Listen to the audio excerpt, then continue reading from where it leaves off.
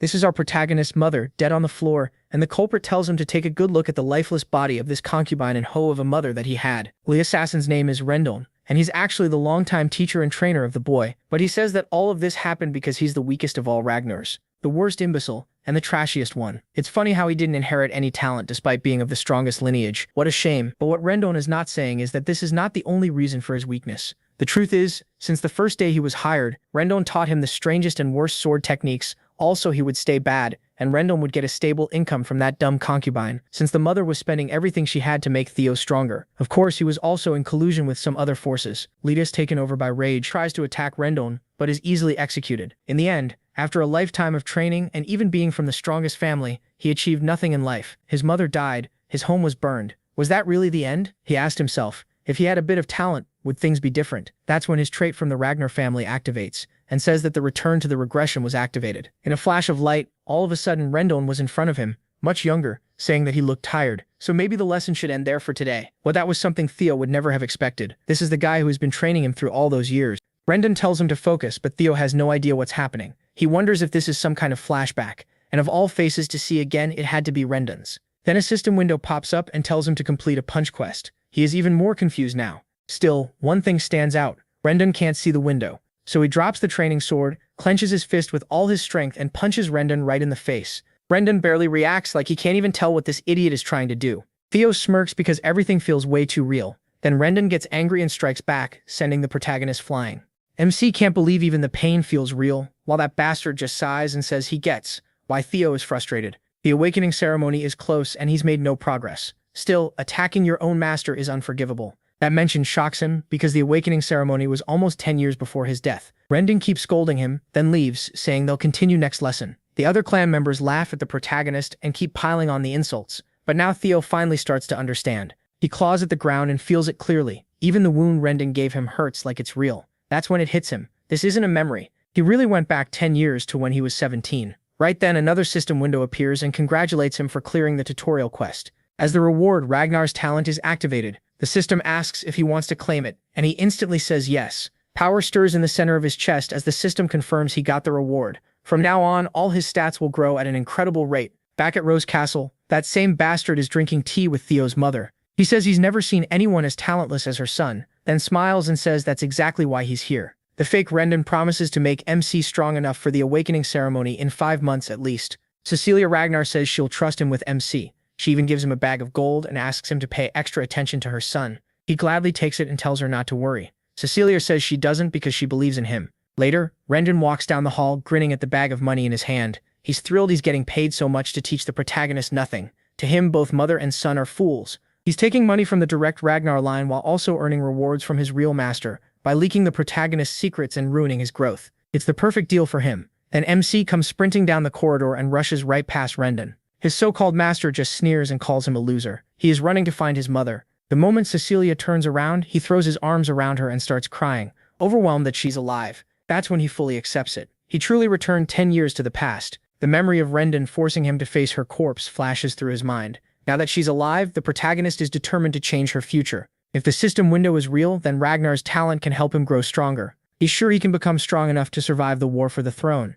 and most of all, strong enough to take revenge on Rendon. The next tutorial quest tells Theo to push his body to the limit. Before sunrise, he's already training, driven by revenge. He knows he has to get stronger fast. In his past life, he worked in an intelligence group called Black Word, stuck handling information because he lacked fighting skill. He never thought he'd use that knowledge like this. One thing he remembers is a body-enhancing potion called the Bloody Sword Emperor Elixir. Its real value won't be known until secret manuals reveal it later. He also remembers the brutal training he once gave up on because he had no talent. But now that Ragnar's talent is active, Theo knows hard work can finally make him stronger. He even notices himself running faster. The system tracks his progress, and other clan members start staring at him in confusion. They can't believe the so-called weakling has this much stamina. When he swings his sword, it's clearly faster than before. A few days later, he's still training late into the night. That's when we meet the training ground manager, Evelyn Naravel, who looks exhausted just watching him. He's trained for days without sleep, and now even she starts wondering if he's really as hopeless as people say. Theo, on the other hand, is so tired he feels ready to collapse. Still, watching the progress bar rise keeps him going. The night before, he had pushed it to 90%, only for it to drop to 89 the moment he rested. That's why he keeps pushing without thinking twice, chasing every bit of speed he can squeeze out. Now he's reached 98%, so he gives one final burst, completely drained and barely able to keep going. He still needs that last bit. Gasping for air, Theo forces his body to keep going, and finally his effort pays off. The number hits 100, and the system congratulates him for clearing the tutorial quest. His reward, the dragon heart. But before he can read the rest, he drops from pure exhaustion while the system asks if he wants to claim it now. His hand shakes as he tries to move a finger. Still, he manages to hit yes. The moment he accepts, a blue light wraps around him, and Evelyn watches in shock as his body goes through a strange power-up. Some time later, he wakes up in a room. As Theo opens his eyes and looks around, Evelyn tells him he's in the break room of Training Ground 4, and says he never needed to push himself that far. The second MC sees her. He knows who she is. She's surprised he remembers, then properly introduces herself as the manager of the 4th training ground. She explains that he passed out while training alone before dawn, so she brought him here to recover. Theo thanks her, and she hands him water before reminding him that in the Ragnar clan, opening a mana hall before the awakening ceremony is strictly banned. He doesn't get why she's saying this, but answers that he knows the rule. Then she asks why he broke it. Still confused, he asks why she's pressing him like this. She reminds him that right before he collapsed, she felt a mana wave exactly like someone opening a mana hall. With a hard stare, she asks if he did it. Theo has no clue what she's talking about. Then remembers what happened before he blacked out. He had received the dragon heart as a reward, and because he cleared the quest early, he also got magic power equal to 10 years from his past life. Once that clicks, he's completely stunned, because a dragon heart is no small thing. A dragon heart is special because it can hold a mana hall. That makes it work far better. Humans normally put their mana halls in the lower abdomen, since a human heart can't handle that kind of force. That's why warriors, especially in the Ragnar clan, dream of a dragon heart. It offers huge power without using the abdomen. But no human has ever beaten the heart's natural limits. So now that Theo has one as a quest reward, he's in a dangerous spot. The reward is amazing, but it also puts him at risk. Worse, he's sitting in front of Evelyn, a retired top swordswoman who lost her left arm and now runs the training grounds. She once led the white armored dragon cavalry, and her swordsmanship was so great even the demon dragon respected her. She cared nothing for rank or talent, but she had zero tolerance for lies or cowardice. When she thought someone lacked principle, she even gave up her role as his direct master. So if she learns about his dragon heart and mana hall, he could lose his head. But Theo just smiles. He already has a plan. If she can't prove anything, he's safe. He fires back, asking how she can talk about punishment based on a guess. Then he warns her to think about the price of making claims like that. That leaves her quiet for a moment. He keeps pushing, reminding her that he's still an heir of the Ragnar clan. If her suspicion turns out false, it could be treated as insulting the Ragnar name. She admits that's true. Those are the rules. Staring her down, he asks if she knows the penalty for humiliating an heir. Without flinching, she answers, execution. Pleased she gets the point, Theo tells her to watch her words. Evelyn is stunned by this side of him and starts wondering if he's really the same person. Even so, she's sure she felt a mana wave, so she decides to check for herself. Bloodline or not, rules are rules, and she plans to hold him to them. But soon she finds that he doesn't have a mana hall. Her face drops when she realizes she may have been wrong. Theo, feeling smug, asks if she's satisfied now. By the rules, she kneels at his feet and calmly tells him to execute her, saying she'll pay for her mistake with her life. As she lowers her head, the protagonist reveals why she couldn't find anything. A dragon heart isn't like a normal mana hall. It's basically a mana hall the user can control freely. That means he can hide his mana whenever he wants. And no one even knows humans can have a dragon heart yet. That truth won't come out for a few more years. So Theo is sure nobody can accuse him of having one. Instead of punishing her, he puts a hand on her back and tells her there's no need for that. Walking away, he says she was only doing her duty, and not many people would risk their lives to demand the truth from an heir. He respects that. Still, the real reason he spares her is simple. She's one of the strongest. Keeping her alive will help him later. He adds that the ban on opening mana halls before the ceremony exists to stop overflow, and says he's glad she worried about someone like him, a bastard of Ragnar. Then he leaves her there in silence. Theo walks off feeling great, remembering that he now has both the dragon heart and 10 years of magic power from his past life. A few days later, this bastard shows up again, barking at MC to swing more to the right. MC has been acting weak, but Rendon keeps insulting him non-stop. Worse, MC notices the old man is quietly teaching him strange sword moves on purpose. That only makes him more sure there's a mastermind behind Rendon's actions, and that the one who dealt the final blow in his last life was the real mastermind. So Theo decides to flush that person out. A grin spreads across his face as he figures out his next move, while Rendon keeps yelling. That's when he snaps the wooden stick in half and tells him he's done listening, because his teaching is complete garbage. He goes even further, asking how someone with such awful skills ever became a mid-rank swordsman. Then he says Rendon would probably have trouble even against demonic beasts. Rendon takes the bait and starts boiling with rage, but the protagonist keeps pressing. He steps right up to the old man and repeats that his swordsmanship is pathetic. Now we learn MC's real plan, provoke Rendon into quitting. And if things get bad, MC is sure this bastard will reach out to his mastermind. The story then shifts to Camellia Palace, where a man rushes into a pub grinning like crazy. He shouts for Axion and announces that Ragnar's bastard is going to duel his master next week. Axion says nothing and doesn't even lift his glass. Meanwhile, the loudmouth keeps rambling that Theo blamed his teacher for his lack of talent and will probably end up crippled after the duel. Then Axion suddenly hurls his glass into the man's face, knocking him out in one hit. He's clearly annoyed and says he doesn't care if some bastard gets half disabled. To him, he is just another Ragnar. This is Dark Tiger, Axion Ragnar of the Four Hounds of the North. Beside him stands Remington Narcio, the Silver Lion, and another one of the Four Hounds of the North. Then Edtroiven of the Nine Dragons, the Sky Dragon, arrives looking worried and says they can't relax or things may go wrong. Axion brushes that off, saying that only matters for people with talent and Theo is just a useless fool. But Ed warns that with the Ragnar clan, even the smallest chance can turn into something serious. Axion answers that the protagonist picking a fight with Rendon is actually good news, since the instructor should be more than enough to deal with him. A week later, people gather at Training Ground 4, and it isn't just clan members, other important figures show up too.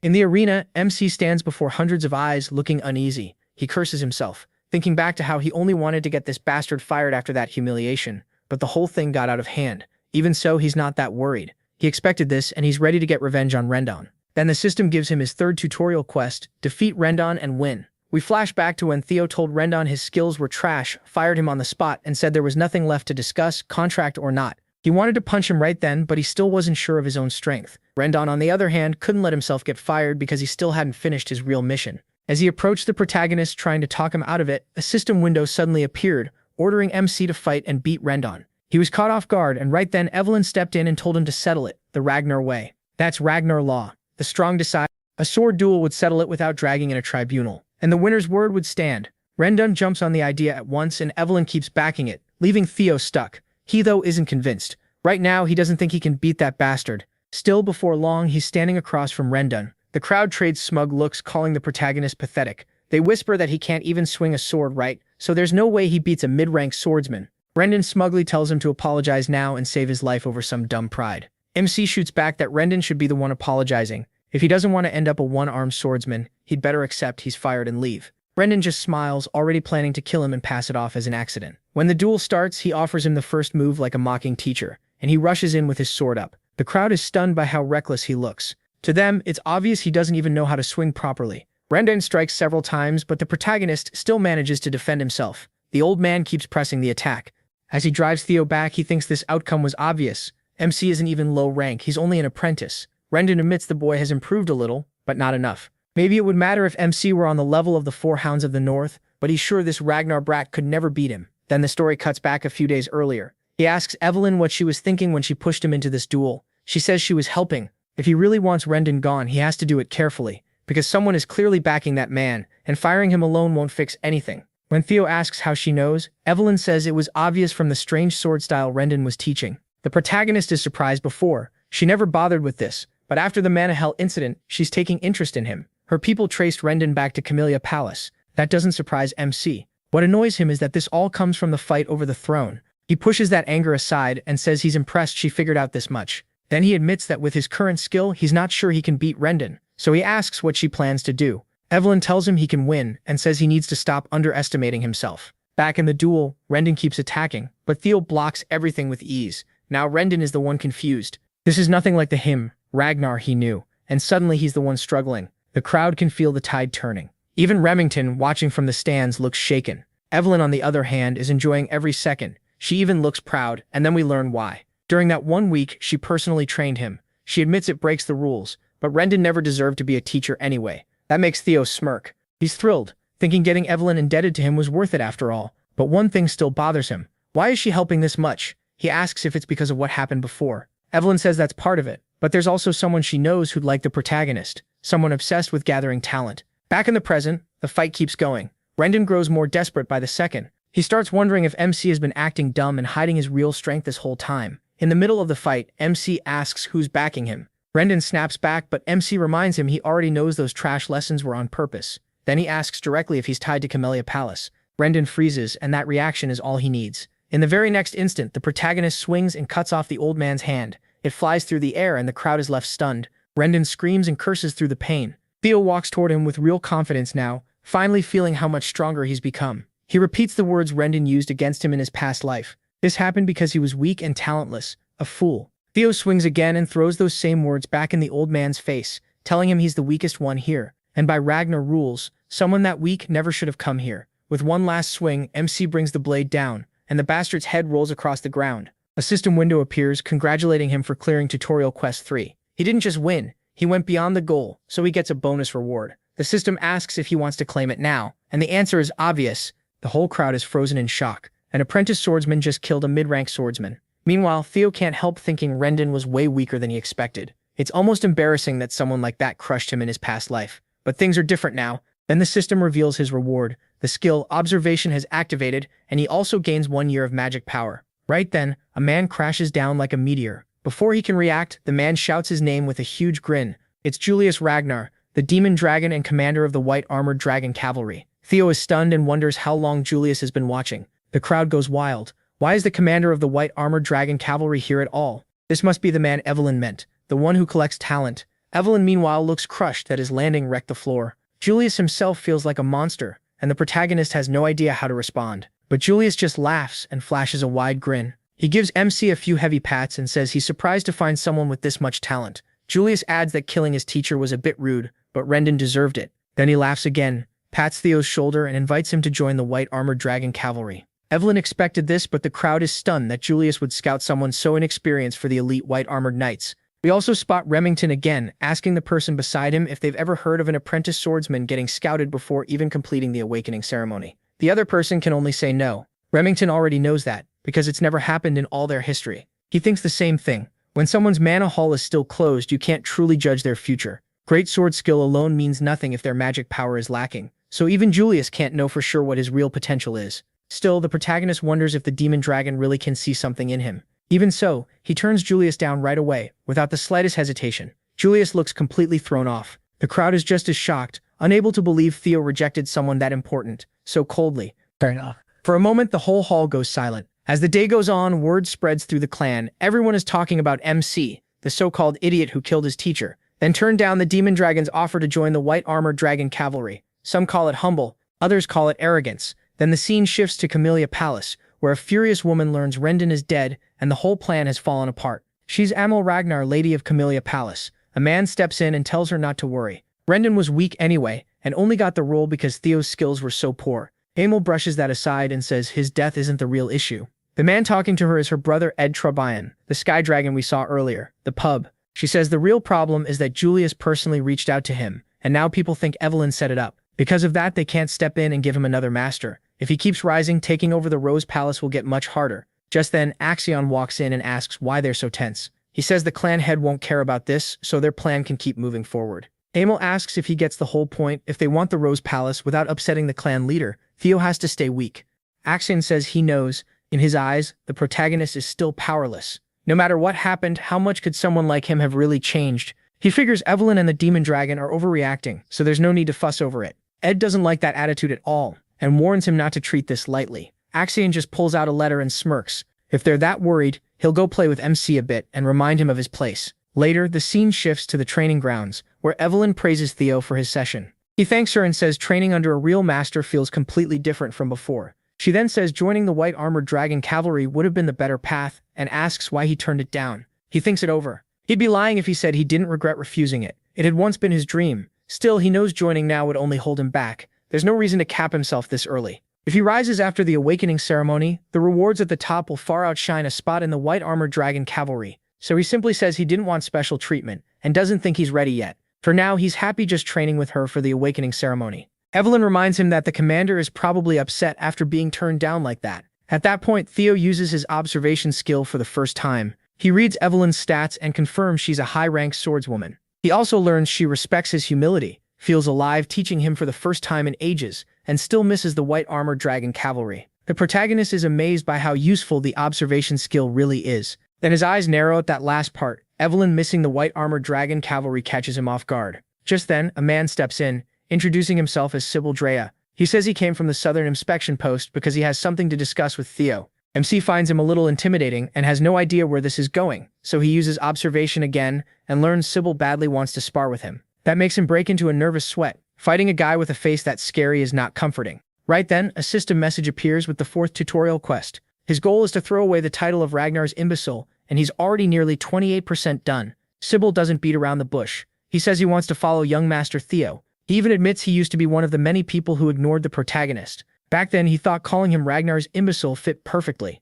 MC likes the honesty, but it still annoys him a bit. The guy is insulting him without even noticing. But Sybil changed his mind after hearing he trained every morning harder than anyone else. Then he saw the proof of that effort in Theo's fight with the fraud Rendon Harvey. Watching the instructor's head fly through the air left a huge impression on him, and he was stunned by the protagonist's growth. Seeing Julius Ragnar personally invite MC into the white-armored dragon cavalry stayed burned into his memory. From that moment, Sybil says he became his idol. He had almost given up after being called the idiot of the Southern Inspection Office, but he changed that. More than anything, he wants a chance to cross swords with the person he looks up to. His blunt honesty is pretty shocking. Normally, the protagonist would question someone's motives, but observation shows Sybil's feelings are real. He truly respects Theo and only wants a spar. Everything about him seems genuine. MC is pleasantly surprised. After killing Rendon and drawing Julius's attention, he expected insecure people to come challenge him. He didn't expect someone to admire him and want to follow him. That means a few still carry Ragnar's pride in their blood. That could be useful. If he wants to become the next clan head, he'll need capable people he can trust around him. On top of that, this could help him clear the last tutorial quest and finally drop the imbecile title, the one he could never escape in his past life. With the system giving him a new chance, he's determined to get rid of it for good. Theo turns to Evelyn and asks for permission to spar. She gladly agrees and tells him to show what he can do. He raises his sword in salute and introduces himself as the protagonist Ragnar, apprentice swordsman of the Rose Palace. Waiting for the awakening ceremony under Master Evelyn Nereville, the one-armed swordmaster smiles in approval. Sybil Drea awkwardly salutes back and introduces himself as an apprentice swordsman from the Southern Inspection Post, trained in Kurai clan swordsmanship with a focus on quicksword. The spar begins, and Sybil launches off the ground. He comes in like a maniac, attacking as if he means to kill from the very start. Theo blocks the opening strike and sparks burst from their blades. The so-called idiot of the Southern Inspection Post is unbelievably fast. Speed is the one thing he trusts the most. After just one clash, Sybil can already tell MC's skill is the real thing. He meanwhile wonders why this guy was branded an idiot at all. In his past life, he would have struggled to survive even a few blows, but he's far beyond that now. The protagonist attacks next and sends Sybil flying with one strike, knocking the sword from his hand. For the protagonist, this is easy. The hit to Sybil's solar plexus is so hard he almost throws up. He slams into the training area's stands. Luckily, he isn't badly hurt. Sybil forces himself up, praises MC's swordsmanship, and quickly admits defeat with thanks. He stays calm in victory, salutes him back, and says it was a good fight. As he holds up his sword, he catches his reflection in the shining blade. That gives him an idea. Maybe he can use observation on himself. It works. He sees talents like observation, player, Ragnar, and several more still locked away. He's a level 1 swordsman with balanced stats, plus a shocking 190 magic power. Now that he can finally see stat points, they'll be shown as numbers from here on. His talents are listed clearly, and with all those locked slots, it seems finishing quests could unlock at least 4 more. Being able to check his own stats whenever he wants is another huge find. Theo guesses his absurd magic power comes from the magic of his past life and the dragon heart in his chest. What he really hates is his negative 49 luck. He can't help wondering if he's actually cursed. Maybe all the misery from his last life came from that rotten luck stat. One thing is clear, he needs to raise it fast. While he's busy thinking over the spar and his status, he doesn't notice the group of young men gathering around the arena. They've formed a loose circle around him, and their purpose isn't clear yet. Theo figures this was bound to happen. No matter how pathetic his old instructor was, that man had still been a mid-rank swordsman. After the protagonist beheaded the fraud Rendon Harvey, and even gained a famous commander's approval, young swordsman showing up was only natural. In Ragnar, where strength rules, people would either envy MC or admire him completely. As for the ones at the arena, Evelyn can tell right away which side they're on. They're the second type. The rumors about him were true, and respect is written all over their faces. Every one of them imagines taking Sybil's place in that spar, and wonders if they could even stop Theo's sword. That only makes them want to test themselves against him even more. One of the young swordsmen is Eod Nalan. The protagonist scans the crowd and likes what he sees. Then he picks out Eod Nalan, catching the young man by surprise. Theo calls him forward and asks for a spar. Eod Nalan gives a firm salute and introduces himself as the third son of Viscount Nalan, a user of double ascension swordsmanship. MC salutes back and casually wishes him a good fight. No more time is wasted on formalities. Both fighters take their stances and go at it. With every clash, his basic swordsmanship keeps improving. Eod isn't weak. He's quick and smart enough to slip in a slash that looks almost impossible to counter. In that instant, Theo feels the world slow down. He adjusts his grip and blocks at the perfect angle, knocking Etide's blade right out of his hand. That key defense boosts the protagonist's changing heart swordsmanship. Etide is left disarmed and completely beaten by the young master. He accepts the loss and gives the protagonist his full approval, and to the protagonist's surprise, that approval raises his luck too.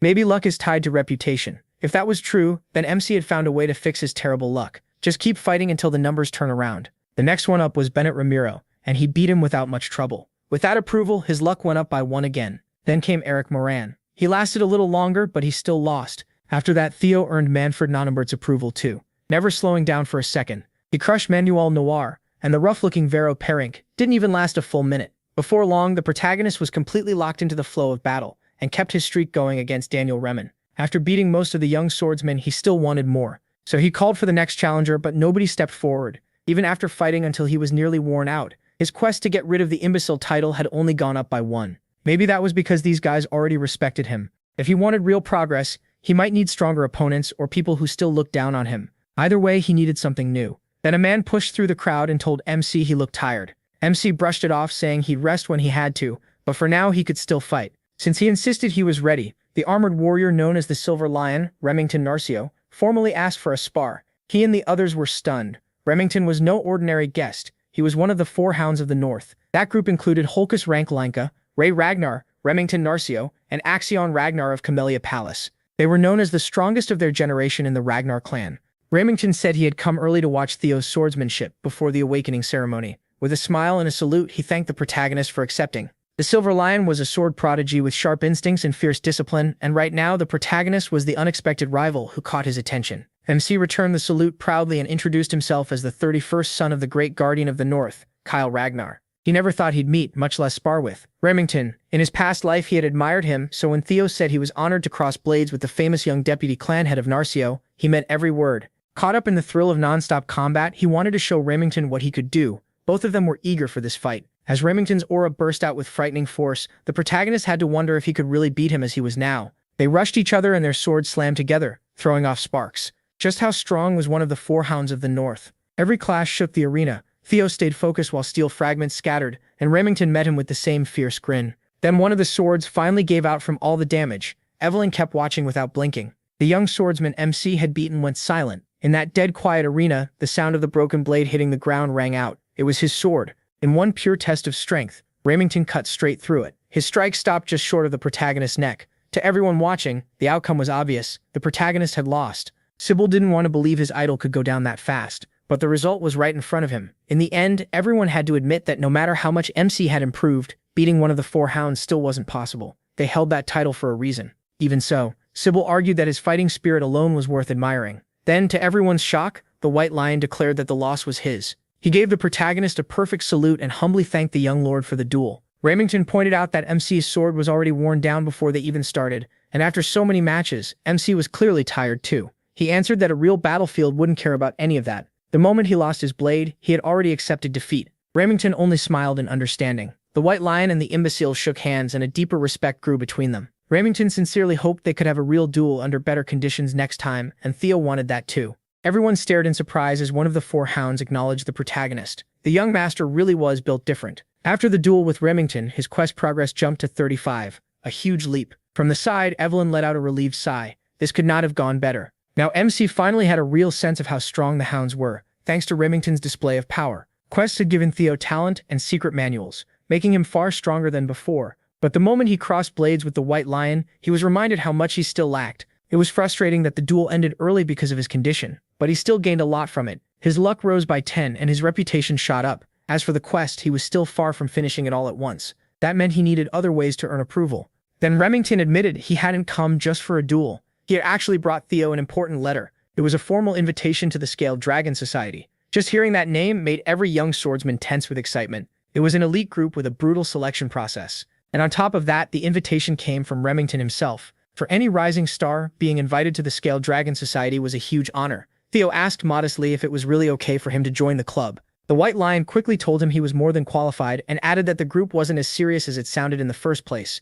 Most of its top members treated it like a social circle for peers, waiting for the awakening ceremony. He couldn't tell whether Remington had some hidden reason for the invite. Still, he knew the Scaled Dragon Society currently revolved around his half-brother Axion. It was full of snakes who looked down on him and mocked him, which made it the perfect place to push his quest forward. It would also let him gather info on Axion and Camellia Palace. Seeing no reason to refuse, Theo accepted the invitation, thanked Remington, and promised to step into the den of his enemies. Pleased, Remington shook his hand and told the protagonist he could ask him anything. The meeting was in 2 weeks, so that was all the time the protagonist had to prepare. Off to the side, Evelyn took a drag from her cigarette, clearly worried about her new student. Not long after, word of MC's invitation reached Rose Palace. His mother Cecilia rushed in with a huge smile. He had been about to tell her himself, but there was no need. She had already brought the palace grooming team to his room. Since this was the first important event Theo had ever been invited to, Cecilia was thrilled. The club included Axion, Emil Ragnar's son, and gifted people like Remington.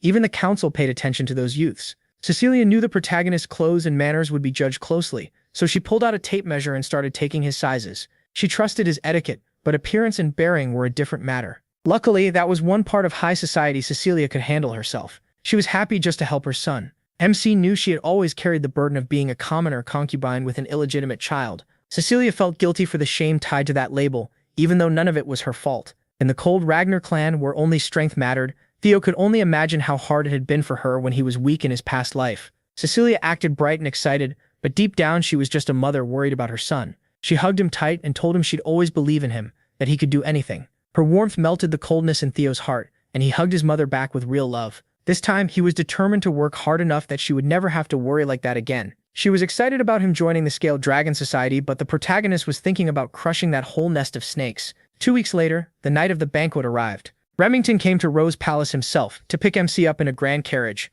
The moment he saw him, he almost thought MC was someone else. Gone were the training clothes, thanks to his mother and the palace staff. He looked like a proper noble. Remington praised the new look, and he thought he was joking, but he wasn't. He was honestly impressed. The protagonist had to admit his body had changed a lot too. He was taller, his muscles were well built, and all of it came from just 2 weeks of hard training. During that time, Remington had surprisingly visited every day to train with him, and the two had become pretty close. The protagonist had also picked up a loyal group of followers with Sybil and the others. Meanwhile, Evelyn ended up teaching a whole crowd of MC fans when she had only meant to train him for a short time. Those 2 weeks had been busy, to say the least. Even now, he was still recovering from dealing with so many overeager people. Today, he was on his way to his first formal banquet. Remington told him not to be nervous, but he did leave Theo with one warning. Remington warned him that Axion likes to play games. The invite actually came from Axion, who said he wanted to meet Ragnar's new rising star. This whole banquet was set up for the protagonist. Hearing that changed everything, and honestly, it made things better. MC was already looking forward to all the insults coming his way.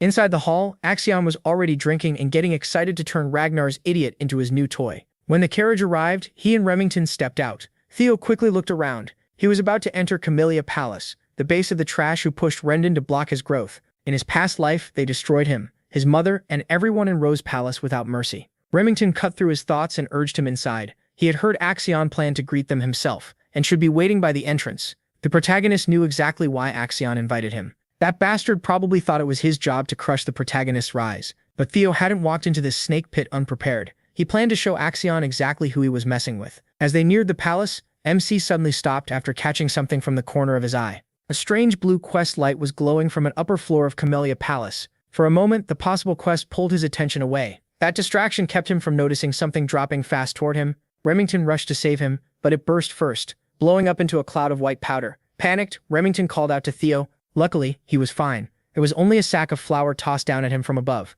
Remington was furious at the childish stunt. He knew his old self never could have dodged, and his mother's carefully made outfit would have been ruined. He had wondered if Remington was part of it, but that clearly wasn't the case. The white lion looked genuinely angry and confused. Throwing flour at him was apparently the best those idiots upstairs could come up with. Theo figured the fool behind something this lame had to be one of the smug nobles at the windows. Then a familiar voice cut in, brushing it off as a small greeting between friends. Just basic courtesy. Remington wasn't buying it. He was still furious. Then Axion appeared, grinning as he claimed it was only a playful welcome for his brother, the protagonist. He immediately read him with his skill. Axion had madness, psychopathy, and terrifying sword talent. Right now, he was excited over finding a new toy, so Theo smiled and thanked him, which threw his psycho brother off. He added that with such a warm welcome, of course he was grateful, and he was really looking forward to the party.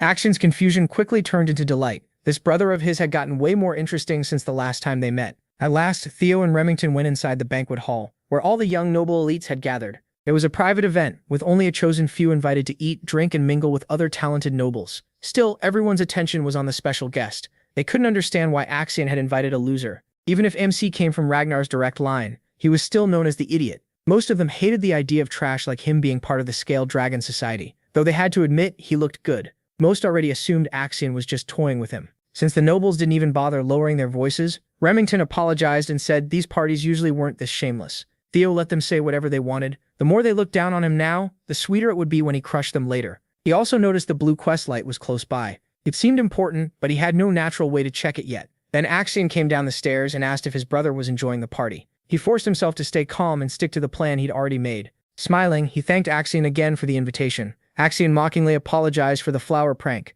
saying he may have gone a bit too far. Then he moved in instantly, grabbing Theo's shoulders hard and pressing him to accept the apology in front of everyone. Remington was about to step in, but the protagonist cut him off and said Axion had nothing to apologize for. After all, by Axion's own words, it was just a greeting between brothers. For once, the psycho had nothing to say. MC was too calm to shake. Axion laughed and patted him on the back like a proud big brother. He hadn't realized the kid had this much nerve. He was nothing like he'd been when they were young. If anything, Axion liked him more now. The nobles watched Theo smile and play along, mocking him as Axion's lapdog. They sneered at his illegitimate birth and compared him to Axion's noble blood. Yes, they were half-brothers, but the nobles thought they were worlds apart. Axion came from the East's strongest sword clan, while the protagonist's mother was, to them, just some nobody from nowhere. MC kept smiling as the insults piled up, letting them feed the fire inside him. What confused the nobles most was how close Remington seemed to this so-called idiot. Soon they turned on Remington too, mocking him as Narcio's illegitimate son. He'd been tense since the moment they arrived, and he almost snapped when they crossed that line. Theo could tell that in a few more seconds Remington might steal his spotlight. He had planned to listen a little longer, but not anymore. Before Axion could lead him upstairs, he stopped. Since he had just arrived, he said he should greet his new friends first. Then he walked to the table where the laughing nobles had gathered, drawing every eye in the room. Quietly, Theo picked up a bottle of wine from the table. He approached the noble insulting Remington, and acted like he was about to pour him a drink. The man smirked and asked if he'd said something wrong. The protagonist changed his grip and smashed the bottle over the blonde bastard's head without hesitation. Even Remington and Axion froze in shock. Clutching his bleeding head, Blondie collapsed while MC stood over him with the jagged bottle still in hand. The bastard tried to sit up and curse him for humiliating him in front of everyone, but before he could keep yapping, Theo kicked him in the jaw and broke it. Now his real plan had begun. With cold, wild eyes, the protagonist said he was only offering Blondie a little greeting, yet somehow got a rude response back. The other nobles froze, scared and confused. At the same time, MC's quest progress climbed to 43. After 2 weeks training with him, Remington knew he wasn't some reckless thug. He started to think he might be doing this for his sake. As Blondie bled on the floor, he said this was simply his version of a welcome. Then he stepped on the noble's arm and pinned him against a raised platform. Since the greeting was done, the protagonist said it was time for goodbye. Blondie begged him to stop, but it was already too late. Theo stomped down on his arm and crushed it completely. The crack of breaking bone echoed through the hall. The same nobles who had been mocking him moments ago now stood speechless at the brutal display. That alone pushed MC's quest progress up to 58. Blondie passed out from pain and shock, drool staining the carpet. Theo tossed the limp body aside like garbage and asked if anyone else wanted to say hello. The threat in his voice drove the quest progress up to 66. The knights hidden in the shadows rushed in and surrounded him from every side. Their blades came out at once, locked on the threat before them. 4 swords boxed the protagonist in. Furious that their young master had been hurt, the knights declared that a crime like this deserved death. MC only smiled. His plan was working even better than expected. He asked who the man he'd just beaten actually was. The knights answered that Blondie was Ian Hanvi, the 3rd young master of the Hanvi clan. That answer amused Theo. Hanvi was one of the 6 snow clans under Ragnar. He already knew the bodyguards of spoiled nobles like this wouldn't stay quiet forever. They always looked down on Ragnar's idiot when he acted up, so he asked what exactly the problem was if he beat their young master. Then, with pride filling his voice, he asked if the dogs of one of Ragnar's bannerman clans really dared demand his death. Could they truly take responsibility for threatening Kyle Ragnar's bloodline? Theo wasn't the type to ignore that kind of insult. The knights' grips loosened at once. Their anger over their ruined young master gave way to the fear every bannerman felt toward Ragnar. On top of that, the pressure rolling off the protagonist was crushing. This was nothing like the idiot of Ragnar they used to mock, and now that they thought about it, MC was still a direct Ragnar with a claim to the throne. Ragnar ruled the north and stood above the 6 snow clans. No sane person should casually call for the death of dragon blood. Threatening Ragnar blood is such a grave crime that wiping out a minor snow clan would still be seen as fair. People forgot that protection long ago because he was treated like a worthless heir, but that ends now. The 4 knights instantly knew they had gone too far and needed to beg forgiveness. They never got the chance because Theo had already given a hidden figure the order to kill. A flash of steel cut through the hall before anyone could react. In the next moment, all 4 heads were in the air, their blood splashing across the floor. The protagonist stood completely still while blood spun around him. Then the person he called in landed lightly beside him, his master Evelyn. That was when the proud nobles finally understood this wasn't a game. Theo's quest to shake off the imbecile of Ragnar name hit 70%. Axion could only watch as his banquet turned into MC's display of power. Evelyn glanced at her student and asked when he figured out she was following him. For him, it was obvious, though he couldn't say exactly why she came. He didn't know what brought her all the way to Camellia Palace, but with her here, crushing these fools got much easier. While the hall stayed frozen, the protagonist's next move was already taking shape. The night before the banquet, Commander Julius had secretly visited Evelyn to complain that she refused new students yet trained the protagonist every day. She barely reacted. By now, Evelyn was used to that brute barging into her room, mostly just to annoy her. Lately, Julius seemed to enjoy nothing more than bothering his old comrade and stealing her expensive wine while doing it. Tonight, he wanted to know what made Theo so special. Since getting the bottle back was hopeless, Evelyn simply answered that MC was far beyond what she expected. Between his talent and how seriously he trains, she said he's one of the best students she's ever had. That was a huge statement, especially since she once taught Axion too. Evelyn didn't soften it at all. In her eyes, Theo's potential had already surpassed even young Master Axion's, and she meant every word. Julius trusted her judgment. After all, she had 2 good eyes for talent, and he only had 1. Still, he couldn't believe someone changes that much overnight. The only answer that made sense was that he had been hiding his real ability all along. Even so, it was strange to think he'd keep it buried for years and suddenly reveal it now. As a teacher, Evelyn believed rushing ahead only makes people stumble. But the protagonist felt different. To her, it looked like he was being chased by something unseen, forcing himself forward out of fear. That's why his trip to this scaled dragon society worried her. After emptying the bottle, Julius agreed that the Axion brat was worth worrying about. He was the one who told Evelyn to follow Theo, just in case. Maybe not for the same reason she feared, but Julius was sure something would happen at the banquet. As a Ragnar, he knew how it goes. When bloodthirsty wolf cubs gather, they start fighting over rank. Then Julius set a uniform on the table like it was a battlefield map and pushed Evelyn to try recruiting MC into his unit again. It wasn't just him he wanted. Julius also wanted Evelyn back with the white-armored dragon cavalry, and he still hadn't given up. He refused to let her retire just because she could no longer ride a dragon. In his mind, she had to return and finish what she started. Julius left her room thanking her for the wine he'd stolen. She lost a costly bottle, but maybe found her purpose again. Back in the present, inside Camellia Palace, Evelyn started connecting the dots. She realized Theo must have known she was following him and set this all up on purpose. Maybe joining the Scaled Dragon Society was part of the plan from the start. It made her earlier worry feel pointless. Now she was only left wondering when exactly he noticed her on the way to the palace. In truth, the protagonist sensed her the moment he entered the carriage.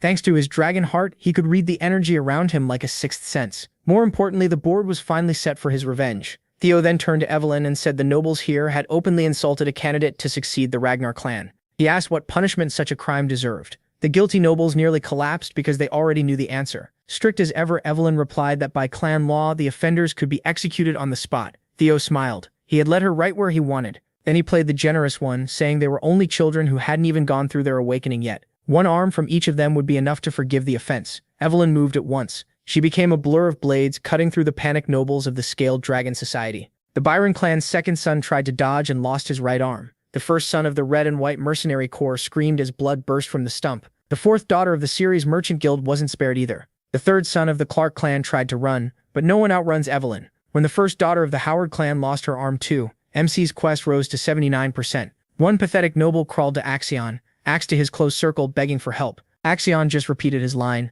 This was only another greeting. A blade flashed by, and the noble's arm came off, nearly splashing Axion's clothes. As the first son of the pairing family writhed in pain, Axion looked at Evelyn. She met his eyes without a care and gave a small nod. He never expected to face his old teacher in the middle of a bloodbath like this. Evelyn even saluted him with her blade. Looking over the hall, Axion realized she had only targeted the ones who openly mocked Theo's bloodline. The protagonist had arranged everything so perfectly that even Axion, another successor candidate, had no right to stop it. In just a few minutes, Evelyn cut off the right arms of 14 people on MC's command. As for their condition, a priest could still reattach the limbs if they moved fast. But their future as swordsmen was another story. Everything had gone exactly as planned. What interested Axion more was how he got both Remington and Evelyn on his side. The Theo Ragnar from Rose Palace had turned into something terrifying, and the monster inside Axion loved it. More than anything, he wanted to crush this brother himself. With his goal complete, the protagonist called for Evelyn and Remington and headed out. The remaining nobles could only stare in fear as he left.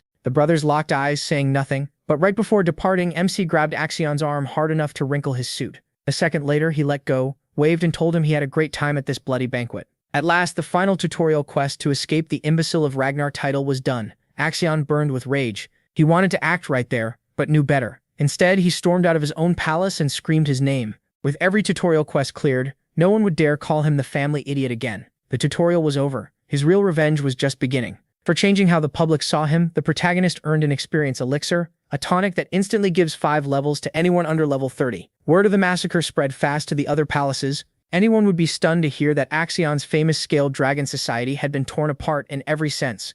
As for Theo, he was in the mood to celebrate after humiliating those nobles. His people took him to a pub to mark his brutal high society debut. All of his followers were there. Even Evelyn dropped by for drinks. MC couldn't help wondering how the scaled dragon society felt after being crushed by the man they mocked as an imbecile. Back in Camellia Palace, Emil Ragnar could hardly believe it. Not only had they handed Theo a perfect excuse, they let him cut off everyone's arms right in front of Axion. He confirmed it, and that only made her more frustrated. She had warned him not to take him lightly, yet they had gone beyond pressure and basically given him full permission to run wild. Axion tried to explain that once the protagonist gained recognition, taking Rose Palace would become harder, so she shouldn't panic. But Emil shut him down and told him to think about what he'd done instead of making excuses. She pointed out that his mistakes had nearly ruined their whole plan. Axion chose to stay quiet and left. After he was gone, Emil wondered who made him so unbearable. Ed answered that Axion was a lot like her when she was young. She wasn't in the mood for jokes, so Ed apologized and said this incident might not be as bad as it looked. He explained that Rose Palace had long been part of the clan head's harem, which made taking ownership of it very difficult.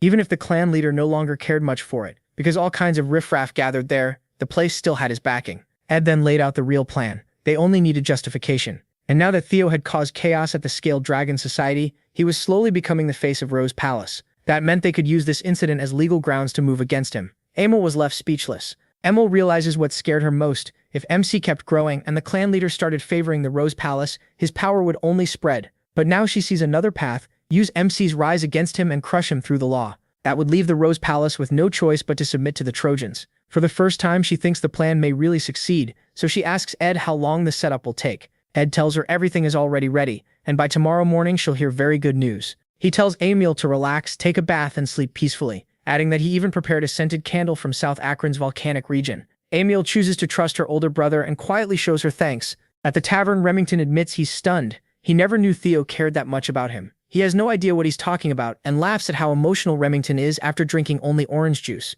Remington says the protagonist took every insult aimed at himself, but the moment someone mocked him, the protagonist stepped in without hesitation. Now he feels ashamed that he did nothing. Looking at MC, Remington is amazed he survived all those years of being treated like dead weight and a talentless kid, yet still refused to give up and kept getting stronger. Even when facing people he had almost no chance against, Theo still fought back and dared challenge the Camellia Palace, something no one else would do. To Remington, that's real courage. He swings his sword without hesitating, and he did it all for him. Remington starts tearing up and the protagonist realizes he's gotten the whole thing very wrong. Then Remington stands and says that even if his clan wants something else, he wants to follow the protagonist instead. The people around them erupt in cheers, calling both of them incredible. Theo tries to explain it isn't like that, but Evelyn speaks to him with telepathy and tells him to leave it alone. When he looks her way, she says this misunderstanding isn't really a bad thing, and most of them probably just want to stand with him. That makes MC smile, but deep down he knows he's not actually special. Everything he has comes from the status window. Checking his stats, he remembers that at first he thought it was born from his regrets, but with how detailed it is, he's sure the status window is something more. A faint feeling of déjà vu hits him, but he decides not to dwell on it, since it's helping him grow. After the Scaled Dragon Society mess, Theo sees that he leveled up. Each level gives him points he can spend to boost his stats. He knows he can shape his growth any way he wants, and that huge potential makes even him uneasy. Evelyn catches his dark grin and starts to worry. Still, he puts that aside. First, he needs to get ready for the Camellia Palace's counterattack. So he asks Remington if he's willing to help him with something. Remington says Theo can ask for anything. A little surprised to hear the protagonist call him Remy. So casually, he watches MC pull something out and hand it over. He says his fight for the throne against Axion will start soon, so he needs help getting ready before that day comes. Remy goes quiet, remembering that in his past life, Remington became Narcio's clan head and built a force strong enough to challenge the Ragnars. The protagonist knows this is a huge chance to bring Remy to his side. He hands Remington a sheet of paper, and Remington promises to do everything he can, now that he's pledged himself to MC. MC thanks him. Then the tavern doors burst open and someone screams MC's name as knights storm in.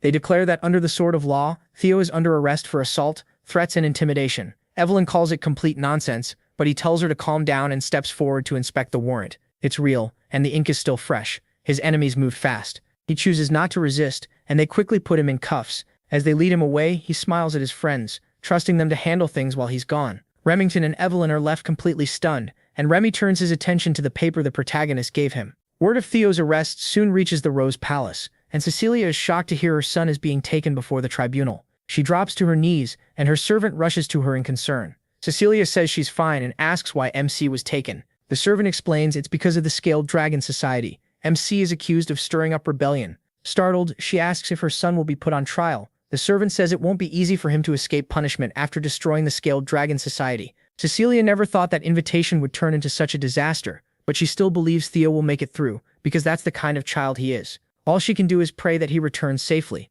Meanwhile, in the carriage carrying him to the tribunal, the protagonist arrives and thinks it's been a long time since he last saw this place. Since he completely wrecked the Scaled Dragon Society, he knows this won't end with a light punishment. They'll likely put him on trial for his actions. And because he's a Ragnar successor, they'll also question whether he's fit to inherit. The knights tell him to get down, and as he walks, Theo realizes his enemies want to destroy him completely, which only makes him smile, because this is exactly what he wanted. The knights announce that the prisoner MC has been brought in and permission is given to escort him inside. Theo thinks that if he's going to unveil everything he's prepared, a stage this big is the perfect place. Then he faces a room full of powerful figures and even he feels a little tense, seeing them all gathered there. Among them is Julius, the demon dragon captain of the White Armored Dragon Cavalry, along with 4 of Ragnar's 9 dragons, including Sky Dragon Ed. He admits that in his past life, this alone would have crushed him. Then he notices Osa, the Sword Dragon Lady of the Plum Blossom Palace, and Wolfgang the Elder Counselor are here too. When Wolfgang looks at him, Theo remembers it really has been a while.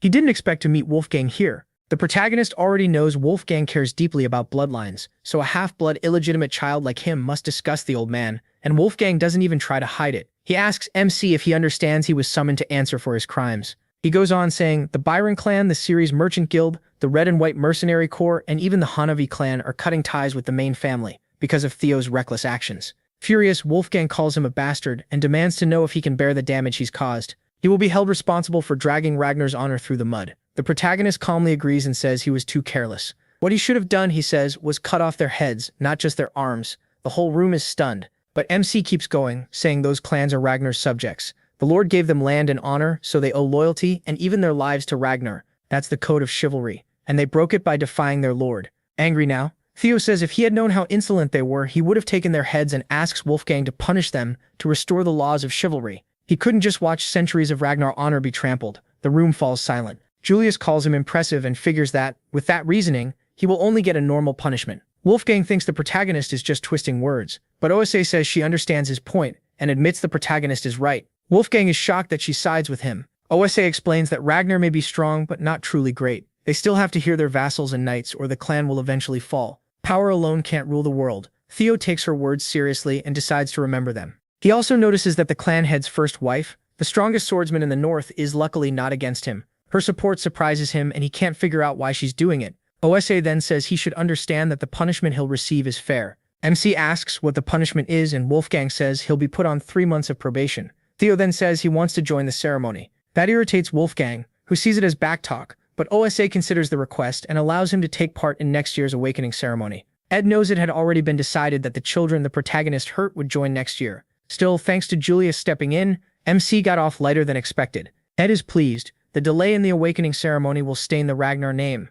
and since Theo now represents the Rose Palace, that stain will make it easier for the Camellia Palace to move in and seize it. Ed smiles, convinced his plan is working, and he won't be able to stop it. Soon he'll have no choice but to lose.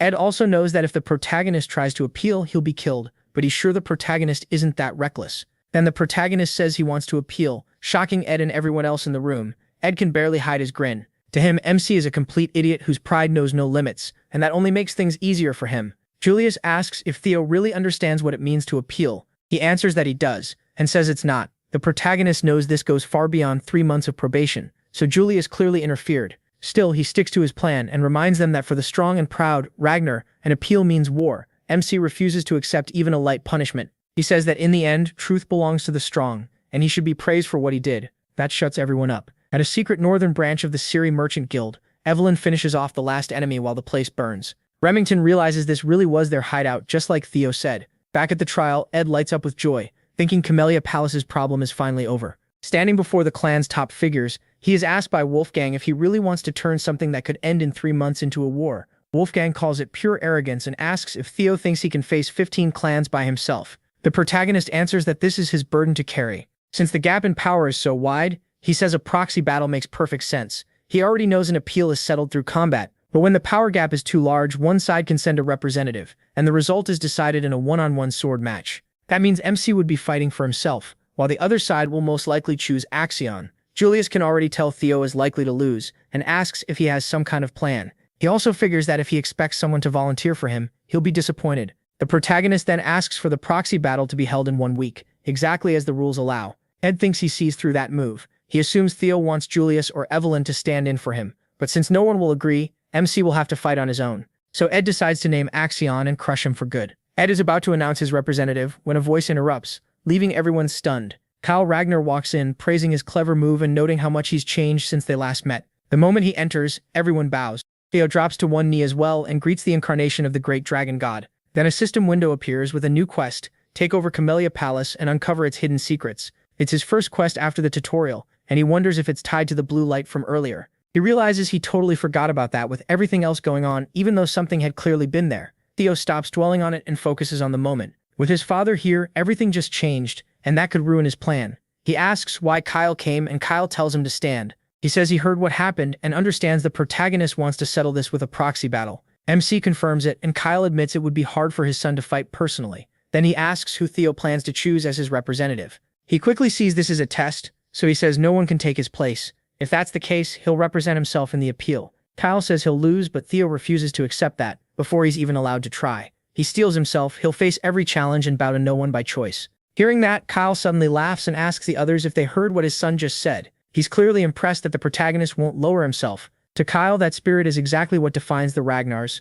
He praises MC's attitude and MC smiles, because this is going just as planned. The proxy battle was only bait, and since he may not even have to fight, it's easy to talk big now. He thinks back to the job he gave Remington and Evelyn and knows they'll soon bring proof of Camellia Palace's treason. Once that happens, his win is guaranteed without a battle. But Kyle decides to offer his son a different chance. As Ragnar's master, he wants to test Theo with a single strike. He is stunned when Kyle tells him to forget the trial. If the protagonist can endure one blow, every charge will be cleared with no punishment. Kyle calls MC forward, but Ed immediately starts yelling in protest. He knows a test like this means the clan head approves of Theo, and if he survives, he'll earn Kyle's personal recognition. Ed is sure he can't do it, but just in case, he still tries to block it. He doesn't want the protagonist gaining favor, so he starts arguing about vassals, bloodlines, and proxy battle rules. Kyle cuts him off and bluntly tells him to shut up. He makes it clear that if a vassal dares speak against the Ragnar line, he can be dealt with. Ed has no choice but to back down. Kyle then asks Julius if he has anything to say since he's been laughing this whole time. Julius says he's just surprised to see the king take interest after so long.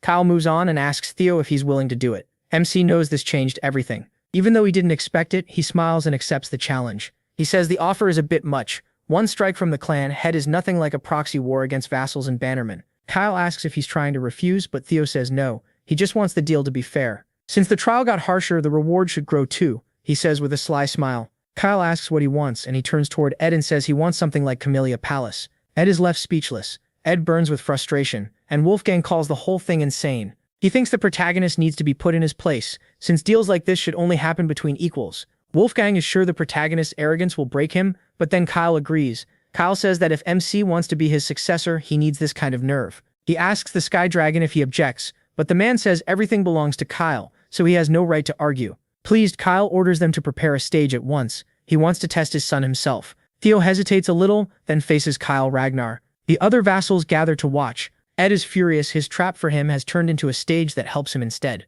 Still, Ed tells himself not to panic. Even if Theo got stronger, he believes there's no way he can survive one strike from the clan head. Even top swordsmen would struggle with that. Ed is convinced the protagonist will die here, but the protagonist already sees through him and trusts the tutorial reward that kept him safe. Kyle notices his son has changed and wonders if he secretly took an elixir. Even so, he decides it doesn't matter how MC became this strong. He realizes Kyle saw through him right away, even though the 9 dragons never noticed the elixir. Kyle asks if he's warmed up. Theo says he has. Kyle says he normally uses a greatsword, but since the protagonist can't even use mana yet, he'll go easy and use a rusty steel sword instead. When Kyle asks if he objects, the protagonist says no. Then Kyle gets serious and starts the fight. A crushing aura spreads as the clan head steps forward, and MC feels the pressure instantly. Just his father's fighting spirit is overwhelming. Kyle is impressed. MC is still standing, but he stays calm because his strength nearly tripled after clearing the tutorial. The experience elixir gave him 5 levels, and he put every point into strength. With that boost, he feels like he's finally escaped weakness and stepped into a whole new league. The protagonist is sure he can survive at least one blow from his father, and when Kyle launches his attack, everyone freezes.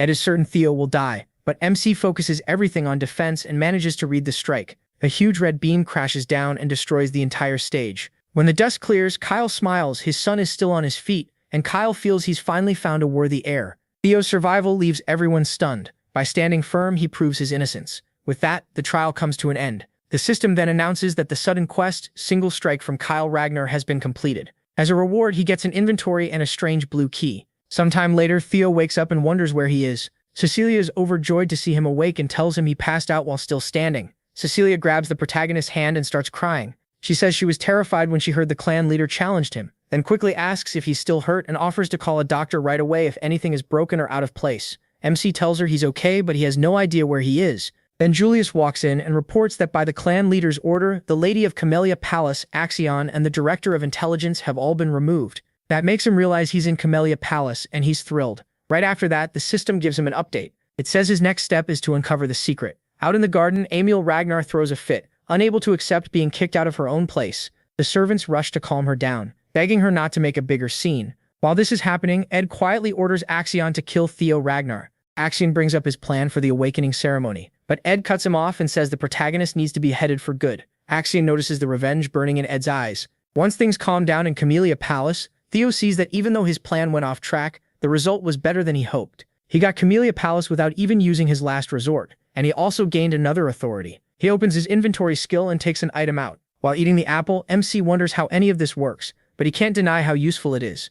Next, he pulls out the blue key he got earlier. He's sure it connects to something important. When he looks toward a door, the keyhole suddenly starts glowing. Theo decides to unlock it, and when the door opens, he finds a deep tunnel beyond it. The system announces that he's discovered a dungeon for the first time, and as a reward, all experience earned inside will be doubled. Finding a cave hidden in Camellia Palace, Theo guesses this is tied to another quest, and decides to clear it so he doesn't lose out on free experience. Before going in, he remembers charging into a dungeon unprepared is a bad idea, so he leaves to get ready. A little later, he returns with his inventory packed with weapons. Then he heads inside. As he moves deeper, he spots a giant wolf watching him. One look tells him it's big enough to count as a demonic beast. The wolf leaps at him, but Theo blocks it with a shield. It's stronger than he expected, yet he forces it back, refusing to lose in raw power. The beast roars and charges again. He slashes at it with his sword, but the blow barely works. Its hide is too tough, and it's too fast for lazy attacks to do anything. He realizes this thing isn't just some normal wolf. It may really be at demonic beast level.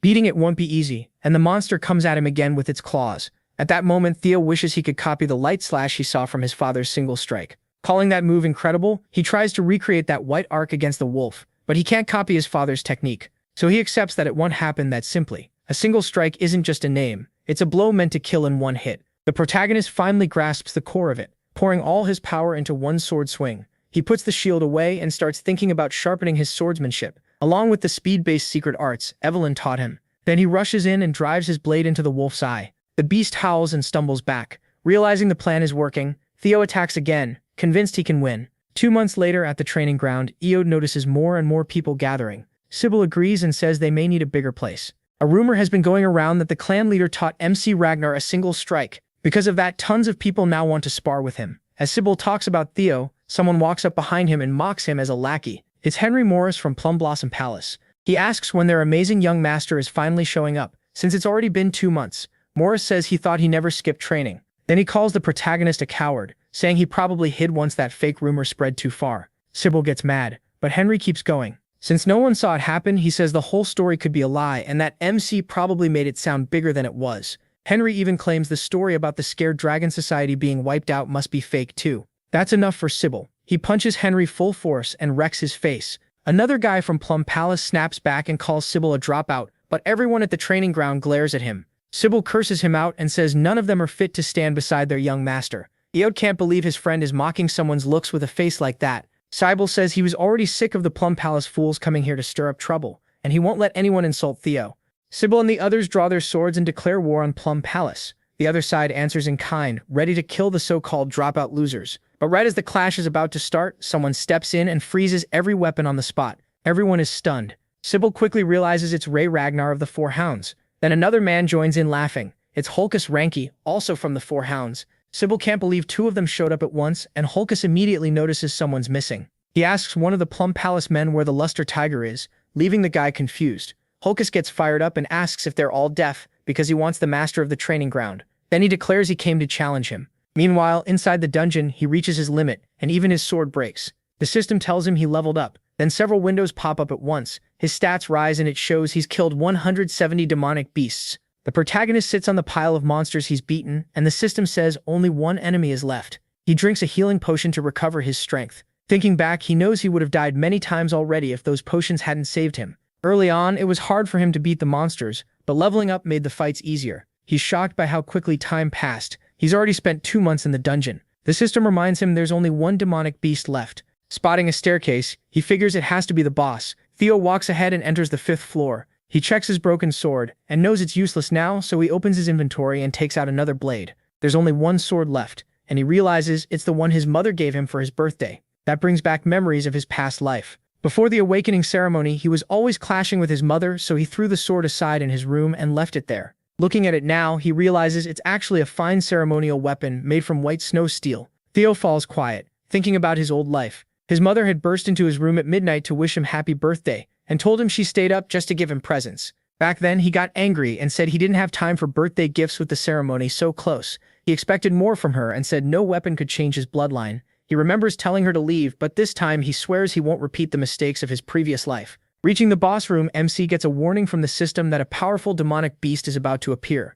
Inside, he finds a dragon asleep and feels relieved when he sees it's only a lesser drake. Still, Theo wonders why the final boss is draconic. The Ragnars are supposed to be descendants of dragons. Maybe it's just chance, but he puts that aside. He has to beat the boss if he wants to leave the dungeon. The system shows the quest details and the monster count. It even asks if he can really win against a creature related to dragons. He focuses and decides to use a single flash. He's practiced it over and over against the wolves, and even if it's nowhere near his father's dragon flash, he still charges at the drake, believing that if he pushes his dragon heart to the limit, he can land a real blow. He drives the sword into the monster's eye and successfully hurts it, making the beast scream in pain. A second later, it lashes out with its tail, but the protagonist dodges. He's frustrated that the strike wasn't strong enough to reach its brain. The drake roars and prepares to kill him, but the protagonist sees an opening and rushes in. Sure, he still has a chance. He lands several hits and switches to normal attacks to distract it, while searching for a weak point. Then the lesser drake screams again and fear spreads through the whole area. Msib's body locks up in terror. Even though he sees the next attack coming, he can't move out of the way and barely blocks with his sword. The force sends him flying into the rock wall, and he finally understands how strong the boss really is. He knows he can't keep this up much longer, but still gets back up to face the monster charging at him, hoping for a fast win if he can strike the right spot. Theo remembers that a dragon's weak point is its reverse scales, so he jumps onto the lesser drake while dodging its attacks. He drives his sword into the reverse scales, and blood bursts out. Then he keeps stabbing the same spot while the monster screams in pain. He thinks his plan worked, but the lesser drake still doesn't go down, catching him off guard. At the training grounds, Holkis gets mad at Ray and says he wants to face the young master first. She just calls him a loser and tells him to back off. Holkis argues back, saying he lost 3 years ago and has trained every day since then. In his eyes, that was more than enough time to catch up. Ray ignores all of it and calls him a loser again, making him even madder. So Holkis challenges her to a duel, saying the winner gets to fight Theo Ragnar. He swings his huge weapon at her, but Ray stops it easily without even flinching. Sybil and Henry have no idea what's going on, but seeing the four hounds start fighting scares them. Just as they move in, Remington steps between them and orders them to leave, saying this ground belongs to young master, the protagonist. He won't let anyone make trouble here. Holkis lights up at the sight of him and says he wants to fight him too, but Remington tells him to listen. Then a crushing pressure fills the area. Remington asks where that terrifying killing intent is coming from, and everyone turns toward the entrance as Theo walks in. Even Remington is stunned by the pressure and wonders what happened during MC's training. Ray and Holkis, though, are thrilled to see him. MC has taken over the whole field with Lesser Drake's fear. Earlier, back in the dungeon, after he pierced the reverse scale, the Lesser Drake finally died, and the system congratulated him for the kill. The moment he struck that reverse scale, the monster went wild. The protagonist really thought he was about to die, but after a few minutes, it burned itself out. That proved the scale really was its weak point. The system then told him he got the Lesser Drake's tooth and claw. The tooth could be used to strengthen weapons, while the claw could raise a weapon's sharpness. He chose to use both rewards on his sword because he didn't want to lose the gift his mother gave him. Theo also got a new skill, Lesser Drake's Fear, which caught him off guard. After checking it, he learned it can frighten anyone weaker than him. That shocked him, since he thought only a few special people could use something like that. Still, he was glad he'd get to test it soon, and as he put everything back into his inventory, he wondered if the skill would really help him in Ragnar, where strong people are everywhere. The Camellia Palace dungeon was finally cleared, and Theo made it out after finishing the quest to uncover the palace's secrets. For clearing Scenario Quest 1, he received a Nest Compass. He had no idea what it was and wondered if it would matter in the next quest. MC stored it away and decided to head to his room and rest, completely worn out. But before he could, a maid rushed over and said there was an urgent problem. She noticed his injuries, but he brushed them aside and asked what happened. The maid told him a fight had broken out at Training Ground 4. After hearing that, Theo headed straight there. The moment he stepped into the training ground, he unleashed Lesser Drake's fear and coldly told everyone to get out because he needed sleep. The pressure was so strong some people dropped unconscious. Hulkus, though, got excited by that brutal killing intent and rushed at him right away, wanting to see which of them was stronger. Hulkus came in with his sword, but Theo crushed the attack with a single swing, leaving everyone stunned. Hulkus was thrown back and couldn't believe his blow had been brushed aside so easily. The protagonist himself is surprised by how much stronger he got from the dungeon. Even so, Hulkus refuses to stop. People always call him the weakest of the four hounds because he's dumb and doesn't have much variety in battle. But he charges again and dares MC to block this one too. Even if he's the weakest overall, Hulkus has always had insane raw strength. Now he is shocked to find he can actually match Hulkus, and with one slash, he turns the attack around on him and beats him. Theo feels incredible after leveling up so much, while Hulkus coughs up blood, blacks out, and collapses. The protagonist realizes he got careless and should have held back, but he's relieved it was Hulkus, since everyone knows how tough he is. After checking, he sees Hulkus only passed out. Sybil is stunned and the whole training ground erupts, cheering for the young master who dropped the black bear of the four hounds in one hit. MC tells them Hulkus is still alive. Then his own sword snaps, which hits him hard since it was his mother's gift. The crowd keeps cheering anyway, praising him for breaking even his sword with that single strike. He has no clue why they're so happy. Meanwhile, Rei drifts into an old memory. Back when she was a little girl, Theo found her wandering in the freezing cold with barely any clothes on. He wrapped his own scarf around Rei and seeing she was still freezing took her to his home. He told her he'd bring her back once the snow stopped. After remembering all that, she smiles and leaves the training ground. Remington is surprised to see that smile. A little later, back at Camellia Palace, Theo looks embarrassed as the maids congratulate him on earning a new title, Luster Tiger. One maid is thrilled that his hard work is finally showing and tells him to keep pushing until the awakening ceremony. She says she knows he can do it. Then Cecilia shows up and starts forcing him to eat a new abalone dish. He tries to stop her, but she keeps stuffing more food into his mouth while he begs her to quit. As he eats, the protagonist thinks about his past life and feels thankful. He says the food tastes great, and then Cecilia notices the broken sword. She freezes in shock, and Theo starts sweating. He explains it broke during training and apologizes because it was her birthday gift to him. Cecilia gets mad at whoever promised it wouldn't break since it was made from white snow steel and ebony steel wood. MC asks if she means the steel wood from the southern jungle, and she says yes. It's rare and valuable, which makes her even more upset. If the maker told the truth, she says the sword shouldn't have broken that easily. MC is stunned to learn the materials were that precious. He wonders how she even got a sword like that. Cecilia says she'll go demand an explanation from the maker and make them forge a better one for her precious son. He tells her another sword is fine, but she refuses. Now that people are finally seeing his real talent, he has to be more careful. With the awakening ceremony so close, she says she won't let him show up carrying some worn-out sword. The protagonist is touched by how much she cares, and Cecilia says they're leaving now. That only confuses him. Then she reveals they're going to the best workshop in Winterra, the Basque Workshop. It's one of Winterra's top 3 workshops, famous for being huge, almost like a factory. But what really makes it special is its master, a special rank figure in the intelligence agency and a blacksmith called Master Craftsman, a title only 2 other Ragnar artisans have. Theo is shocked to meet the so-called elf of capitalism, the demon craftsman Kirsten. He never imagined he'd meet someone that powerful and wonders how Cecilia knows her. Cecilia snaps, asking why her mother is still smoking. Hearing that leaves MC speechless. Kirsten tells Cecilia not to call her mother, saying they aren't really parent and child. MC had always been told Cecilia was an orphan after she ran away, so he's stunned to learn she's actually the daughter of the high elf Kirsten. He suddenly realizes part of why he's so handsome is that he's 1/4 elf.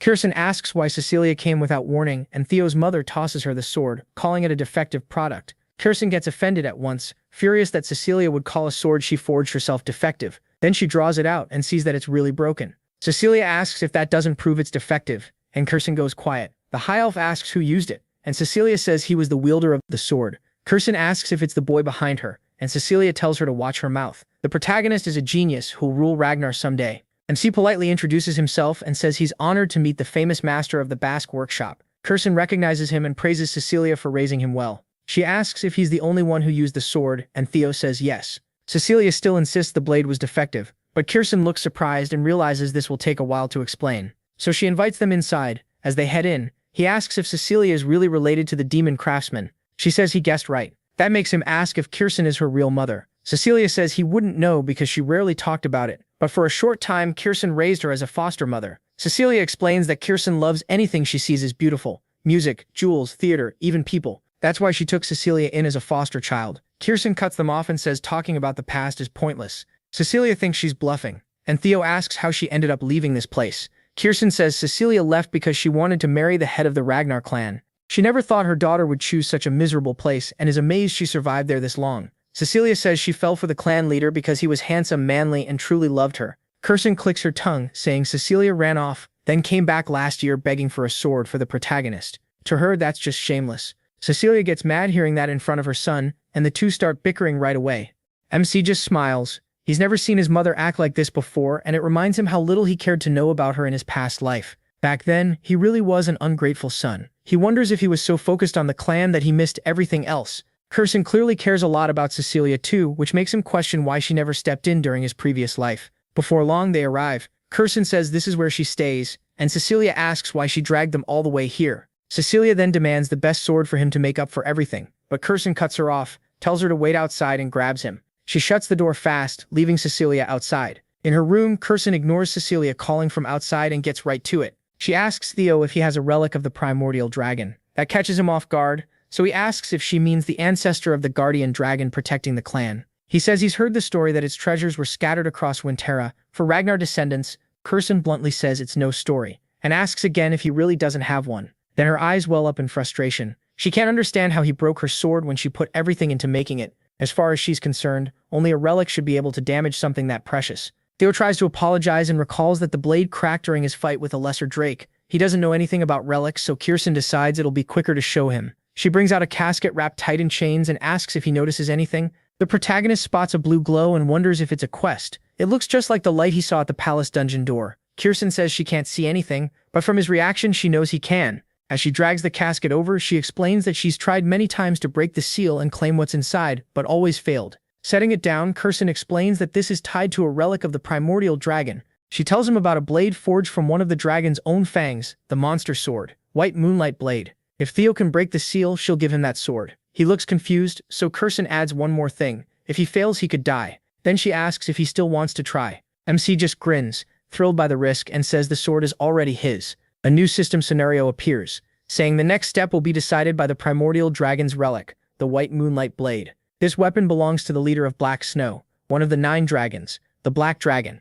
Almost no one knows about it because anyone who saw it or even spoke of it either vanished or died. He remembers the mysterious man who noticed him and seemed shocked that he could see him. By pure chance, he witnessed the sword's true form back then, and he still doesn't know why the Black Dragon spared him. Now he's stunned to learn that sword is here, and that it's a real relic of the primordial dragon. He remembers meeting the Black Dragon 4 years ago, and realizes Kirsten had this sword even then. Kirsten asks if he wants to open it, and the protagonist smiles, fully set on claiming it, no matter what. He tells her again it's his now. As he studies the casket, he notices it's a lot like the Camellia Palace, so he tries using the blue key to open the casket. Kirsten stares in confusion as he unlocks the seal, and a strange light starts to pour out. Then her face changes. Black fog suddenly wraps around Theo and starts pulling him in. He struggles to break free, but it's no use, and the fog drags him into a strange place. When he opens his eyes, he has no idea where he is. Then he recognizes the Rose Palace. It's all burning, and he can't understand why he's seeing this again. Watching those old memories, Theo realizes he'd forgotten how weak he once was. That's why he needs more power, enough to beat Rendon Harvey and destroy the Camellia Palace. Just then, a griffon invades his mind and lunges to devour him whole. But MC snaps awake and grabs its beak, catching it by surprise. He quickly realizes the creature is using his hunger for power to take over his mind. That's when it hits him. This is why it's called a monster sword. The strange griffon calls him insolent and struggles to get loose, but he coolly says he already beat the despair it's trying to show him long ago. He asks if the monster really thought cheap power would tempt him after everything he's seen through so many quests. The griffon looks confused, and Theo notices it's not like the one in his memory. That monster was at least 10 meters tall, but this one is about his size. Even as it fights to get free, he keeps his grip. He wonders if it shrank after being sealed so long, then decides it doesn't matter. What matters is that the Moonlight Sword is his now, and he pulls back a fist with a vicious glare. The monster hurriedly tries to reason with him. Back in Kirsten's room, Cecilia panics when she sees Theo collapsed. She shakes him, but he won't wake up. Tears start pouring as she demands to know why her son is like this. Kirsten has no answer while Cecilia sobs that she never asked for any of this. She only wanted a sword for her son. Looking closer, Kirsten senses monster energy tied into the protagonist's bloodstream, something she's never seen or even heard of. She says she hoped he'd be fine because he already carried a relic. Cecilia warns her mother that if anything happens to her son, she'll never forgive her. All at once, Theo grabs the Moonlight Sword and a strange light forms around his chest. Cecilia leans over him in fear, trying again to wake him. Then MC finally opens his eyes. She hugs him tight and breaks down crying. Cecilia says she was terrified, but Theo tells her he's fine and not to worry. The system then congratulates him for hunting a griffon and clearing the quest. His reward is ownership of the White Moonlight Sword. He realizes he survived mostly because he got lucky. The griffin was easy to beat only because it had just been unsealed, and its mental attacks didn't work on him. The system adds that after observing the sword's monster energy, his magic power has risen sharply. It passes 200, and his body starts to glow. He learns his magic has begun to gain divinity, and has reached the level of a high-ranking swordsman. Still, he's frustrated that he can't use it freely yet. He has to keep it hidden until the awakening ceremony.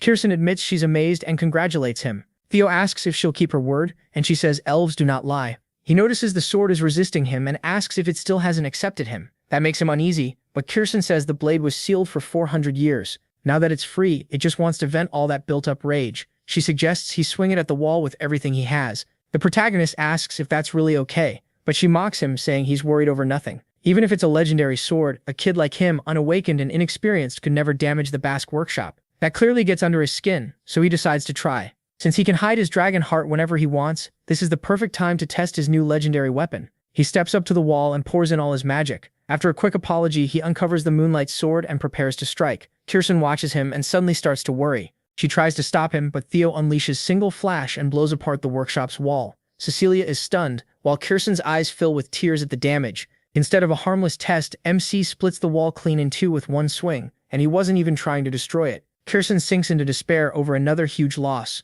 Right after he already broke one sword, even Theo thinks that was way too much, and the attack drains him dry. At once, Kirsten starts feeding him mana and rushes over so fast he barely notices her move. She's shocked by how little control he has over his magic, but after seeing what he did to that thick wall, she becomes certain he's a true genius. Then a new kind of pride shows up, along with a very greedy spark in her eyes. She's already thinking about how to profit from a grandson like this. Putting a hand on him, Kirsten says she'll become his patron from now on. All he has to do is spread his wings and show the world his talent. Theo sees right through that look in her eyes and flatly says he can already tell what she's thinking. Late that night, he and his mother get ready to leave Basque's workshop. They say their goodbyes, and the fangs he handed over are basically payment for the wall he destroyed. Kirsten is thrilled to get Drake fangs and figures the protagonist picked them up while finding the relic. She also feels proud of her daughter for raising such an amazing son.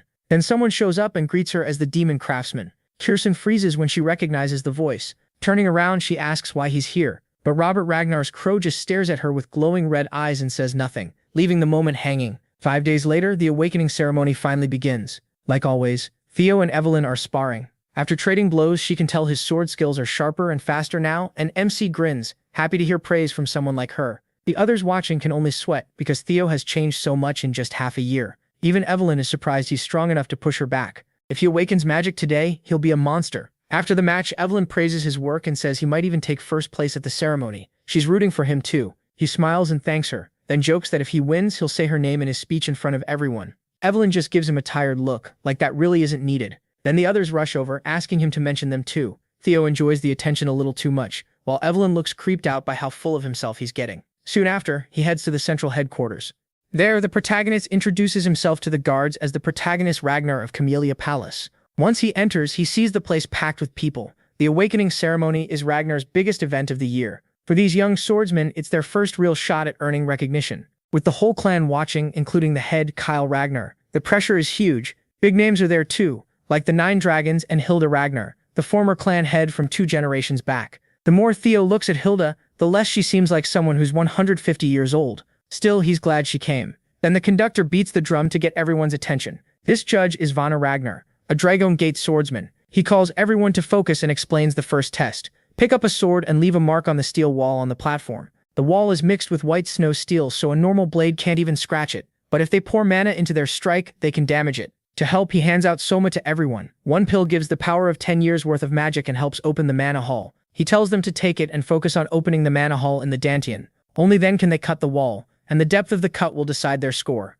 Vanna shouts that when their names are called, they are to step forward, take a Soma pill, and climb onto the platform. The first name called is Theo Ragnar. He steps up at once. As he takes the pill, he remembers that in his past life, Axion was the valedictorian. Grabbing a sword, MC faces the wall, determined to change that this time. Right then, a system window appears. Scenario Quest 3, become the valedictorian of the awakening ceremony. Then Hilda asks Kyle if this is the boy he told her about, and Kyle says yes, asking if he's caught her eye too. Hilda says he definitely has. She's heard plenty about him already. Now she wants to see how capable this descendant really is. Theo rolls his shoulders, trying to calm his nerves, when Vana reminds him to swallow the Soma. He puts the pill in his mouth and remembers what happened in his past life. He took Soma, lost control of the mana, and badly injured his Dantian. This time, he won't let that happen. The moment he swallows it, a huge surge of power hits, and mana starts spreading everywhere. Vanna is stunned by how big the mana wave is, and worries Theo can't control it. Soma has to be handled carefully. To settle the mana haul in the Dantian, talented Ragnars with lots of mana need even more control.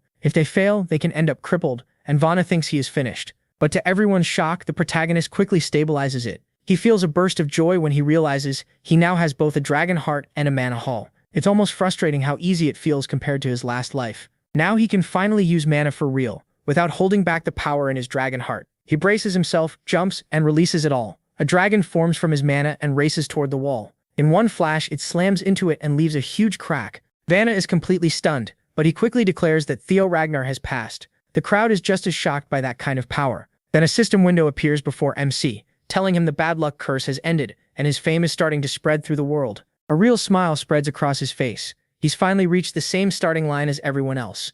The system also says many people are now interested in him. Ose Ragnar Planus wants to take him as a disciple, while Julius Ragnar is unhappy with how much attention Theo is getting. At the same time, Robert Ragnar stays wary of him, and Hilda Ragnar is interested too. He is thrilled. The Black Dragon and Sword Dragon noticed him, and Hilda's attention makes him even happier, since she carries Garuda's heart. If he could get that, it would be incredible. After that, the other contestants take their turns at the wall. One barely manages a hair-thin scratch, and cries out that he's still nowhere near Master Theo. Then Ray Ragnar steps up for his turn, followed by Hulkus Rankalanka and Remington Necreo. They all perform well, but none of them get close to the giant mark the protagonist left behind. People are crushed to see that even these 4 Hounds of the North put up monstrous results, yet not one surpassed young Master MC's mark. Then it's finally Axion Ragnar's turn. As he steps forward, people start whispering. Some say the contest is now between the Luster Tiger and the Dark Tiger, while others wonder if even Axion can match Theo. Hearing him praised like that only makes Axion angrier. He walks up with sword in hand, swallows the Soma, and flares with power.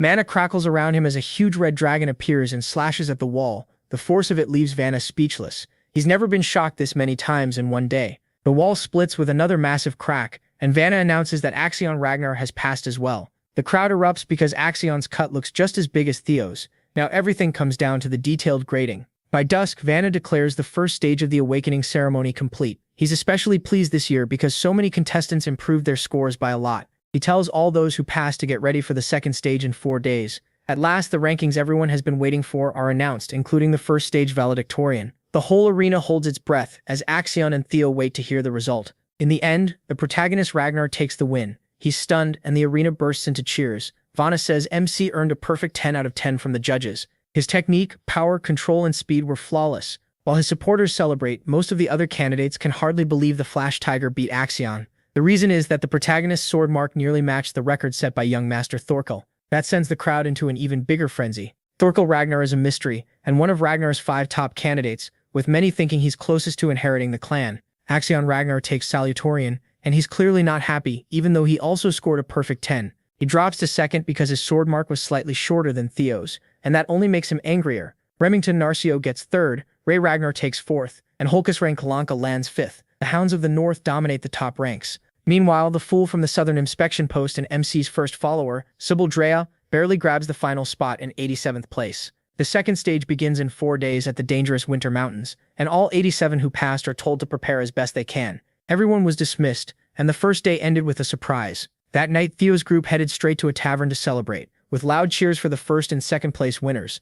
The whole crew felt proud. Training ground number 4 had finally shown everyone what it could do, and people kept cheering for him and Remington. As drinks kept coming, the protagonist thanked them for standing by him. Still, he knew this wasn't over. His real goal was for all of them to clear the second stage together. Pulling Remington close, MC boldly told everyone they were going for the final valedictorian and salutarian spots. Evelyn was celebrating too, and she truly believed the two of them could make it happen. Remington personally praised him for the incredible power he showed earlier. Seeing Theo's hard work pay off made everyone proud, but Remington also felt ashamed that he'd fallen so far behind his friend. The protagonist just smiled and told Remy he only got a bit lucky. Besides, ranking shouldn't matter between friends. That was enough to ease Remington's worries. They clinked their orange juice glasses and promised to give everything they had in the second stage. Later on, Theo wandered into the snowy mountains nearby. Away from the noise, he finally thought about what taking first place in the awakening ceremony really meant. In his past life, he never would have dared dream of this. It may not have been a real battle, but he still beat Axion fair and square.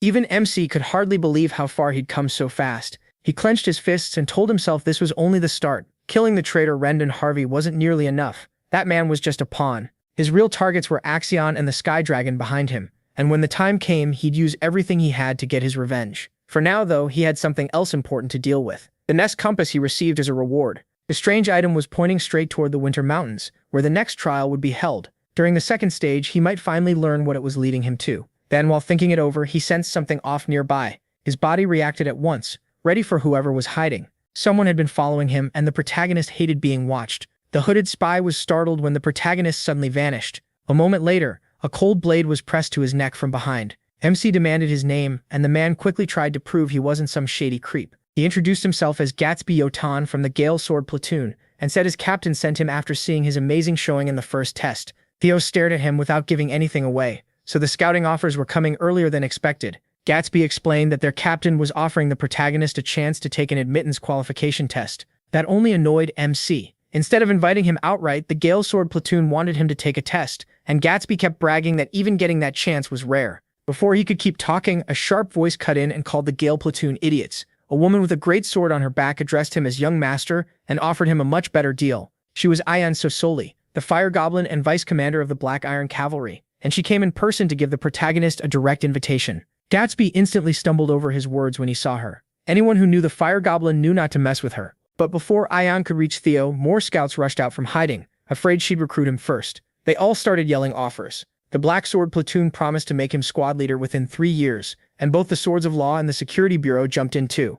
Fed up with the mess, Ayan snapped. They were supposed to win MC over with promises for his future, not stand there arguing like fools. He watched the whole thing from the side, then figured it'd be best to slip away before they bothered him anymore. But he didn't get the chance. Pink plum petals began drifting through the air, and one alluring voice shut everyone up at once. The newcomer admitted people would call her greedy, but she didn't care if it meant getting someone this talented on her side. It was Osa Ragnar Planus, the lady of the Plum Blossom Palace, the sword dragon herself, and her arrival stunned everyone into silence. Only Ayan dared ask why the clan head's first wife was here. Osa calmly said she wanted the same thing as the others. She had come all the way out here just to meet Theo Ragnar in person. While the protagonist dealt with that chaos, the Salutarian was blowing off steam by chopping people down. Calling Axion a sore loser didn't even begin to cover it. To keep himself from exploding, Axion was slaughtering his own men. He moved through young swordsmen like they were training dummies, cutting them down one after another. Axion wanted blood, and he was getting it. With every strike, he remembered MC's face from the Scaled Dragon Society banquet, when MC left him bleeding and one-armed.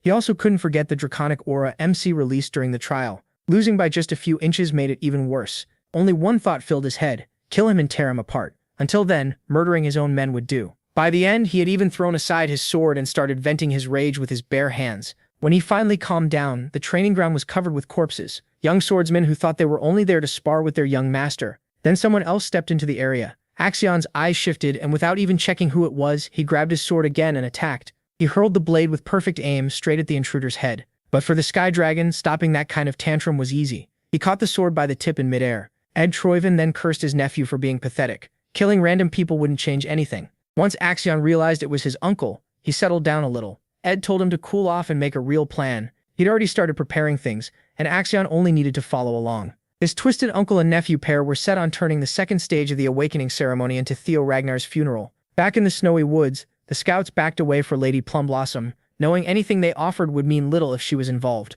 Just as they were about to complain, the space around the protagonist and Osa was cut off from the outside world, sealing them inside her personal domain. The scouts figured that could only mean one thing. She might be planning to teach the young Ragnar herself inside that swirling mass of energy. Inside, the isolated space was far larger than it looked from outside, stretching farther than the eye could see. Theo recognized it right away as one of Osa's trademark techniques, a perfect space cut off from the world outside. He'd heard stories about it before, and now he was seeing it for himself. His rising fame was clearly catching up to him. Osa laughed at his reaction. She knew the demon dragon would be furious when he learned what she was doing, but that wouldn't stop her from giving MC a gift, and he knew exactly what kind of gift she meant. Osa slowly drew her sword and began speaking about the clan head's swordsmanship. She described it as dragon fire falling from the sky, destroying and burning everything in its path. Her own style, she said, was completely different. She embraced endless changes in her sword. Theo looked around and saw the snowy trail was gone, replaced by a field of plum trees. Each step she took sent soft ripples across the water beneath her feet. This was the form of dragon she pursued,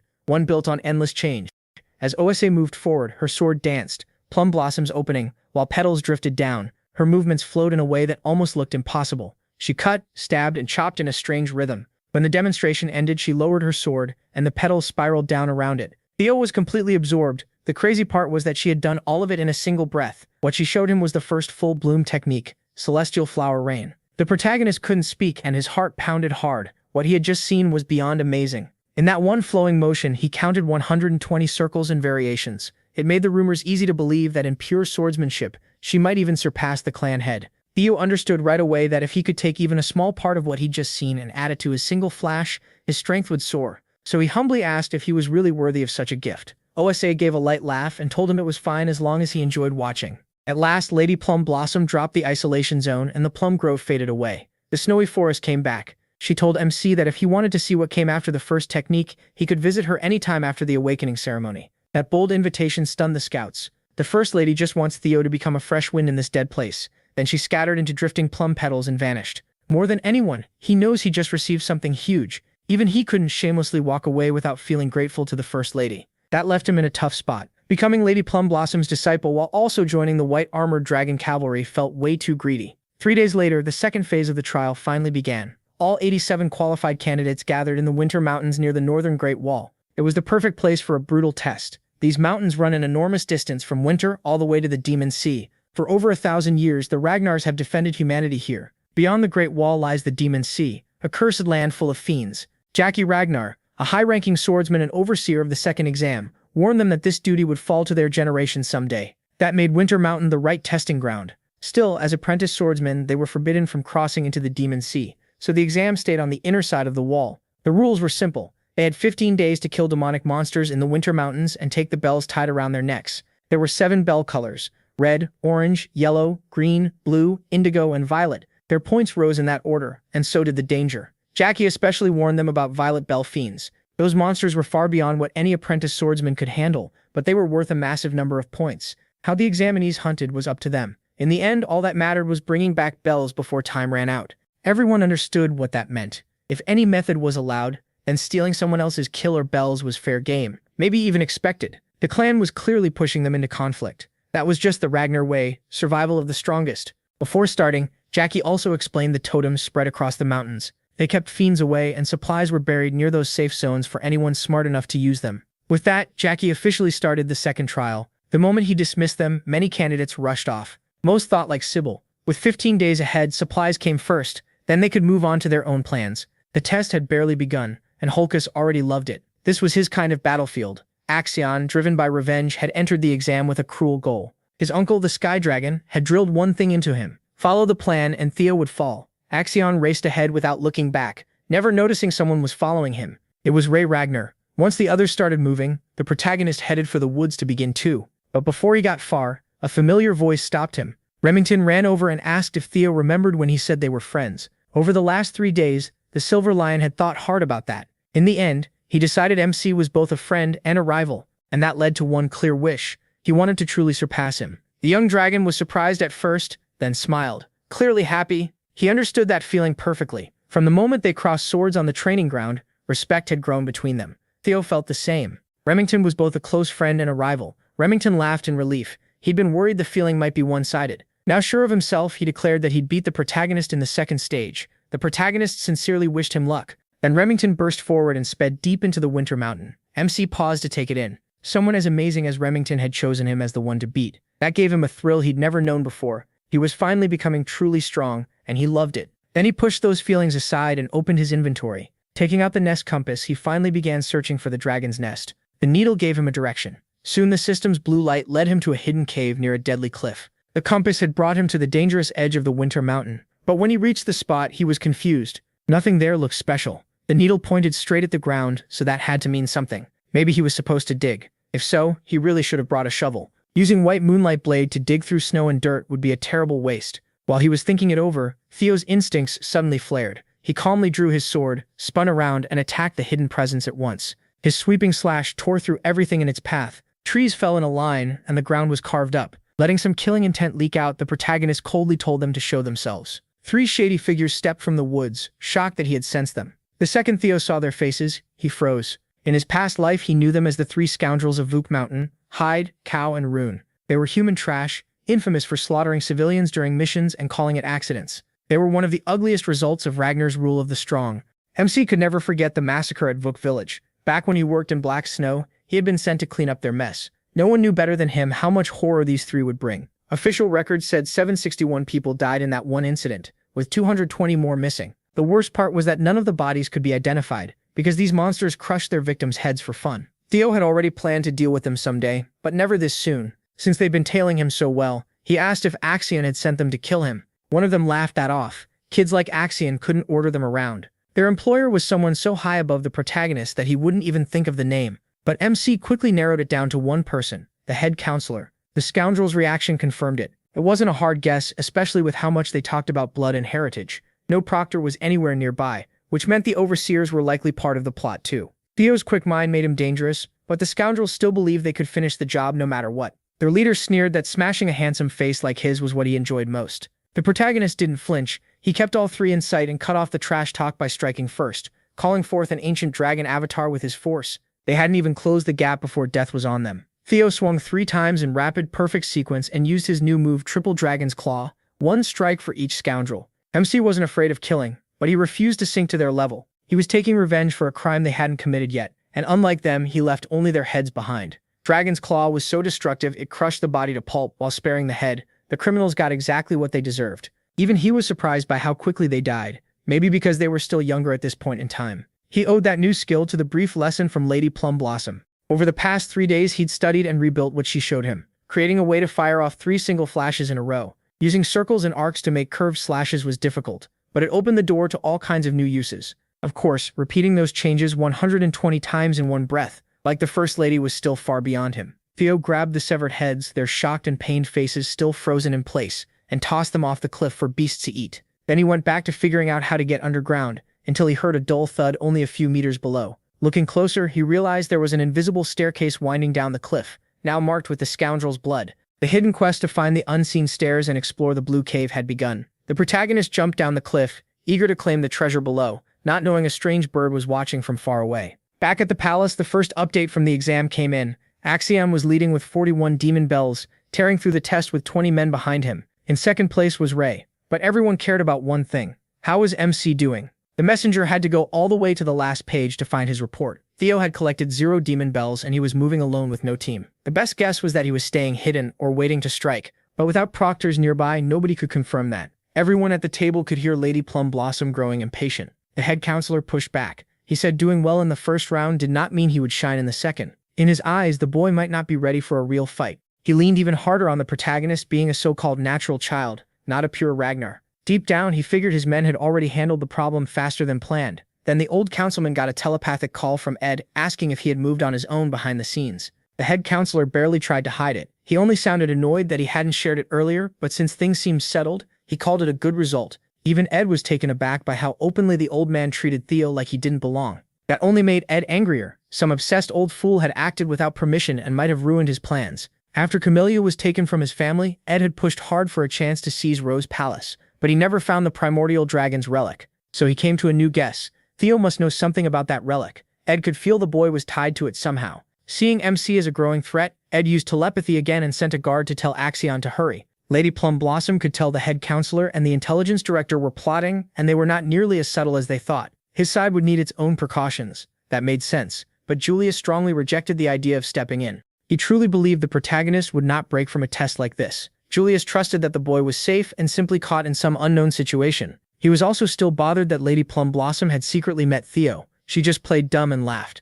Meanwhile, back on Winter Mountain, MC finally figured out where the hidden stairs led. Inside was a plain cave, with skeletons wandering near the outer area. They kept attacking, and the place was rigged with a strong mental trap that could break most people. But after surviving White Moonlight Blade's brutal test, Theo could brush off something this week. More importantly, he followed the compass and found a lead. To be safe, he spread out his senses, and with that special divinity skill, he could even tell what was waiting behind corners. Putting all that aside, the protagonist was the first one to reach the trial point. At last, he found the hatchling's lair. 3 years from now, things would go very differently. In that future, Black Snow would kill the hatchling and uncover a priceless legendary item. As he went deeper, Theo quietly apologized to Black Snow in advance. He was about to take one of their biggest finds. Behind the gate waited the Aemon Grimoire, a one-of-a-kind treasure that could change everything. The moment MC stepped through, he froze. Gold was piled everywhere, mixed with legendary weapons, gems, and treasures. One thing was clear, this was not a hatchling's nest. At the center of the chamber slept a massive ancient dragon on top of its mountain of gold.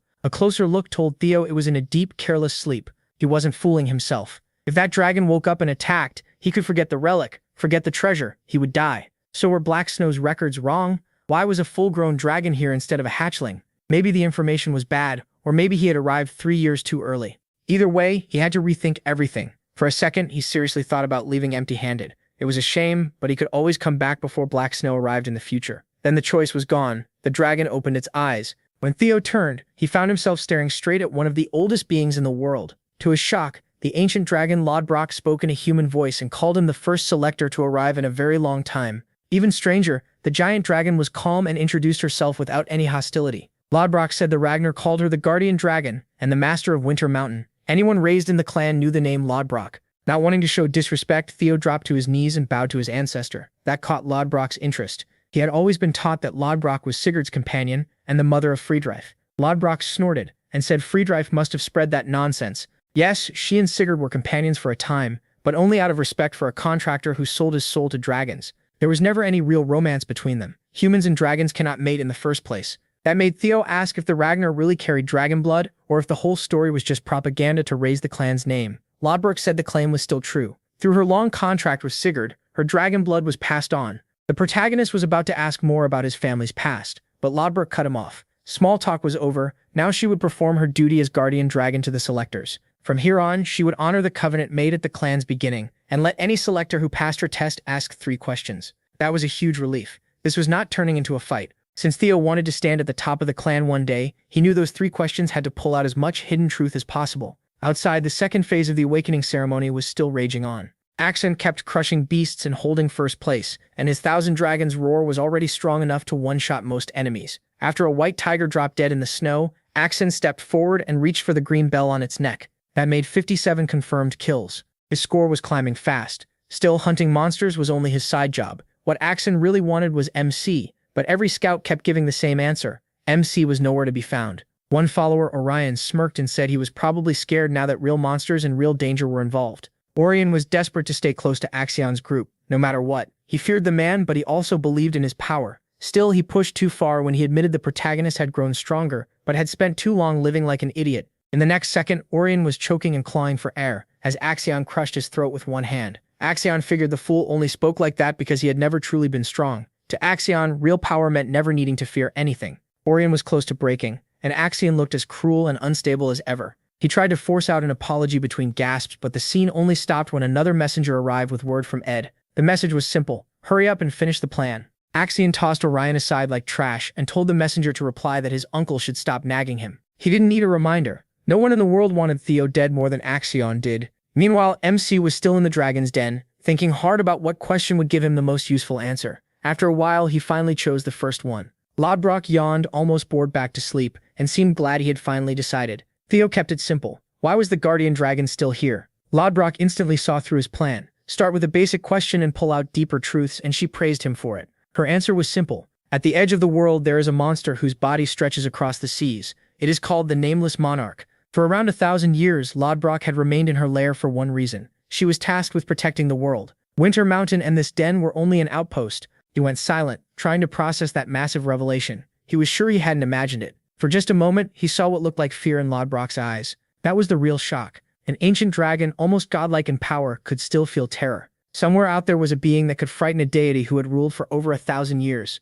The Nameless Monarch had to be something truly terrible. Theo wants to keep digging for answers, but there are bigger things he needs to know first. For his second question, he asks what these ancient dragon relics really are. Lodbrok says there are about 3 relics she knows of. She doesn't know every detail, but she can tell the protagonist has been very lucky. The 3 she knows are the Dungeon Camellia Palace and the White Moonlight Blade. The last one, though, is more complicated. She calls it Ancient Dragon Papnir's Relic. It came from a great dragon whose soul split into 31 pieces. Those pieces were given to humans to help protect mankind and fight the Nameless Monarch. These relics don't all look the same. Some are objects, some are experiences, and a few become strange invisible phenomena. That last part makes Theo's mind race. He finally understands that the last relic may have been inside him all along. His whole life after going back in time flashes through his head. Living 20 years, then returning to the moment before death, is about as strange as it gets for anyone. His regression has to be another kind of ancient dragon relic. That means the relic is inside MC himself. He carries a piece of Papnir's soul. But one thing still doesn't fit.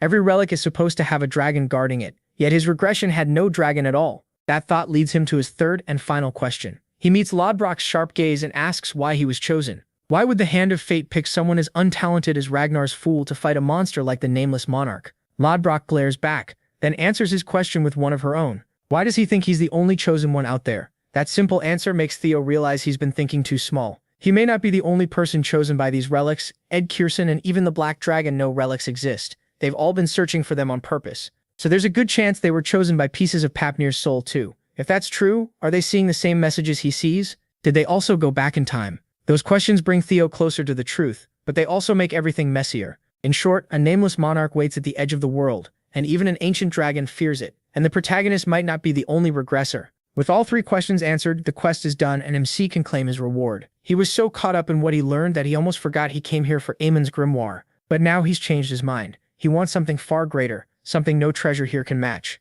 As his reward, he's allowed to choose anything from the ancient dragon's treasury. Lodbrok proudly talks about the huge range of treasures she has gathered from around the world. Gems, relics, elixirs, skill books, weapons, anything he can imagine. Whatever he picks will be worth a fortune, and she tells him to choose carefully. She'll hand it over. Theo slowly smiles, then boldly says he wants Lodbrok herself. That catches her off guard. She takes it as a joke and tells him to stop playing around and name his real choice. Still firm, he says that already is what he wants. She pauses, asks if he's serious, and when he confirms it, her killing pressure shakes the ground under the protagonist's feet. Using dragon fear, Lodbrok calls his words disrespectful and tears into him for crossing the line. Theo struggles to stay standing under the pressure. Her roar is so strong that blood spills from his face, but he still answers with his own weaker Drake's fear. It's useless, of course. Even Lodbrok thinks he's a fool for trying to oppose an ancient dragon with such a weak roar. Even so, MC keeps shouting. She told him to take any treasure in the nest, and by her own words, nothing said he couldn't choose the guardian dragon herself. He sounds confident, but he knows this is a huge gamble,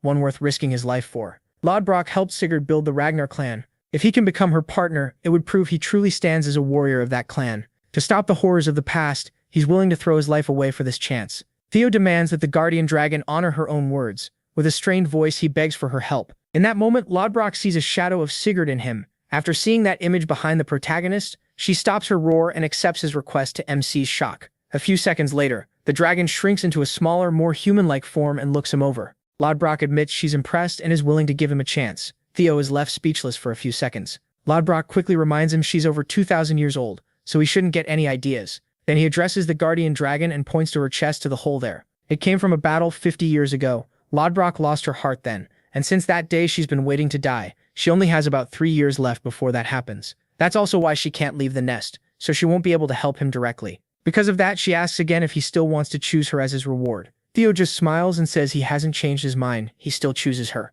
The system confirms that the guardian dragon is now his reward. Lodbrok calls it a foolish pick, but figures that's just part of what makes him the chosen one. The system grants Theo the title of the guardian dragon's significant other, along with descendant of the clan's progenitor. The protagonist vows to grow stronger and gather the rest of primordial dragon Fafnir's relics. A soul link forms between the guardian dragon and the warrior as MC promises to find something that can replace Lodbrok's heart. Among Fafnir's relics, he's sure there must be something miraculous enough to save her. He also levels up from the experience points he gained as a result. To Theo, that's the least he should do after taking that title. Lodbrok gives him a smirk and says she hopes her new partner will take good care of her. Then she reminds him she still can't leave this place, so he'll have to manage on his own until she goes back into hibernation for the time being. She also has something for him, an ancient book. Lodbrok explains that to fully sync his soul with hers, he needs to read it and awaken his mind gate. She thinks it should take about a month, and tells him not to rush while reading through it. The system then tells him about the bonus reward he just got. It's a grimoire called Amon. When Theo checks it, he's stunned to find knowledge and magic principles dating back to the beginning of time.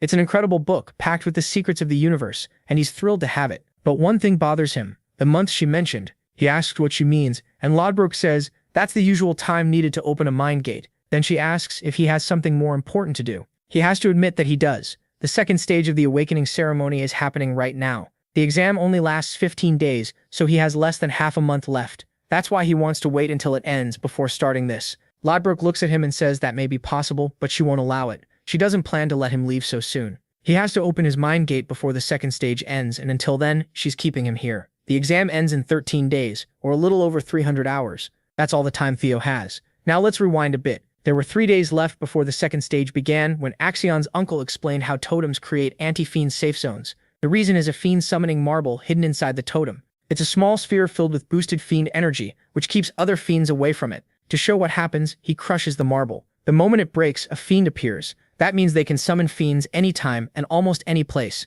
Several fiends surround him, proving how useful those summoning marbles are. He wipes them out with his dragon spirit and says the goal of the second exam is to kill fiends and earn points. So Theo's only choice is to hunt fiends for his score. Axion starts to understand his uncle's bigger plan, using those marbles to lure the protagonist into a trap. But his uncle says bait alone won't be enough. They still need clues about the Rose Palace relics. Since Axion hates MC so much, he wants to break him and force the answers out. Still, his uncle quickly knocks that idea down with one sharp reminder. Axion and Theo aren't that far apart in strength, so this won't go the way Axion imagines. On top of that, he's shown he cares about people, and that gives them a weakness to use. His uncle tells him to target the dropouts gathered at the 4th training ground. Using them as hostages should make it easier to squeeze the protagonist for information about the artifact. Axion hates relying on a trick like that, but he agrees. Back in the present, the Dark Leopard thinks about how Theo shocked everyone by staying hidden until the very end of the exam. There are only 12 hours left in the second stage. The Ragnar Genius is sitting in first with a huge 860 points.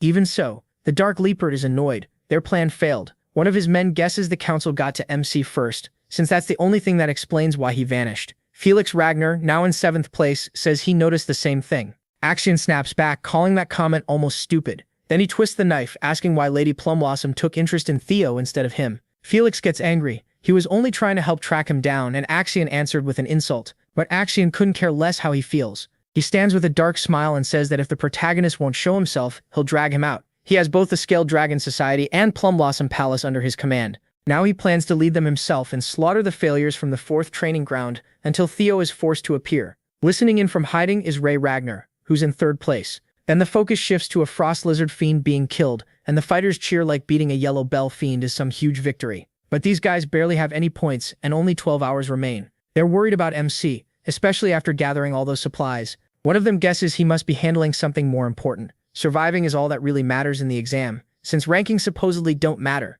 Even so, they still hope Theo would end up on top again. Their careless talk ends when one attacker suddenly runs them through with a spear. Orion Gardner has just killed Sybil in cold blood. The others panic as the Scaled Dragon Society makes it clear they're today's targets, all to lure out him. They're being punished just for being connected to him. At the same time, we return to Lodbrok's nest, where she's amazed Theo opened his mind gate in less than half a month. The system confirms he's begun to understand the magical principles, helped by knowledge from his past life before he regressed. The key to learning the Ammon Grimoire is the amount and quality of magic power. Since the protagonist has both a mana haul and the dragon heart, it comes easily to him, letting him learn twice as fast as most people. That leads to a new low-rank skill, Hatchling Synchro. It lets him read the memories of objects through psychokinesis. Lodbrok says he's shown he deserves to be her partner. He has the basics now, and the rest can come through training. She adds that once he reaches a higher level, he'll start hearing her voice. In the end, she'll get her biggest boost yet, and he'll be able to use Lodbrok's power, the same gift held by the clan's founder. But first, the Guardian Dragon needs time to recover, since she only has 3 years left. Theo stays confident, and says he'll prove himself. Satisfied, she announces that the Primordial Covenant is complete. Lodbrok warmly says goodbye and hopes they meet again soon. MC finally steps outside, but even with the pact done, he still has 0 points and only 12 hours left. Even he knows the odds are awful. If he hunts fiends the normal way, there's no chance he reaches first place in time. So he picks the only real option, take bells from other candidates. Since Axion took first in his past life, he figures that's probably still true now. So if he beats his Ragnar rival, he can take the top spot. Of course, that's easier said than done. Then someone staggers out of the woods. The figure is badly hurt and immediately grabs Theo's attention. It's Ray Ragnar, and she looks terrible. The protagonist first wonders if a strong fiend attacked her, but that explanation doesn't fit for long. He spots a sword wound and realizes a person did this. Worried, he asks what happened, but Ray can barely talk. All she manages is a warning, go west. Right after that, she collapses into Theo's arms. Using his new ability, he reads the memories left on the sword. He sees Ray spying on the group hunting MC's allies. The failures from the 4th training ground had been tied up and beaten, while Axion's people argued over whether to kill them. Someone asked Orion why he brought 9 hostages when 2 or 3 would have been enough. Before they could finish the captives off, Ray stepped in and revealed herself to Axion. The Dark Leopard told her this was personal and warned her not to interfere. Ray refused to stand by and got ready to fight. Axion, annoyed that he had won her over, moved to bring her down. Their fight started with a fierce clash, and it ended with Ray taking a brutal slash. After that, the memories cut off because his skill level is still too low. Theo is furious and confused that Axion went this far just to seize his allies, while Ray is stunned that he learned all that without hearing a word from her. He presses her for the rest, and through the pain she explains that Axion planned to capture the protagonist from the start. When the protagonist stayed hidden, Axion grabbed his friends instead. That hits MC hard and his anger spikes. He realizes the enemies from his first life haven't changed, but this time he's strong enough to face them. He demands to know where Axion is and what he's planning. Meanwhile, one of Axion's men reports that Theo is near the northern cliffside. The news catches Axion off guard, but his men are sure he met Ray Ragnar, which means he'll head their way soon. Excited at the chance to cut the protagonist down, Axion waits with a cruel grin. Still, he's reminded there's no reason to fight MC one-on-one. His real goal is getting clues about the relics. His men can handle Theo instead, and they want him to set off the summoning marbles to stir up chaos nearby. Axion likes the idea and says he'll go through with it. Back with Ray, she begs him not to go. Even the Central Intelligence proctors are involved in the plot against him. It's more than he can handle right now. She warns that the exam has turned into a killing ground, a trap built just for him. Going alone would be suicide, so she urges him to get help from the proctors. But Theo says there's no time, and while he's thankful for what she did, he can't ignore what might be happening to his friends. So he's ready to move the second she gives him Axion's location. Ray can only stare, convinced he's lost his mind. The risk is too high, and if he goes, he'll die. She begs him to be careful for once. Theo fires back that he refuses to lose the people he cares about a second time. They promised they'd survive the second stage together after all. Ray quietly says sacrifices are part of being a Ragnar, but the protagonist throws her own choice back at her. She stepped in because even she couldn't watch Axion's cruelty continue. That moment drags up memories of his first life, when everything around him was destroyed. It all happened because he was weak in a clan that worships strength. MC is done losing people and being used. He refuses to repeat his past, and with that anger burning in him, he demands Axion's location. The scene then shifts to Remington's side of things. He finds the supplies Sybil and the others left behind, along with blood that proves something went wrong. Then he turns toward two fighters in the distance. They're Hulkus in 5th place, and Erica in 4th. Remington, meanwhile, is right behind Axion in 2nd. Back with Theo, he's fighting a snow fiend. He slips past its first attacks, then ends the fight in a single strike, focused on more urgent things. He races toward Axion, hoping some of his friends are still alive. He knows Ed is playing into Axion's feelings and pushing for him to be eliminated without causing too much backlash from the sect. The proof is obvious: the Intelligence Bureau proctors are backing Axion. As the protagonist cuts through the monsters with Triple Dragon's Claw, he realizes the proctors sent to kill him will also keep Axion in check. They'll stop Axion if he gets too reckless. Even so, MC keeps moving fast. He knows Axion is easy to bait and quick to act without thinking. He leaps in for an attack from above. While striking the fiend, Theo figures he can turn Axion's temper against him. His blade drives through the monster's head, spilling blood. Meanwhile, Ray steadies herself and thinks about how he hasn't changed since he was little. Even hurt, she still wants to help him. At the same time, Axion's hostages are being beaten badly, and he's ready to kill them for making even a sound. The proctors warn him again not to make trouble on his own, so Axion lowers his blade and waits. He knows 4 top swordsmen from the proctors are on their way to quietly kill Theo. His uncle thinks Axion isn't strong enough to beat the protagonist himself, and that stings, especially since Axion sees the protagonist as nothing more than a bug. Then, just as no one expected, MC shows up. Axion sees him covered in blood, like a man who fought his way through everything. His eyes are locked in with pure resolve. He takes in his injured friends, looks at the scum behind it, then faces Axion, who has been waiting for him. Then his gaze falls on his dead friends. His grip tightens around his weapon. Axion draws his sword, ready to fight, but once again he's told not to move. So Axion lets the weapon drop and goes back to the negotiation. He tells the protagonist to hand over the artifact info if he wants his friends to live. Instead, the protagonist asks if Axion is scared of him. The question is no accident. MC is playing straight into Axion's weakness. He mocks him as a coward, using dirty tricks to avoid getting crushed. Axion starts boiling over, but he keeps going. He says Axion only hides behind his men to protect his own reputation. And the hostage act? To Theo, it's just more proof that Axion is terrified of losing, and doesn't deserve the name of one of the 4 hounds. Now Axion is furious, which is exactly what the protagonist wanted. MC keeps pushing, calling him to fight one-on-one like a real Ragnar. Unless, of course, he wants to run like the coward he says he is. That breaks Axion's last bit of control. Theo sets the terms. If he loses, Axion gets the information and his life. If he wins, he leaves with his friends. The Black Leopard snaps, laughing in the protagonist's face. He mocks him, puts him in his place, and glares at him with pure killing intent. The CBI tries to cut in, fully aware MC is provoking Axion on purpose. They tell him to stick to the plan, but Axion is done listening. He accepts the duel and steps forward, just like he wanted. The proctors realize this is going completely wrong. If Axion starts losing badly, they're ready to step in. But Axion orders his side not to interfere, saying a Ragnar duel must keep its honor. He also tells them not to harm the hostages for now. The fight starts with Theo striking first and catching Axion off guard. After that, both get serious and clash as equals. Axion looks down on him and starts swinging harder, then unleashes a Heaven Dragon shout to show the gap between them. The roaring attack is dangerous enough to make the protagonist worry, but he answers with a charged triple Dragon's Claw, slicing through it and shocking Axion. Axion now has to face a man who can stand up to his best moves. Theo fires back with his own taunt, asking if Axion is really strong enough to lecture him. Watching this, Orion breaks into a sweat after MC's last attack. He doubted him before, but now even he can see the MC's real power, and Axion might actually lose. Worried for himself, Orion wonders if he should switch sides while he still can. He also knows Axion badly underestimated him. In the end, Orion stays put. The Intelligence Bureau proctors are watching too closely, and he figures they'll kill the protagonist no matter what. So Orion orders his men scatter and find the remaining proctors. They don't want to get dragged into this fight. Then the story turns to Axion's past. From a young age, he was expected to take the clan throne. His mother and uncle pushed him hard because his success meant their gain too. The Ragnar name was only a mask. Under that, they saw the boy as a Troyvin. Even Axion can't help admitting Theo is performing well. He charges in to bring MC down, but he blocks it with a confident smile. Axion is reacting exactly the way the protagonist hoped. Far away, the council discusses the protagonist's return and news that he's met Axion. Those on Theo's side are thrilled he made it out alive. While his enemies are stunned, the scoundrels didn't finish him off. Axion's uncle is glad MC survived too. No one knows his full plan, but he believes they can use him by forcing the truth out of MC. Once they get the information, he'll send in the high-ranking swordsman to kill him. Then fresh news arrives. The protagonist and Axion are in the middle of a fight. That terrifies him because this is the exact opposite of what he planned. Back in the duel, Theo uses his secret technique, Jester's footwork, giving him better speed, dodging, and movement.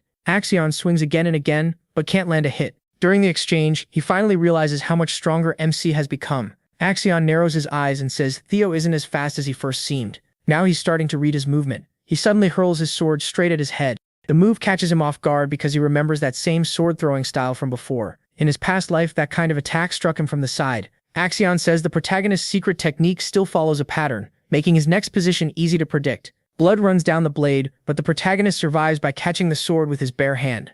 That confirms it for him. Axion was one of the traitors who helped bring down the Ragnar clan. Burning with hatred, MC is almost glad to finally know this is the bastard who struck him down before. On the day he died, he never even learned who destroyed the Rose Palace. Back then, he was too weak and could only run blindly. He only started to understand after Rendon took off his mask. Evelyn's investigation linked Rendon to the Camellia Palace, and the rest was easy to figure out. The attack was led by members of the Ed Troyvon clan, and among all of them, only one person used that strange sword-throwing style, Axion Ragnar, the sly traitor. He was so full of himself that he even risked losing his weapon. At first, Theo only suspected them. Now the truth is right in front of him. Enraged, he squeezes the sword so hard that it shatters in his hand. He wants to know why they're so desperate to kill him that they'd go this far. Seeing that raw strength, Axion is speechless. Too bad for his enemies. Theo isn't the same man he was in his last life. This time, he's determined to protect himself and his comrades. The protagonist flings the broken blade back at Axion, and Axion dodges easily, mocking his aim and his weak copy of the technique. Then Axion feels it.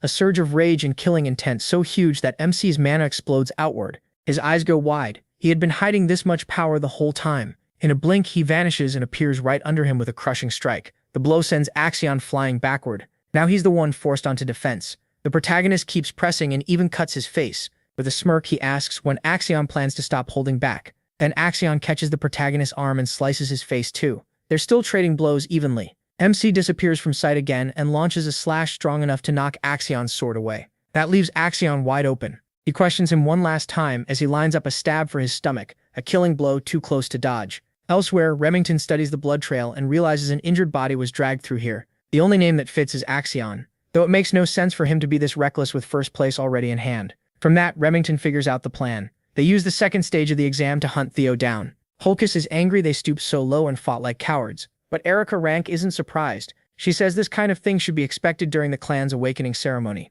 Remington already knows that, and says it's exactly why he hates the Ragnar way. They worship strength and go too far. Erica Rank, now annoyed, tells him to watch his mouth. Remington doesn't care. Like Theo would, he's focused on saving his friends. He asks for their help, and Holkis is all Erica Rank doesn't care, and turns away. She came to see the protagonist, and since he isn't here, she has no reason to help the weak. That makes her brother ask if she's really that heartless. Remington gets why she wants to meet Theo and tells her helping now would pay off later. The three of them move out to find where the hostages are. Remington hopes they get there before anything happens, but a group suddenly blocks their path. They're warriors from the Scaled Dragon Society, and their appearance makes the betrayal obvious.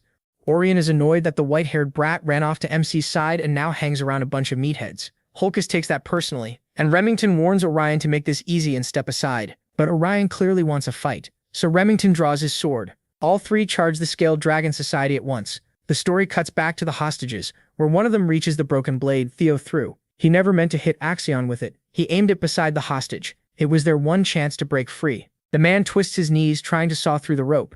Back at the battle, Axion survives only because a senior swordsman steps in at the last second. The proctors finally act after seeing how serious things are. The man is Liam Trivaugh, and he's ready to take the punishment for interfering. He breaks them apart and tells his men to pull Axion back. Then Liam goes straight at Theo, while the other proctors praise the young master's performance. They even hand Axion his sword back. He doesn't look enraged, just let down that Liam stepped in. Even so, the protagonist keeps up with Liam surprisingly well. Liam thrusts forward, and MC blocks it cleanly. From that brief clash, the senior swordsman can tell his defense is impressive, especially after fighting both Axion and now him. Still, he clearly can't match Liam's skill with the sword. With no proctors nearby to watch, Liam sees this as the perfect chance to kill the protagonist. So for the sake of the Trovian, he leaps in for a finishing strike. But the one who gets pierced is Liam. The one who stabs him is Axion. Axion reminds his men of the warning he gave at the start. No one was to interfere. Just like that, he turns on his own side. The other swordsmen call him out for attacking so recklessly. Axion snaps back, furious they thought he would lose. To him, that insults the heir's pride. Theo can only see that Axion has completely lost it. As for Axion, he finally admits MC has real skill as a Ragnar. His uncle filled his head from childhood, pushing him to rise up and claim the Ragnar throne. Axion admits he may be strong, but still says he is beneath him. He declares that he's the one destined to become the strongest warrior and take the throne, so there's no way he can lose here. Anyone who gets in the way of that dream will be cut down. With that, Axion charges in with another slash, but Theo slips past it. Using his speed, he shoots up into the air and lands a hit that even shocks Axion. Liam is still alive, just badly wounded. He orders his men to help Axion no matter what. They have to kill Theo while they still can. But the senior swordsmen hesitate, seeing where that kind of interference already led. Liam doesn't care. He tells them to move because if Axion dies here, they're all finished. Meanwhile, Axion is getting pushed back hard, stunned that the protagonist is beating him. He remembers his uncle saying the Ragnar clan is full of surprises, and that even impossible odds can flip in an instant. Now Axion is on the edge of defeat, and he can't accept it. He always treated Theo like a worm, an insect, a fool who didn't know his place. But his uncle was right. The gap between them is real. Even so, Axion still clings to his fantasy of being stronger. So he throws himself forward again, even with his body torn up. Blindly attacking, he rambles about destiny and fate. Theo doesn't care about any of that. To him, those ambitions only got people he cared about killed. So if Axion won't give up, MC will put him down by force. With that, he gathers his power and forms a blue dragon. One last time, he unleashes Triple Dragon's Claw, vowing to grow strong enough to kill anyone in his way. The attack tears straight through Axion. When the smoke clears, a body falls. Its head is gone. Axion's severed head drops from the air. It slams into the ground, and there's nothing anyone can do now. After that long battle, the winner is Theo Ragnar, standing tall after taking his revenge. Liam is left staring in shock at the young master's headless body. A grim end for a man that arrogant. The protagonist's bloody sword still hangs in the air for a moment, while Axion's corpse lies motionless. The battlefield falls silent, broken only by the rough breathing of the survivors. Liam's men stare in fear and disbelief, muttering Axion's name. Even badly hurt, Liam forces himself up and keeps his eyes on the body. Then he gives a weak order to kill MC. Covered in blood, MC stands still with his lowered sword dripping from the fight. Even wounded and exhausted, he quickly realizes he's still in danger. From here on, it's a gamble. Even at full strength, fighting 4 senior proctors would be hard. Right now, it's impossible. His stamina is shot, and that last attack nearly emptied his mana. Theo tightens his grip and steadies himself. He thinks the person he's waiting for should appear any second now. But before that happens, 2 cloaked figures rush in with swords drawn. More cloaked fighters move in fast. Then someone cries out, followed by a body hitting the ground. Before the others can react, more people join the fight. Remington, Holkis, and Erica Ranke, cutting into the attackers with total focus. The protagonist didn't expect them at all, and he calls out in surprise and relief, asking why they came. Remington gives a faint smile and says it should be obvious they weren't about to leave a comrade behind, especially young Master Theo. For a moment, MC can only stare at them. Erica Ranke grins, clearly impressed, and says he looks even better in person. It's her first time meeting someone this strong, and she already likes him. Holkis laughs and agrees. He is amazing. Sybil, bruised but still determined, steps in too. He says they're here to help the protagonist, and can't just ignore the mess they helped create. They all know this breaks the rules, since supervisors are forbidden from stepping in, but they choose to fight beside him anyway. Remington even shouts over the noise that supervisors aren't supposed to interfere, and helping an examinee is a serious offense. Still, they stand their ground, and the battle starts to turn. The remaining Central Intelligence Bureau agents, now outnumbered, are forced onto defense, Liam watches in pain and frustration as his whole plan falls apart. One of his men, shaking, asks what they should do. Should they kill everyone here? Another urgently begs Liam to decide, saying the situation is already out of control. Liam's thoughts race as the full failure hits him. They learn nothing about the Rose Palace artifacts, failed to kill Theo, lost Axion, and got caught red-handed. Even with defeat closing in, Liam smiles darkly. He says there's still a way to cover it up, kill everyone. Looking over the bodies, he explains they can make it look like an internal clash or an outbreak among the examinees. Then he pulls out several dark orbs, 5th-grade monster summoning stones, to create enough chaos to pass it off as an accident. His men hesitate, but one hard look from Liam makes them nod. As he gets ready to release the monsters, his plan starts taking shape. Then a voice suddenly cuts through the tension and stops him cold. A sharp blow hits Liam, and 3 supervisors arrive. They represent the White Dragon Clan and Plum Blossom Palace, and one look at the scene tells them something is very wrong. Selfrid Gardner and Sally Gardner step forward at once, demanding answers. Natasha from Plum Blossom Palace studies the wreckage with a grim face. The remaining Central Intelligence Bureau members are immediately confronted. One supervisor orders the 3 to stop and says if they want to live, they'd better follow. Otherwise, they'll end up like Liam. For a moment, no one moves. Theo stays silent and watches it all. He survived impossible odds, but the weight of that victory is still heavy. MC quietly said it was a good thing the supervisors showed up when they did. The supervisor looked both worried and annoyed, then scolded him for taking such a huge risk and turned to the others. Remington, Rendon, Wolfgang, Hilda, Ragnar, and Ed with the same sharp look. While that was happening back at Central Intelligence Bureau headquarters, Ed heard a report from one of his men. The moment he learned what had happened, his face lost all color. Axion was dead. Ed could only whisper his name in shock.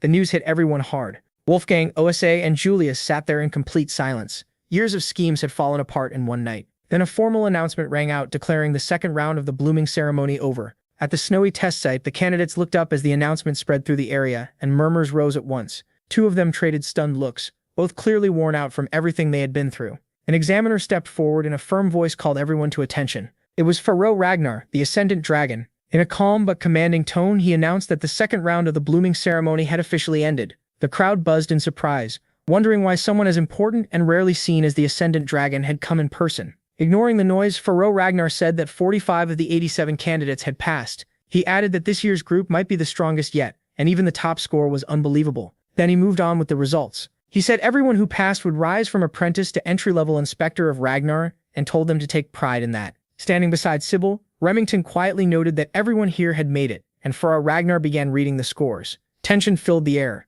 Then Pharaoh announced that Theo Ragnar had taken first place with 1,121 points, and the crowd instantly erupted. People could hardly believe the protagonist had broken 1,000, especially since he had nothing until the very end. Someone blurted out that it was because of Axion, but the rest was drowned out by the noise. Pharaoh Ragnar went on. Second was Remington Narcio with 926 points, third Erica Ranke with 843, fourth Ray Ragnar with 789, and fifth was Holkis. He added that Ayla Laman had barely claimed the last passing spot, 45th place with 28 points. After letting that sink in, Pharaoh Ragnar praised their effort, but reminded them the blooming ceremony was not over yet. A third round still remained.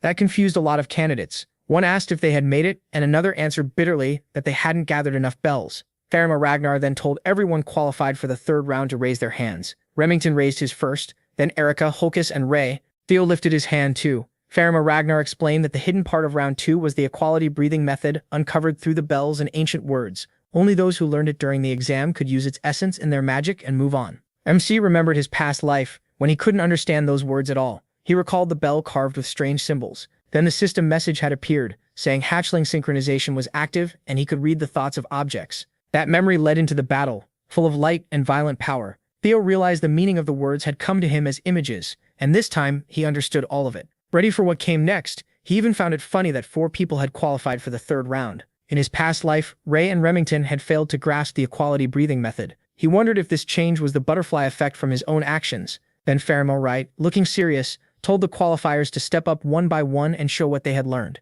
He called him Ragnar first. As the protagonist stepped out, he told himself the future had to be better now that Axion was gone. A faint blue aura wrapped around his foot as he announced what he had gained. A system window appeared with the next steps: grant, express, control, expand, and solidify. Keeping calm, Theo gave his mana the thunder attribute and prepared to express it. The ground shook and lightning burst out around him. The crowd cried out in shock. They couldn't believe Nisi had already reached expression. Even Sybil praised him, saying that was exactly what you'd expect from young Master MC. His power left everyone stunned. Wanting to go further, he focused even more energy inside himself. Then he released a massive surge of lightning that ripped through the ground and sent bolts crashing down. Erika Rank quietly admitted she liked him, while Hulkus yelled about how incredible the protagonist was. Faramir Ragnar broke the silence with a faint smile, saying he was impressed and hadn't expected such fine control from MC. MC stayed silent as the energy kept moving around him. With another burst of lightning, he stunned the whole crowd again. His red eyes flashed as he launched a spell called Thunder Dragon. Some onlookers panicked, thinking Theo was attacking the supervisor,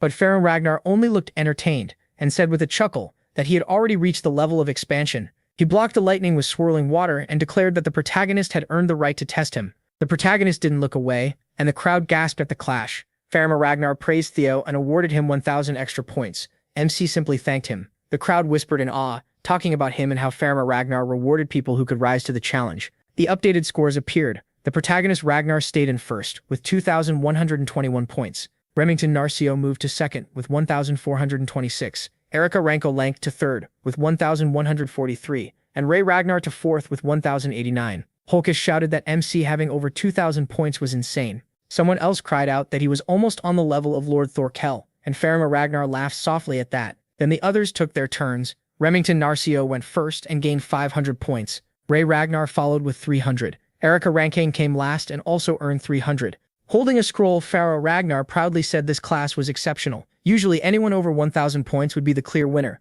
but now there were 4 of them. The ranking still showed Theo Ragnar in first, with 2,121, Remington Narcio in second, with 1,426, and Erika Ranking Lank in third, with 1,143, while Ray Ragnar held fourth with 1,089. Faramir Ragnar praised everyone's hard work and told those who hadn't reached round 3 to leave and get ready for the nomination ceremony. A week later, as the others departed, the 4 remaining candidates stayed before him. Then a dark, dangerous force burst from the top of the mountain. A red aura spread as the ground trembled. The candidates nearly lost their footing, and Pharaoh's voice turned cold as he asked if they were ready to begin the 3rd round. Theo's eyes widened when a strange energy rushed into him. His vision blurred, and he thought he saw the outline of a dragon. Lodbrok. Faramir Ragnar explained that the 3rd stage had begun. Their test was to meet the clan head, and that meeting would decide whether they would be nominated to serve in the clan head's manor. Serving there was seen as proof of a strong heir, since the last 5 clan heads had all once held that role. He figured the clan head must be waiting at the top of the mountain, but he couldn't understand why he was sensing Lodbrok's energy. Then the thought struck him. Maybe the person who took Lodbrok's heart was his own father. Faramir ordered them to endure the dragon's fear and climb up to meet the clan head. The pressure became so crushing that all of them dropped to their knees. They could barely move, and Erika Rank asked how they were supposed to climb like this. Theo told her brute force wouldn't work. They had to match the manor's wavelength. Erika Rank just stared at him, confused. Remington stepped in and explained that the protagonist meant creating an antiphase wave to cancel the pressure. MC gave him credit for understanding that so fast. Erika Rank was still totally lost. Remington explained that Theo's point was simple. Only people who could truly control their magic deserved to meet the clan head. He got it right away, but Erika still asked if they were speaking another language. With a sigh, Remington made it simpler. Magic power worked like a wave, he said, and the clan head's aura was also a wave. To move through it, they needed to create the opposite wave with their own magic and cancel it out. Even then, Erika Ramke still looked stunned. Frustrated, she boiled it down herself. They just had to make magic power opposite to the pressure. The others agreed that was basically it. Annoyed, Erika Ranke called Remington a goody two-shoes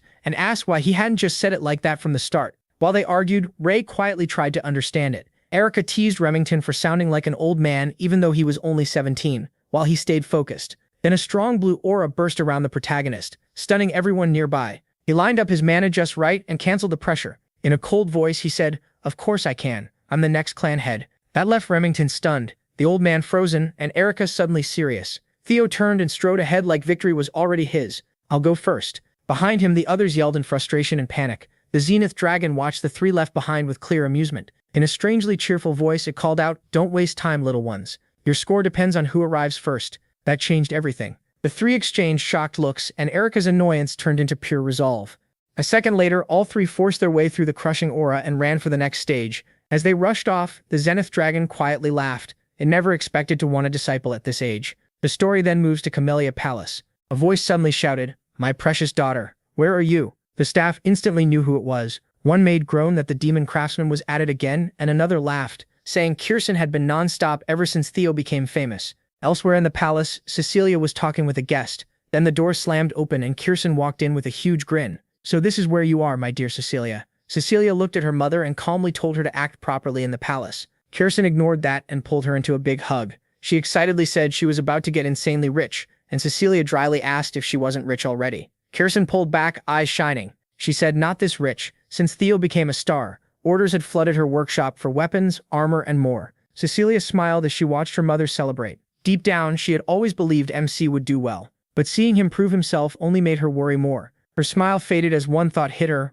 What if he got hurt? What if the pressure broke him and she could do nothing but wait here helplessly? While Cecilia was lost in thought, Kirsten kept going at full speed. She said she was done making only weapons and wanted to move into bracelets, necklaces, maybe even a whole jewelry line. That gave Cecilia an idea. Her expression sharpened as she asked, "Mother, have you ever made a prosthetic arm?" The scene shifts to a quiet field filled with swords, where Kyle sat laughing to himself. A crow rested on his shoulder, giving him news about Theo's progress. As he listened, Kyle smiled wider and said he knew what it was worried about, but a parent, he said, has no right to block a child's dream. Then he reached for his old but solid sword. Looking around, Kyle reflected that no one can put out the fire of youth. He said they had once been the same, and this graveyard of swords proved it. Each blade marked a dream, a challenge, a legacy. The crow gave a sharp, doubtful cry like it didn't buy that. Kyle just chuckled and said not to worry. He only cared about the Ragnar clan's future, and he would deal with anything that threatened it. When the crow still seemed unsure, his smile vanished. With a hard look, Kyle added that this was true even if his own son was a regressor.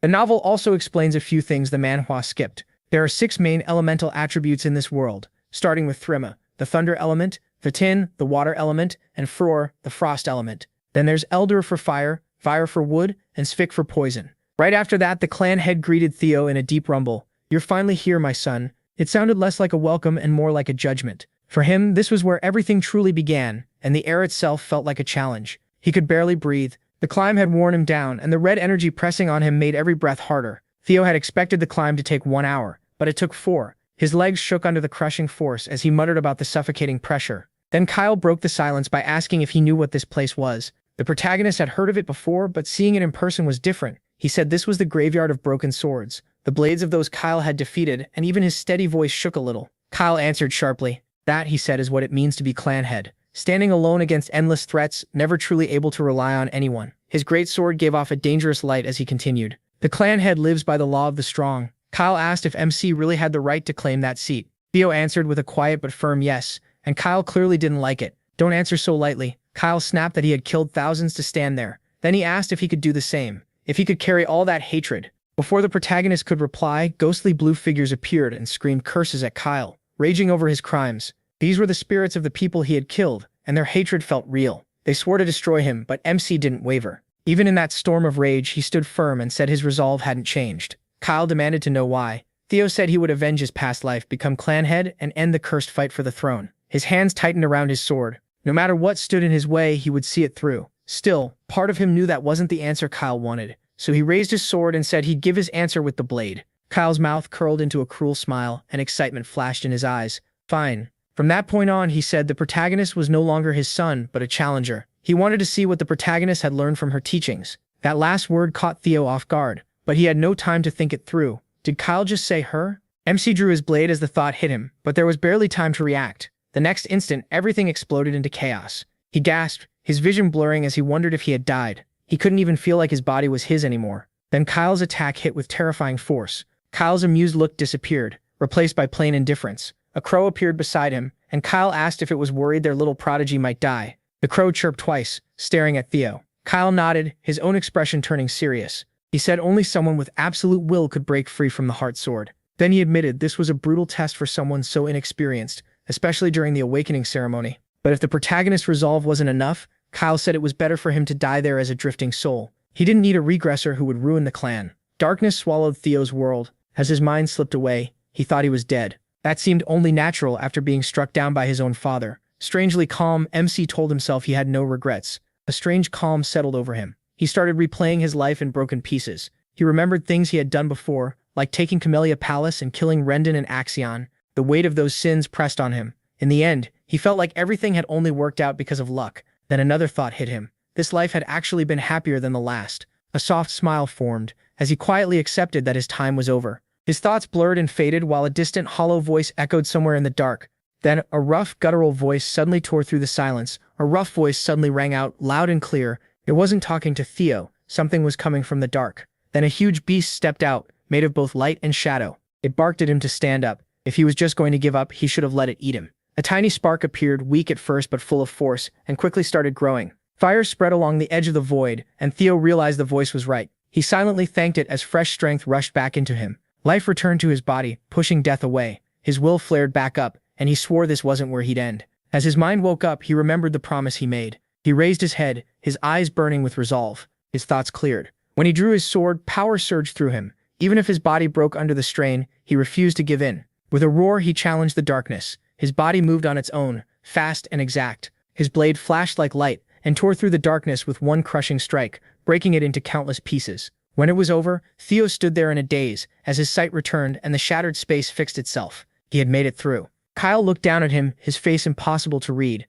Then he announced that the protagonist had passed. It was nothing like the cold cruelty from before, though his voice still carried a hint of pride. MC had been driven to the edge and still won. A week later, clan headquarters was packed. It was finally the day of the nomination ceremony, and everyone could feel the tension. Holkus stood next to Erica, clearly uncomfortable. There were way too many people, he muttered, and it was making him nervous. Erica rolled her eyes and teased him. How could someone that big be so scared? Holkus snapped back that he wasn't scared, she was just way too bold. With a smug grin, Erica pointed out all the big names there. Every unit commander, the 9 dragons, the former clan head, and the current one. Each name made Holkus more uneasy as he glanced around the hall. That was exactly why he was worried. There were too many important people. Erica called him a baby and mocked him, saying nobody would care about someone who still couldn't use elemental breathing. Holkus stared at her, shocked and annoyed. Then he demanded to know what she got from the clan head in the 3rd stage. Erica coolly said it was a secret. Outraged, he shouted that she was too stingy. His Theo would have shared it already. Raising a brow, Erica asked about this him again. Holkus looked away and said Alank's duty was to become the Sword of Ragnar, ready to risk everything for one Ragnar. So if he had to choose, he wanted someone strong, cool, and driven. To him that was Theo, and he'd already decided to devote himself to him. He said it with total conviction. Erica quickly asked if the protagonist had actually agreed to that. Holkus froze, then frowned. Did MC need to agree? All he'd really planned was to join the same unit. His expression darkened as he admitted the clan head wasn't taking him into the manor. Still, he clenched his fists and decided he'd follow him anyway. Then footsteps echoed through the hall, followed by the sharp strike of a staff against stone. The noise instantly silenced the crowd.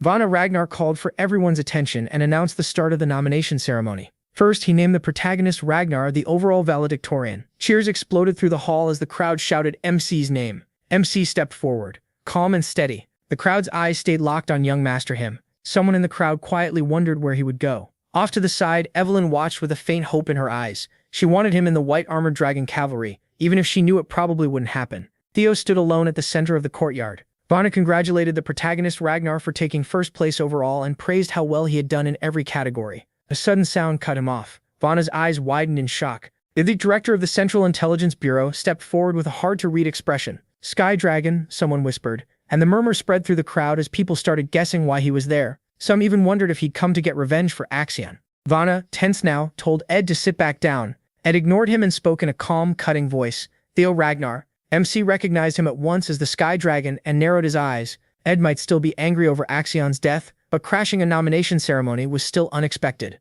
With a smooth smile, Ed held out his hand and offered him the post of deputy director. The protagonist's face stayed cold. He didn't trust Ed at all. Becoming valedictorian was a huge moment. It proved how far Theo had climbed as a Ragnar, even though he started with nothing. He had begun like a broken dark egg in a nest of twigs, and now he was like a dragon rising into the sky. The crowd buzzed in shock. One person whispered that they knew MC had grown stronger, but never expected him to beat Axion. Another added that he had nearly killed a proctor too. His rise from a joke to a legend lit a fire in young swordsmen everywhere. People no longer looked down on him. The Fool of Ragnar had become someone they truly respected. Right then, a message appeared before Theo. He had become the overall valedictorian of the Awakening Ceremony. Another notice followed, saying he had cleared Scenario Quest 3, Victor of the Awakening Ceremony, and earned an Aether Core. The item went into his inventory. The protagonist frowned at the name Aether Core. Since the quest had been so hard, the reward had to matter. His gaze shifted to Ed of the Central Intelligence Bureau. Still smiling, Ed once again reached out and offered him the deputy director position. MC said nothing. Instead, he used his skill to read Ed's information. Age 46, title Sky Dragon, talent wolf in sheep's clothing, status trying to recruit MC Ragnar as a pawn to uncover the secrets of the primordial dragon relics. A smirk touched his face. So that was Ed's game. He must know he already had one relic, but he had no plan to let him win. He'd crush Ed himself, his hand tightening into a fist. What is the meaning of this? Julius Ragnar demanded. The central director glared at Ed, but Ed stayed calm and claimed he was only following procedure by trying to recruit talent. Julius fired back that it was obviously revenge for his nephew. Ed gave a quiet laugh and said he understood why Julius thought that, but he was wrong. Personal feelings aside, as central director, he only wanted the best people. Julius thought Ed was a snake still focused on his goal even after his nephew's death. Before things got worse, Vanna stepped in and said he understood the need for talented people. But the official selection hadn't even begun. He told everyone not to rush, then asked the protagonist if he'd made his choice. The protagonist said not yet. That was why he wanted to hear the offers first. MC scanned the hall. After a moment, Osa Ragnar stepped forward and boldly offered to take him as her disciple and name him Junior Lord of the Plum Blossom Palace.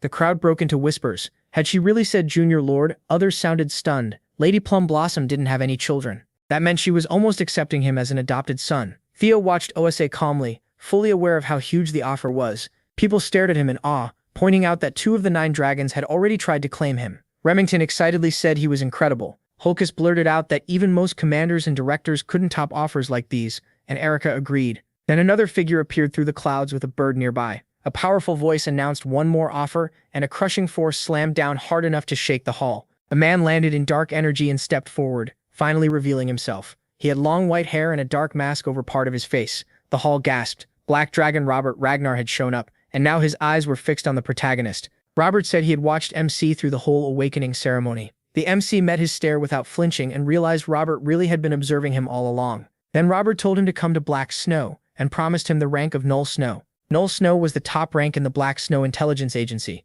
letting its agents live openly while gaining fame and honor. In his past life, Theo had never reached it, so getting that offer now was shocking. Then Pharaoh I. Ragnar cleared his throat and drew the room's attention. With a warm smile, Pharaoh said he had left a strong impression in the 3rd stage and hoped he wouldn't forget Zenith Academy. Dante, the Zenith dragon who had once saved the protagonist, could hardly believe it. 4 of the 9 dragons had made offers already. Evelyn added that there was still one more left, the demon dragon. Aaron mutters as Julius steps forward. Julius states that the white armored dragon cavalry won't give Theo any special favors. Aaron is surprised, but Evelyn proudly says that's just like their commander. Julius keeps a stern look and says honor has to be earned. He wants MC badly, but giving him special treatment would be unfair to everyone else. What he can offer, he says, is full support for his growth and the pride of becoming a dragon. His steady eyes stay on him in the middle of the hall. He draws a deep breath and shuts his eyes for a second. When he opens them, his resolve is clear. With a small grin, he starts to announce his choice. Then a sharp, strange voice cuts in. You're a regressor, aren't you? The protagonist freezes and spins toward the speaker.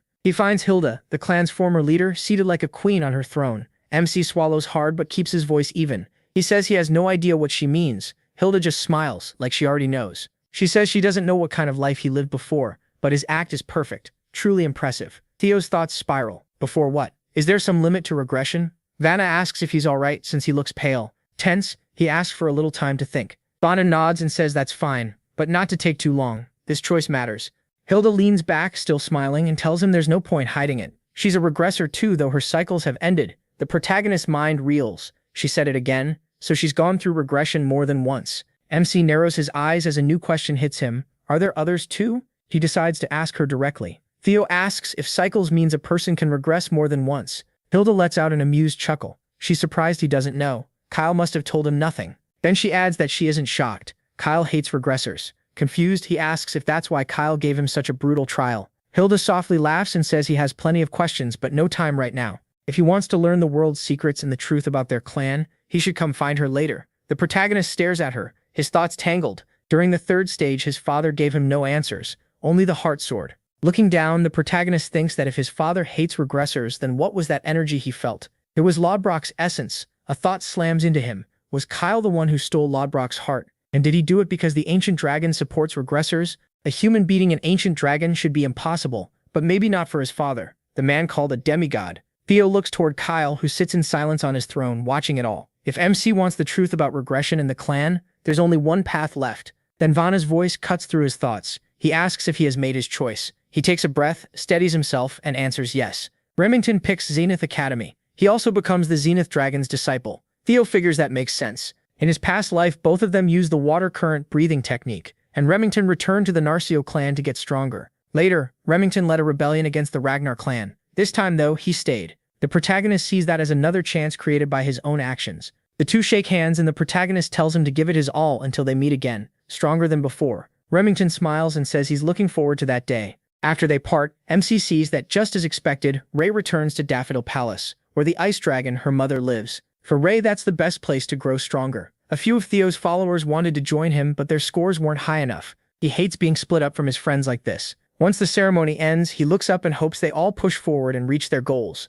Then someone calls out to him. It's Holkus. He says he didn't expect them to end up in the same unit, and Erica is with him. As they come over, the protagonist smiles, glad to see them, and thanks them for helping him in the second stage. Blushing a little, Erica tells Theo he owes her one. Deep down, she's clearly got a thing for strong guys. Holkus, acting like a goofy sibling, agrees that strong guys are the best too, and the two start bickering. Watching them, MC wonders why they're suddenly so interested in him. A supervisor cuts in and tells everyone to pay attention. The commander is coming. Even so, he feels satisfied. He reached his goal and entered the clan's most honorable unit, the perfect first step toward becoming clan leader. They are now members of the White Armored Dragon Cavalry, and the commander arrives to welcome them. While listening, Theo plans to visit Hilda later and clear up his doubts. The commander then tells each recruit to state their goal. Holkus loudly says he wants to become an awesome dragon. Another recruit yells that he wants his name known everywhere. Erica boldly declares that she'll be the strongest of her generation. One after another, the recruits share their dreams. Soon, all eyes turn to Theo. Before speaking, he thinks about what's coming.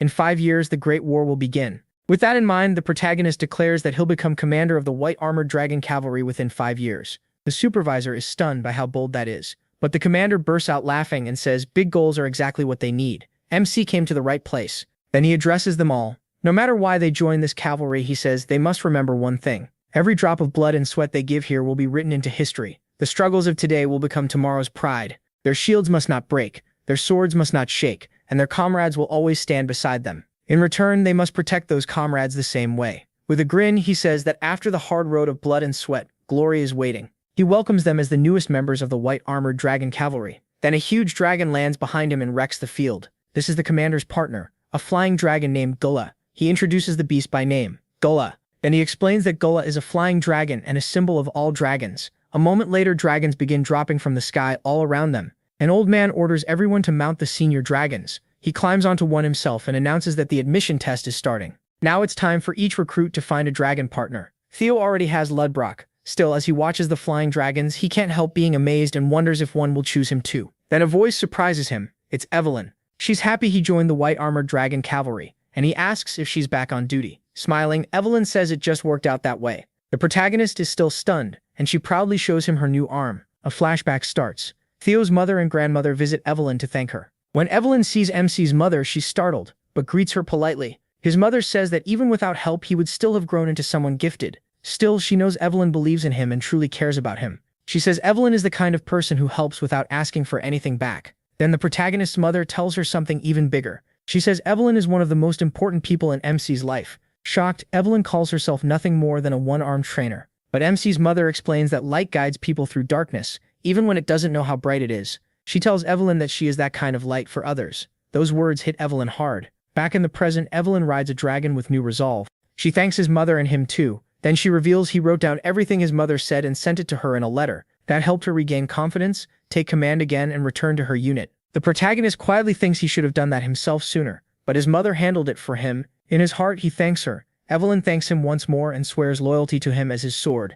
As they fly on, MC laughs and enjoys the ride until they reach their destination. Evelyn says this place is the White Dragon's Nest, home of the Flying Wyverns. She explains that the White Dragon unit uses wyverns on missions, and this is where the joining ceremony happens. Theo needs to find a partner here, or he can't enter the unit. He asks if joining without one is possible, and Evelyn says yes, but it's rare. He wonders if his friends will be alright, though he doubts wyverns would suit them anyway. Evelyn tells him to look around. Usually, she says, people can tell right away which wyvern is meant to be their partner. The first kind is the Opterex, a giant predator that can grow up to 15 meters. These brown-scaled wyverns are known for being brutal hunters. Next is the poison dragon Aviary. Its long snake-like body can release purple poison mist, and the stinger at its tail is deadly. Then there's the blade dragon Sigia. They're usually calm plant eaters that burrow underground, but when danger comes, they strike from below. Last is the speed dragon Velociraptor. Small, smart, and fast, they hunt in packs and can breathe fire. Evelyn sums it up by saying the White Dragon Corps mainly manages 4 kinds of wyverns.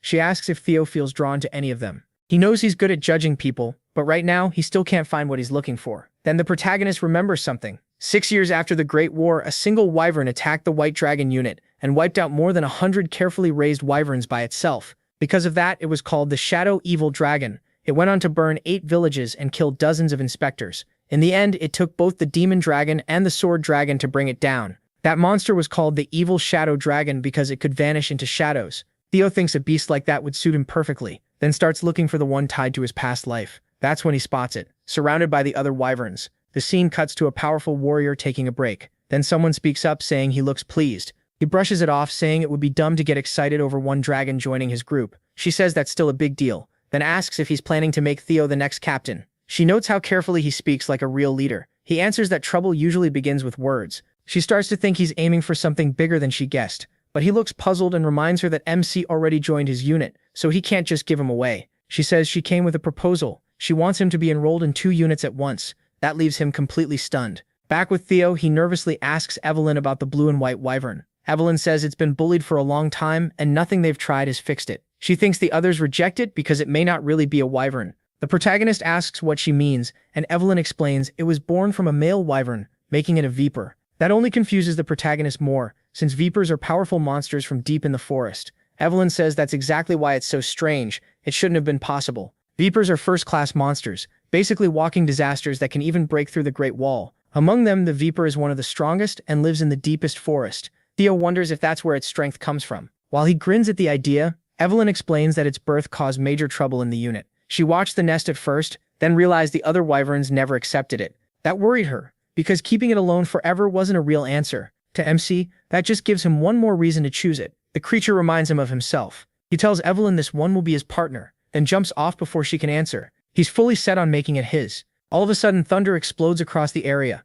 Theo rockets into the air at amazing speed, catching Evelyn completely off guard. She cries out as he shoots through the sky, looking thrilled and determined. A blue system window appears in front of him, showing he's using his new telekinetic power. With a thought, he calls several swords to his side. They shine with blue light, just like his eyes. Young vipers can also use telekinesis on nearby objects. Theo lands lightly with the swords floating around him like a shield. Then, using short bursts of energy, he launches himself up again with sharp, careful control. Watching in disbelief, Evelyn whispers, when did he learn telekinesis, and how is he already this good with it? She's shocked by how fast he's growing. The wyverns in the nest grow uneasy at his power, crying out in fear. One of them, Umbra, roars, his eyes glowing white. Theo doesn't flinch. He keeps rising, staring straight at Umbra and remembering how people treated him before. People used to mock him, question his blood, and call him useless, even as a bastard. Anger tightens the protagonist's gaze as blue sparks crackle around him. He unleashes his thunder dragon breathing technique. The air starts buzzing with electricity, and a glowing dragon mark appears on his skin,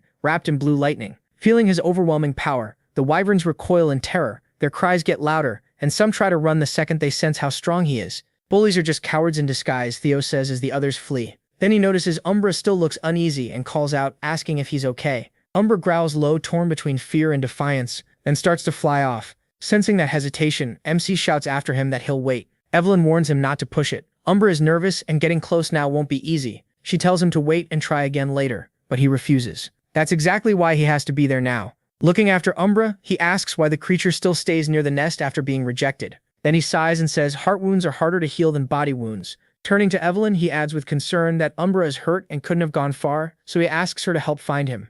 Out in the mountains, they finally spot Umbra, worn out and on edge. Theo walks toward a glowing rock as it suddenly shines even brighter. A lot of people had tried to tame Umbra before, but every one of them failed. The commander speaks in a serious tone and says Umbra is extremely wary of humans. In his current state, it will be even harder. He then asks Evelyn to bring something Umbra can eat. The protagonist says he'll try to understand him. This is his entrance test, after all. He activates Wyvern Fear, and Umbra answers with Drake Fear. Umbra lets out a fierce roar. Theo steps forward and Umbra matches him. MC moves closer again, and Umbra does the same. Then MC starts healing him. He pours a healing potion onto Umbra and gently asks if the pain is easing now. Umbra looks confused. He realizes that maybe because of the dragon heart, he can feel Umbra's emotions, anger at the herd that cast him out, sadness, the wish to still belong, and the loneliness he's carried for so long. And to Theo, that feels painfully familiar. Umbra seems both wary and hopeful, as if he's wondering whether the protagonist will leave him too. MC reaches out and touches Umbra's face, promising softly that he won't abandon him. Then he opens his inventory. He already knows what Umbra likes, and a gem appears in his hand. Umbra's eyes light up at once. Smiling, he asks if he wants it. Clearly interested, Umbra reaches for the gem, and Theo gives it to him. He calls it a gift, then adds with a grin that there are plenty more if Umbra comes with him. The protagonist holds out his hand and asks what he says. Umbra is left speechless. Meanwhile, MC mutters to himself that he'll probably have to steal more from Grandma Curson. Far away, Curson suddenly shivers. For no reason she can name, it feels like she's about to lose a huge amount of money. Back with Theo and Umbra, the wyvern roars and nods hard. He's made his choice. A blue system message appears before him. New skill acquired, Wyvern Taming. Rank C, Mastery 1. Higher mastery boosts a dragon's trust while mounted, and gives both rider and mount 10% more power. Right after that, the protagonist takes to the sky on Umbra's back. Evelyn stares in shock, still holding the food she brought. She asks how he did it, since Umbra never let anyone ride him before. Theo just smirks while Umbra looks pleased as they return. Evelyn watches Umbra eat the food and says it's nice seeing him eat so well. MC thanks her for the meal, but Evelyn is still curious and presses him again. So he casually explains that he healed the wound in Umbra's heart. Once Umbra's feelings started to shift, the gift finished the job. Evelyn is speechless. The protagonist laughs and teases her for thinking the food was what won him over. Still stunned, she thinks that young master the protagonist really is something. He doesn't just win people over, but even a wyvern. Then amazed, she congratulates him. She explains that a wyvern showing its neck and back is a sign of trust. But her face suddenly changes in panic when she sees what MC is about to do. She shouts as he gets ready to ride Umbra again. He stays calm and says it's fine. He can handle it. Evelyn tries to stop him, warning that trust isn't the same as training. He's never learned to fly, and riding a dragon without reins or a saddle is far too dangerous. Growing frantic, she yells that taking off like this is a disaster waiting to happen. Theo only grins and says he has plenty of tricks up his sleeve. Then another system message appears. Wyvern Taming is activating to make up for his lack of riding skill. With that, the protagonist and Umbra take off, and Evelyn can only stand there, frozen with shock as they fly smoothly away. Smiling to himself, MC says he gets it.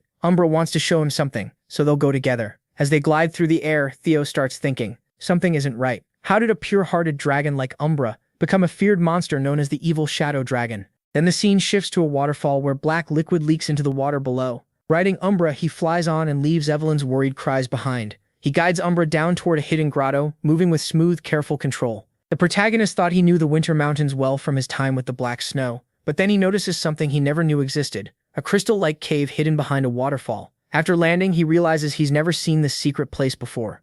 MC turns to Umbra, amused that he really does love shiny things, but then he pauses. Something feels strange. He notices footprints and moves closer to a patch of odd purple flowers. Then it hits him. Umbra became the evil shadow dragon because he's been eating these flowers. He kneels and studies them closely. He can't believe there are so many ghost spirit flowers here. A blue system window appears with more info. These flowers usually grow only in the deepest parts of the demon sea, feeding on pure demonic energy and moonlight. They're extremely valuable to demonic fiends, demonic dragons, and demons, but they also have the opposite effect on others. The protagonist thinks about how he absorbed that energy before, and a sudden surge of power runs through him. Either way, these flowers are too dangerous, so he decides he'll burn them all later. Umbra hisses beside him, and the protagonist assures him he won't touch the crystals. Then he senses something is wrong. MC glanced into a dark corner and spotted a skeleton chained to the wall. A painful groan came from it, and he carefully stepped closer. This can't be a fresh body. It's been dead for at least 10 years. Still, something felt wrong. It hadn't rotted much. Maybe the cold preserved it. But there was more to it. Whoever this was had immense magic. Theo studied the remains, puzzled that someone so strong died here in chains. He decided to look into it later. First, the ghost spirit flowers had to go. Then the corpse suddenly jerked to life and lunged at the protagonist. Its bony hand grabbed for him as it let out a harsh, twisted scream. MC jumped back, stunned. Did it just say Kyle? Umbra roared and rushed in. Theo instantly got ready to fight the walking corpse. Umbra, he shouted as the corpse glared with glowing red eyes. Kyle. His heart started pounding. Seeing Umbra in danger, the protagonist moved without thinking. He threw himself between Umbra and the corpse. One thought hit him fast. Robert would never forgive this if Kyle got hurt. Both MC and the corpse reacted at once. MC stared in shock. He wasn't hearing things. The monster really was saying his father's name, and the black dragons. So who was this corpse? Right then, Evelyn arrived. She used a technique from the white armored dragon cavalry. Blade barrage. A storm of strikes slammed into the corpse and knocked it down. But Evelyn dropped to the floor right after. Clutching his chest, Theo groaned that the pain was unbearable. He quickly realized the poison on the corpse was packed with demonic energy. Evelyn felt his strength fading. If they didn't get an antidote soon, he'd die. She tried to carry him back to headquarters and told him to endure the pain. Then Umbra suddenly roared. Evelyn flinched. She insisted she was trying to save the protagonist, but Umbra kept nudging her like he wanted her to listen. Even then, she warned she couldn't just trust him. MC weakly stopped her. Umbra had a way to save him. Umbra gave a small whimper and he managed a faint smile. Okay, I'll trust Umbra. Evelyn still protested. If they didn't leave now, Theo would be in real danger. The poison in him wasn't normal. It was corpse toxin mixed with demonic energy. Even with treatment, the chance of surviving was under 30%. Even so, the protagonist chose to believe Umbra. Umbra had evolved into a Class 2 demon fiend by eating ghost spirit flowers. That meant he might know this kind of corpse. If he did, he might also know how to counter demonic poison and corpse toxins. Theo, barely holding on, begged Evelyn to trust Umbra and follow his lead. Umbra answered with a loud roar. Then he ripped up the ghost spirit flowers and dropped the pieces in front of MC, clearly wanting him to eat them. Evelyn hesitated, realizing Umbra wanted her to mash them up and feed him.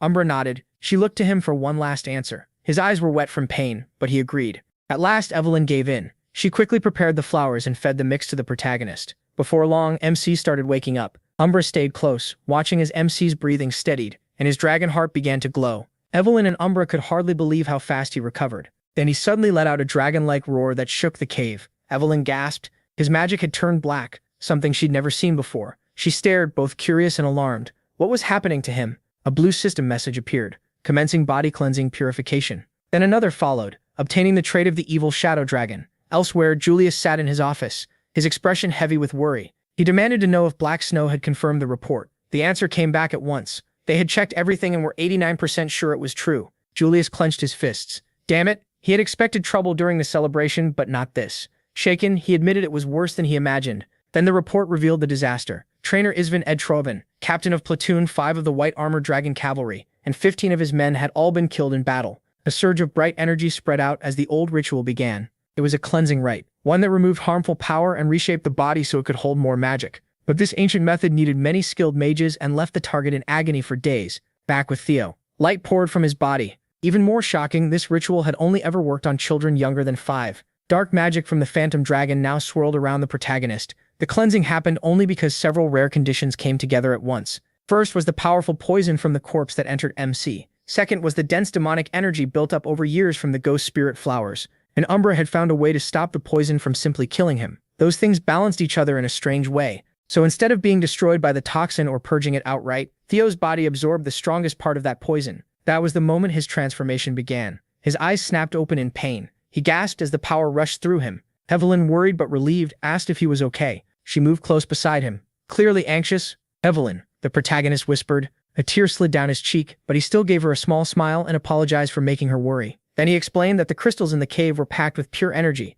That power had weakened the ghost spirit poison and even helped him survive. Looking at Umbra, Theo said he was glad he had trusted him. Umbra had already been strong, but now he had gone through purification and rebirth, and gained phantom dragon power too. MC clenched his fist. From here on, he said, Umbra's growth would be unbelievable. As Evelyn quietly took that in, another blue system window appeared before him. It listed his new status, Theo Ragnar, 17, male. Titles included Flash Tiger and the greatest prodigy in 1,000 years. His traits now showed purification, rebirth, and phantom dragon, along with several locked entries.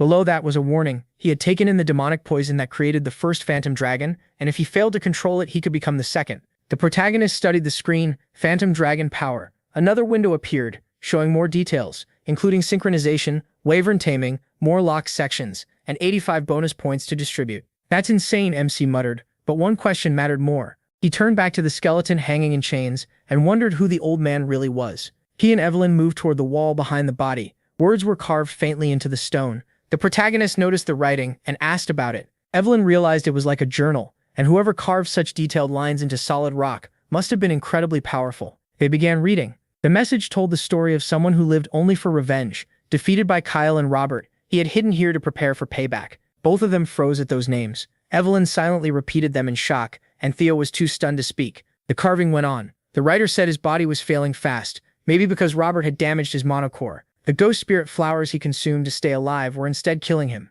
As the demonic power took over, and his mind kept fading, he gave up hope. In the end, he chose to melt his treasured jade serpent blade and use it to bind himself. He begged whoever found this place to carry on his revenge and inherit his legacy. MC and Evelyn looked at each other, stunned. Then Evelyn noticed the next section and blurted out that it described the Phantom Sword Art and Storm Thunder God. That could mean only one thing. The man before them had to be the legendary hero from 40 years ago, the one who fought the current ruler for the throne to the very end. Theo finally understood. Wind Lord Hector Ragnar, I thought he died. He was here the whole time. Evelyn's face fell. In shock, she dropped to her knees. He asked what she was doing, worried by her reaction. Evelyn, voice shaking, said that even if the family had defeated and cast him out, Windlord was still part of the Ragnar bloodline. And if someone serving the Ragnar family harmed a true member of that line, it was a grave crime punishable by death on the spot. Theo immediately shut that down and told her to stop talking nonsense. The man you killed wasn't a Ragnar, he was a madman. I did it to stay alive. What else was I supposed to do? Evelyn still tried to protest about the rules.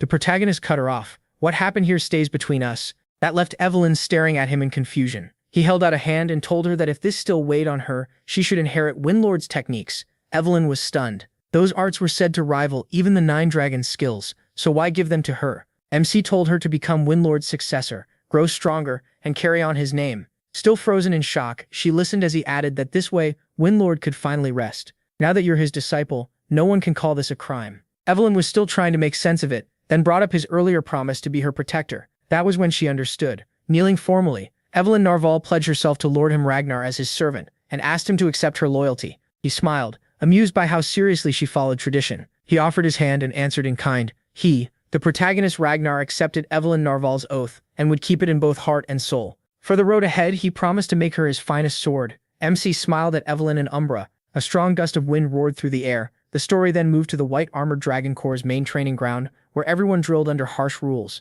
Holkus laughed in his usual booming voice. Theo still wasn't back, so maybe that made him the most gifted one in the White Armored Dragon Corps. He even flexed while bragging. Then he froze, eyes going wide. Someone he knew was approaching, and beside him was an even more familiar, terrifying dragon. Holkus tried to speak, but the courage left him. As he got closer, Holkus stammered out his name and asked what exactly he had brought back. Evelyn was right there beside him. The other recruits were just as stunned. They whispered that it had to be Umbra, wondered how the protagonist had tamed such a beast, and muttered that his reputation as a once-in-a-thousand-years talent might actually be true. Then the supervisor called out, addressing senior swordsman Holkus Narval and junior swordsman Theo Ragnar. MC said they had finished the test and returned, then asked where the captain was. One nervous recruit explained that the captain had received an urgent message and gone back to his office. Evelyn's expression tightened. An important message, she repeated under her breath, already sensing trouble. A sudden rush of air and crackling energy cut through the area. Julius arrived and began to speak. He apologized for dropping this on them right after they joined, but every one of them would be sent to Fort Blanky. The news left Theo, Evelyn, and the others stunned. Real battle? He muttered, tense as he realized it was finally beginning. The matter tied to the Sarah's Merchant Guild captives. His mind jumped to Balmung, the dragon-slaying sword. Someone had tried to steal it to spark conflict with the government, a scheme led by Ed. Julius continued in a hard voice. Everyone present would be deployed to Fort Blanky. Uneasy murmurs spread through the recruits. One of them finally asked what kind of mission was so serious that even trainees who hadn't finished basic training were being sent out. Julius clenched his fist, barely keeping his emotions in check. Platoon 5's captain, trainer Isvin, and the 14 soldiers under him were missing. Theo's eyes widened as dread hit him. Isvin was the oldest knight in the White Armored Dragon Cavalry. Even Julius asked him for advice, so there was no way he would fall easily. The protagonist couldn't help wondering if this was another change caused by his actions in the past. Sweat ran down his face as Julius grimly reported that the Black Snow Group believed there was an 89% chance the missing unit was dead. Even if any survived, they likely couldn't continue the mission. He looked over the recruits. The soldiers here would form a temporary new Platoon 5 and take over the mission. After a pause, Julius gave the key order. Evelyn Narval would lead them.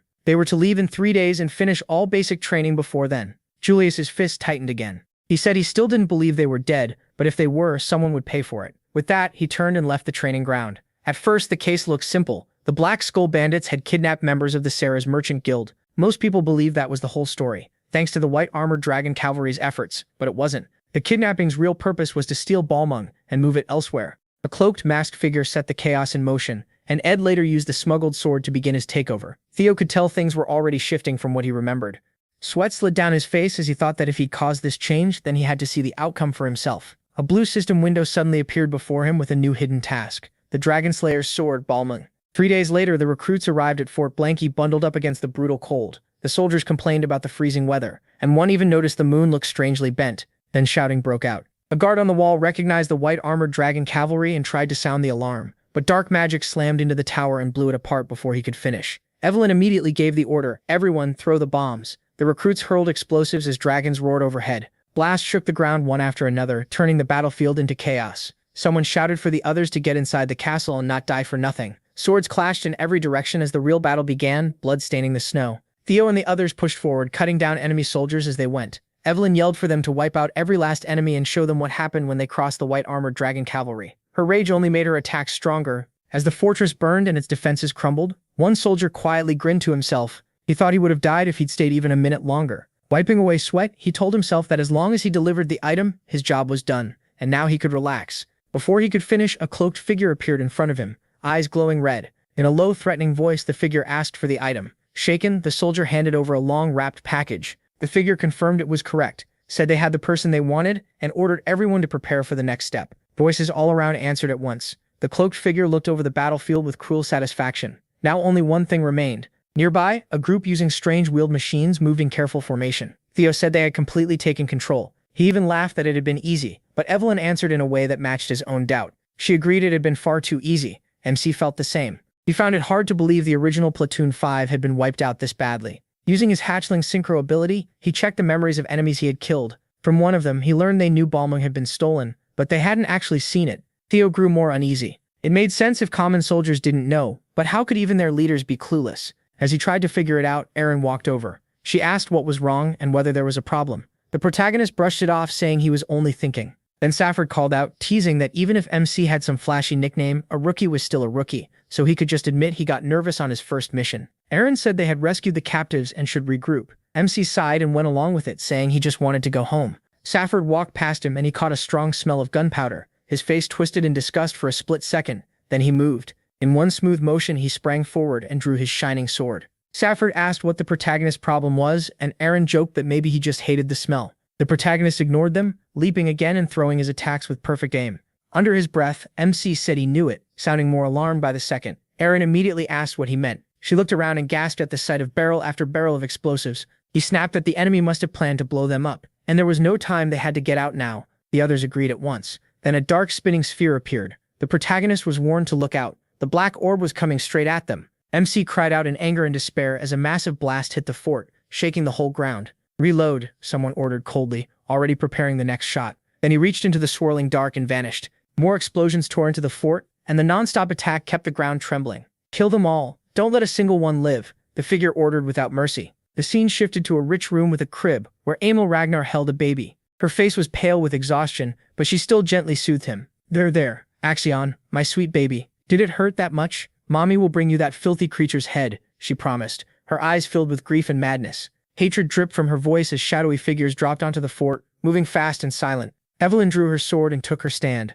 Don't let anyone escape, she shouted, and the others rushed into battle. But when she saw the attackers, she froze in disbelief. Their entire 5th team, led by Trainer, had been wiped out by these people. No, that can't be. Suspicion flashed across her face, then fear, right before flaming shots rained down and exploded around them. Leader, someone yelled in panic. Evelyn moved at once, knocking the incoming attacks aside. She cursed under her breath, scanned the field and shouted, "It's a trap. Everyone get down." One soldier was caught in the blast and thrown through the air, burning as he screamed. Evelyn reached toward him in horror, but his cries ended the moment he hit the ground. While that happened, Theo and the others ran for cover. "Leader," the soldier shouted, "everyone's here. It's a trap. We need to leave now." Evelyn agreed, and he quickly decided, "Then we go the opposite way from the attack." A blue window appeared before the protagonist as Thundergate opened. His mind sharpened, his sight cleared, and his glowing eye picked out the best path. His eye returned to normal, and Evelyn snapped at him. "Theo, why are you standing there? Get out of here and focus." Instead, MC grabbed her hand. Startled,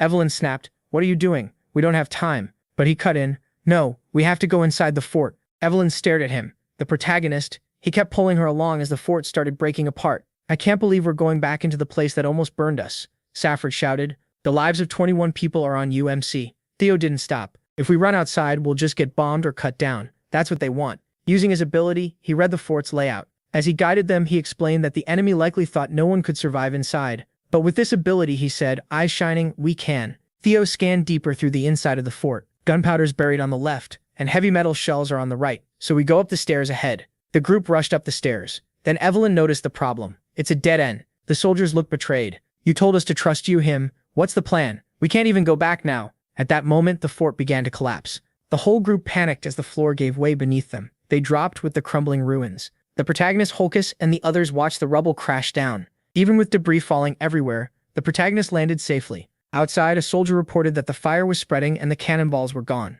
Then came the order. "This is revenge for young Master Axion. I don't care if he's crushed. Bring back his head." Lying on the ground after the collapse, MC let out a breath. "I really thought we were dead." The others, exhausted, gave him a tired answer. "That's just like you, him. You already had a plan. You figured out how to break the floor in a split second." While they were talking, enemies suddenly appeared behind them. "What? Why are you here? How did they get in?" Theo frowned. "Black Skull? Why are they?" Then he explained, "I only brought us here because the ground was stronger than anywhere else." Looking through holes in the walls, the protagonist spotted soldiers outside. Then he looked down and saw a man chained up. 5th team leader Trainer Isvin. Evelyn let out a relieved breath. "Thank goodness you're alive, Isvin." Then she added in shock, "But this is unbelievable. The one behind this was Ragnar's intelligence bureau." Isvin's chains came loose, and he dropped to the ground. I knew an ambush like this couldn't happen without help from the inside. But how can someone aim a sword at their own family? Another person said, this is betrayal. We have to get revenge. Isvin stopped him. Don't rush in. They set this up from the start to trap us. With so few left, we can't fight them head on. We should get outside and inform the Black Pillar. Theo lowered his gaze. That's not possible. If the Black Pillar still hasn't sent help, then the members waiting to support us were probably caught too. That's why I brought everyone into the castle. But we still have a way to win. They even buried their own soldiers underground. That means they're trying to cover this up, so they'll definitely come check whether we're really dead. And once they're sure they've won and come in close, we can strike from the ruins and turn it around. Isven looked at MC in surprise. MC, opening Thundergate at your age? I've gotten old. I already gave up in a moment like this. I think they picked the new recruits well this time, said Aizen. He jumped up and declared, you're right. The White Dragon Squad won't lose. You heard the plan. White Dragon Squad, prepare for battle. Dawn began to break over the wreckage of Fort Blanky, where bodies lay among the ruins. A lone figure stayed hidden in the shadows of the fallen fort. He moved through the wreckage, stepping over broken stone and corpses. Soon he stopped beside a soldier who was barely still alive. The man weakly begged for help, but the cloaked leader only looked down with cold red eyes, turning those final words into a cruel joke. Then another cloaked figure stepped from the dark. Did you find it? He asked. No, the first leader said, annoyed. We searched the west, and now we're checking the east, and we still haven't heard anything unusual from the attack group. He glanced over the bodies. But then why isn't there a single White Dragon Squad body here? Wait, the cloaked leader barked. Has anyone seen the White Dragon Squad? Before anyone answered, something shot out from the shadows. The White Dragon Squad. They hit fast, their swords full of fury. The cloaked figure made a startled sound as a blade came at him. It cut a silver streak through the dim morning air. Evelyn was right behind it, her sword sharp and deadly. The battle exploded at once. She stepped on an enemy's chest, kicked off, and came down ready to kill. It's a trap, the leader yelled. The enemy is the White Dragon Squad. Fight back. He and Evelyn moved together like one force, their blades flashing. Powered by Thundergate, he sent out glowing blue-white slashes that carried death with them. I hoped it wasn't the Intelligence Bureau, Evelyn said grimly. But under Ragnar law, traitors die on the spot. She and the leader clashed hard, swords ringing again and again. How did they survive those explosions? He shouted in disbelief, while others cried out in fear. Evelyn kept cutting through them without slowing.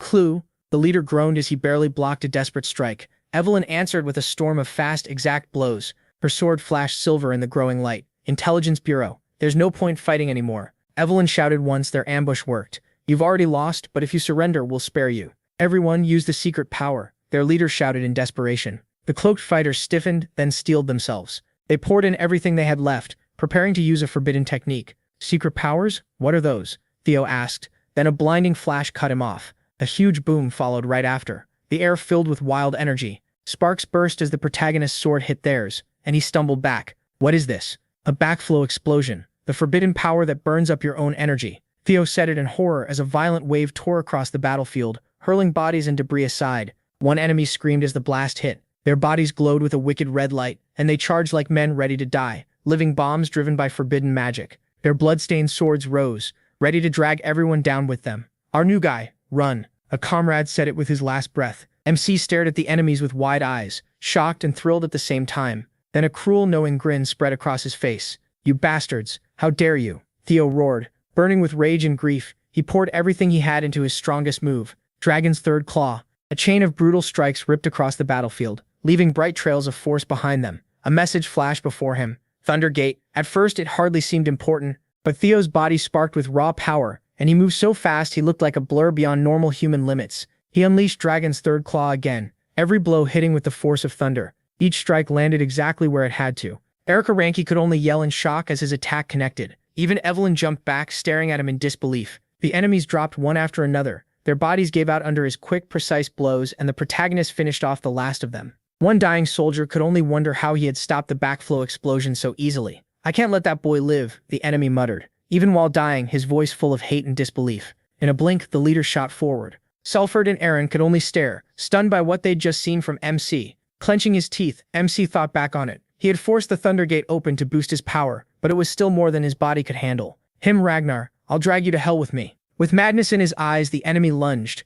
His power center is wrecked. No way he's going to explode, Evelyn shouted. She reacted at once, calling on wind and thunder magic as force gathered around her. Wind thunder magic, vortex. A spinning ring of green light and wind burst into shape. The enemy's power center explosion was cut off. Theo shouted in relief. Then Evelyn struck with one last burst, putting all her skill and desperate strength into it. The soldier collapsed, broken and dead. The protagonist, barely hanging on, dropped to the ground and gasped for air. "Good work, the protagonist," Evelyn said, relief and respect in her voice. Holka, Selford, Aaron and Ray could only stare, amazed and grateful. "Just as I thought. This man I picked out, the spot of Lord MC's first sword, should be mine. We survived because of you. Thank you so much." Too worn out to speak, he just gave a weak nod. He drew a shaky breath, his lungs whistling, then slowly reached out a hand. Evelyn grabbed it and pulled him up with a steady grip. Full of wonder, Evelyn asked if even the captain had survived, and when Theo had learned skills like that, relief washed over the survivors as they gathered together. For a brief moment, they shared a tired sense of friendship. Evelyn's eyes, though, stayed thoughtful and sharp as night finally gave way to dawn. Amid the wreckage, one gleaming sword remained, a quiet sign that more battles were still ahead. Far from Fort Blanky, inside the Rose Palace, a woman thrashed as if bound, tears and spit covering her face. Above her stood Ed Triven, the sky dragon, cold and unmoved. He demanded answers, then slapped her hard enough to make her cry out. Ed Triven pressed her to explain what she'd done, especially taking his aide, likely the main agent Evelyn had killed. In his hand was a crumpled order stamped with an official seal. It was her order: kill that wretch Ragnar and the White Dragon Squad. He asked if she understood how serious it was to give a command like that without approval. Crawling on the floor, the woman shouted back that she had done it for Ed Trovan. She claimed it was all to protect his plan, then screamed that she had ruined everything and demanded he cut off the head of the one who killed her Axion. "Was that so hard for you?" she yelled, her grief twisted into pure hatred, all of it aimed at Theo Ragnar. In her mind, they had to be torn apart. Everyone tied to the protagonist had to die. Only then, she raved, would her heart and Axion's spirit rest. At Axion's name, something shifted in Ed Trovan.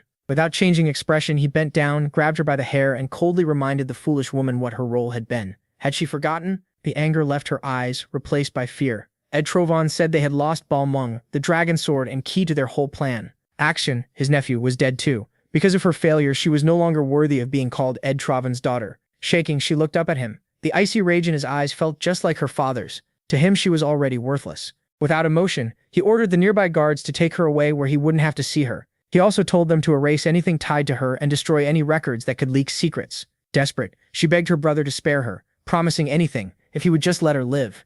Ed Troiven ignored her and walked off while she struggled for breath among the bodies of servants on the stairs, likely people killed in her earlier rage. His careful plans had been wrecked, and to him it all came back to one name: Theo Ragnar. Right there, Ed Troiven swore he would kill the boy himself. This family's problems were far past talking out. Back in his room at the White Armored Dragon Cavalry headquarters, MC studied the rewards shown on a screen. Then a large, beautiful sword appeared. The system named it Dragon Sword, Strand of Fate, type Great Sword, Divine Relic. Its use and ability were both unknown, and it was locked until some special release could unlock it. He quietly repeated its name, Dragon Sword, and reached for the hilt. The moment he grabbed it, a burst of thick dark energy blasted his hand away, knocking the sword to the floor with a heavy clang. Theo shook his stinging hand. The weapon held a fierce power, true to its name, but the energy felt strange, nothing like the natural force of the Ragnar family. It was the exact opposite, and just like the system said, the sword was useless until he could break its seal. The protagonist remembered that old relics from legend often looked plain, even worthless. But once their locks were broken, they could grant power fit for heroes. In his past life, Ed Troiven had managed to unlock this very sword, the Strand of Fate. That memory made one thing clear. Until the lock was broken, the blade was just a fancy, deadly toy. Then a soft knock interrupted him. Evelyn stood at the door, apologizing for being late. She said Commander Julius Ragnar wanted to see him, and asked if he had time. Inside, Julius sat behind his desk, looking more relaxed than usual, and greeted MC with a rough smile, glad Isfan had made it back alive. Then Julius grew serious, folded his hands, and asked straight out if Captain Isvan planned to retire. A moment later, Isvan entered, tired but calm, and gave a quiet nod. "It's a shame," he said, "but I have to." The last fight had taken too much from him. He had lost his dragon partner in his leg, and his aging body couldn't keep going. He meant to return home and spend the rest of his life remembering the comrades who died before him. Julius sipped his tea and nodded. Isvan had earned his rest, and no one had the right to deny it. Isvan thanked him with a respectful bow of the head. Before leaving, though, Isvan offered one last bit of help, what he had seen from the new recruit, him Ragnar. Julius leaned forward at once and told him to continue. Isvan began recounting what he had done, especially the most shocking part. Young as he was, the protagonist's thunder gate had already opened. Julius's visible eye widened, and he repeated the words in disbelief. Could this boy really break past the line between ordinary men and monsters? Isvan admitted he'd been just as shocked the first time he saw it, while Julius set his cup down with a firm tap. Then he explained that MC's power wasn't something he had simply been born with. It felt more like a door had been forced open through brutal effort or sheer will. He compared it to a bowl. Theo's room to grow had suddenly become far bigger than his current skill. It shouldn't have been possible, but it was real. A fierce grin spread across Julius's face. He understood at once. Their job now was to fill that bigger bowl and help him grow into that new potential. Isvin said that was all the advice he could offer as someone with more experience. Julius looked toward the door, where the protagonist was likely waiting, and said that from here on, the boy would have to learn and carve out his own path. MC stepped fully into the room, understanding the important talk he had partly overheard. Later, in the vast snowy training grounds of the cavalry, Julius approached him and praised his work on the mission once again. Theo answered modestly, saying the mission had only succeeded because of his teammates. Julius chuckled and called him a little rascal, then turned serious and asked how his combat training was progressing. The protagonist first thought Julius meant his overall combat skill, so he said he was getting more used to fighting. Julius gave a small shake of his head. That wasn't what he meant. Staring at MC's sword hand, Julius asked what level his swordsmanship had reached. Caught off guard, MC admitted he didn't know. He'd only been trying to copy the techniques of the Ragnar main family. Julius let out a flat hum. Everyone says that, then raised his training sword. With one slight shift in posture, he felt the world split apart. Everything vanished, replaced by a storm of red power and sharp ruby-like shards hanging in the air. The protagonist knew it at once. The demon dragon's glass domain. This one was nothing like the peaceful, flower-filled domain Oase had shown him before the nomination ceremony. Then it clicked. Was this kind of realm a reflection of the user's own sword style? Seeing MC understand, Julius gave a serious nod. This raging red space was the shape of his demon sword. Power flared around him as he dropped into a firm, low stance. Then he moved fast, fierce and controlled. Each swing tore through the red space with wild force. Every strike built to crush and destroy. Theo watched in shock and awe. It felt like the whole domain was roaring with Julius's attacks. That violent energy pressed in from every side, like a storm he was barely keeping in check. When it ended, Julius stood in the red glow, his sword still trembling. He turned to Theo. What did you think? How did the demon dragon style look to you? Still feeling its weight, he answered honestly. It was overwhelming, like it could tear through anything. Julius grunted in approval. That's the demon, he said. Simple and direct. A will that never backs down and breaks through everything. It's a straight road of destruction, strength and death, smashing aside whatever stands in front of it. After that, Julius shifted to another point. He told the protagonist to think back to Osa's sword,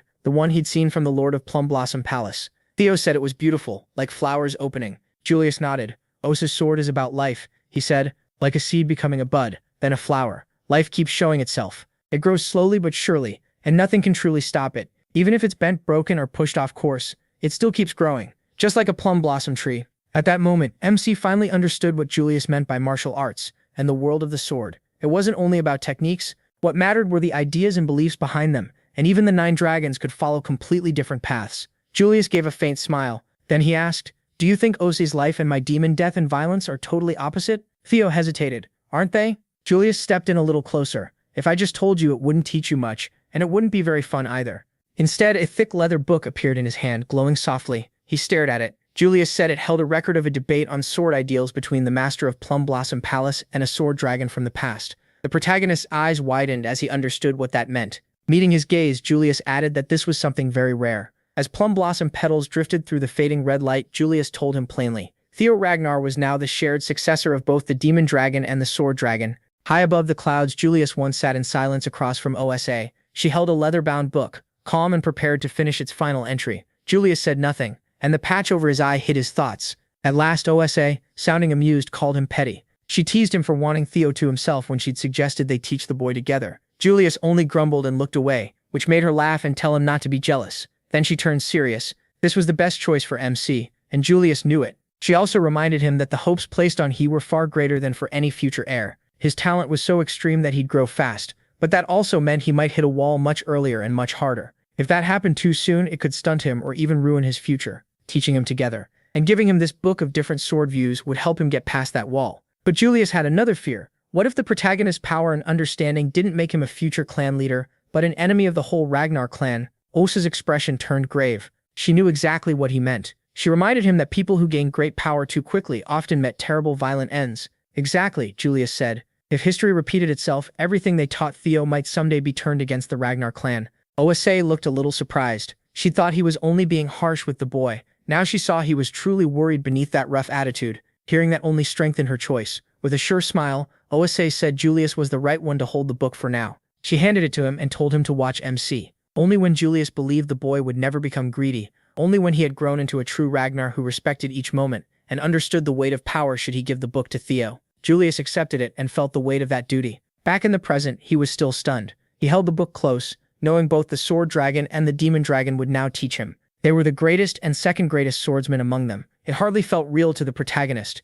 He wondered if he deserved that honor, but Julius brushed that aside. He said firmly that MC was getting this chance because he truly believed he could handle it. A rare smile spread across his face. Looking back, he realized how much Julius and Evelyn had done for him since the trouble with Rendon. They'd helped him grow and stood by him the whole time, even though he hadn't really repaid them. So Theo thanked Julius from the heart and promised he'd return that kindness someday. Julius's grin widened, a little dangerous, as he said the protagonist could start repaying him right now. In the next instant, Julius lunged forward, saying it had been too long since he'd had a fun new student to train with. He wasn't going to sit around just being called commander. It was time to fight. The real lesson started now, he shouted. Theo barely got ready before Julius's pressure crashed down on him. Sweat slid down MC's face as the training turned brutal. Hours later, muffled shouts and heavy impacts came from a locked training room. He was still inside, enduring the punishment. He could be heard yelling for Evelyn to save him and apologizing over and over to his young master, while loud thuds and chain noises echoed out. By the time it ended, the sky had brightened and heavy chains lay near the training room door.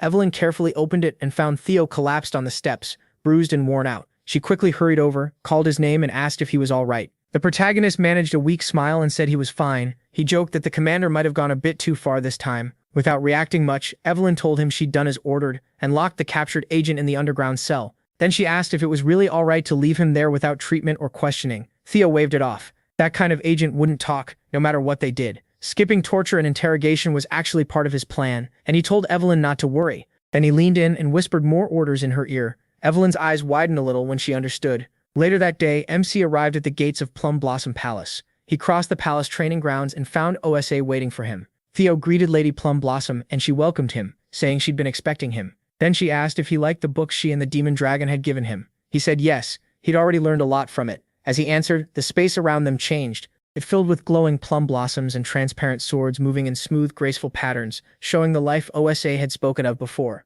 Pleased, OSA said she wanted to teach him the basics people often overlook, the true roots of swordsmanship. Starting with that display, she pointed to the phantom swords and said she hoped that by the end, they could speak about how to make life bloom with the sword. Then her face grew serious. The protagonist, Ragnar, will you become my student? The protagonist lowered his head slightly. Before answering, he asked if he could question something first. He wanted to know if she was asking as the master of the Heaven Dragon Sword. Asa's eyes widened slightly. Then a slow smile appeared. She said she was impressed he knew a secret most people didn't. Straightening up, she set her practice sword down firmly. She said she wouldn't deny it. The Heaven Dragon Sword was a hidden school, passed to only one student at a time, and yes, she was its sole heir, the Heaven Dragon Sword Master. Noticing Theo hesitate, Ose asked if he wanted to hear her true reason. He quickly apologized for jumping to conclusions. Ose waved that off. She wasn't offended, and she said she had nothing to hide. She'd meant to tell him everything from the start, from the meaning of the plum blossoms to the secrets of the Heaven Dragon Sword. As MC tried to take in that huge offer, he heard footsteps coming their way.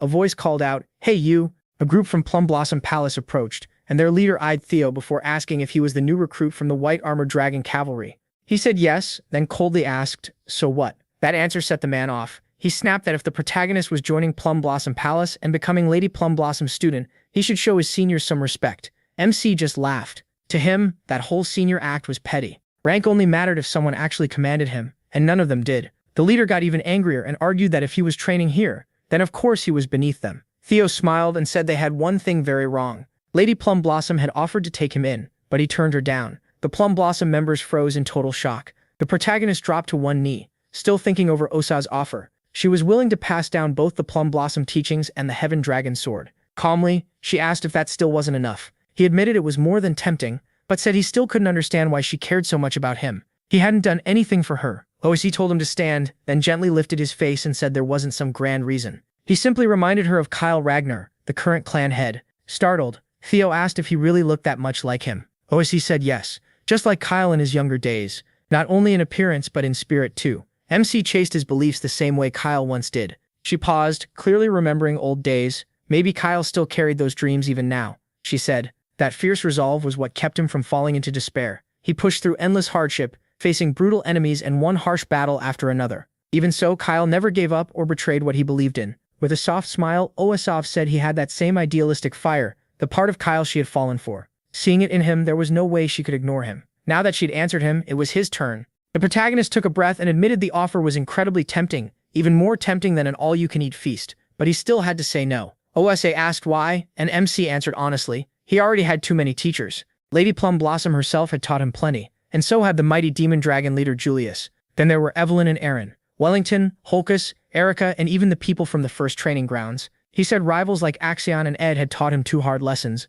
but valuable ones. In his eyes, all of them were teachers. OSA raised a brow, surprised he'd even count Ed as one of them. Theo said that was exactly the point. The pain his enemies caused had shaped who he was. OSA's expression softened. He said his sword had changed because of everyone, those who cared for him and those who hurt him. That was why he couldn't devote himself to one style and pass it on unchanged. OSA felt that answer was both touching and a little sad. His sword kept growing, so tradition could never hold it still. Then Theo looked at her and said that while he couldn't be her student, he'd gladly be her son. Osa's eyes widened in real surprise, and then her whole face brightened with joy. Later that night, in the garden, she relaxed with a cup of wine while a servant poured for her. The servant noted that Lady Osa must truly like the protagonist, and Osa agreed at once. She said the heavens or fate had never let her have a child of her own.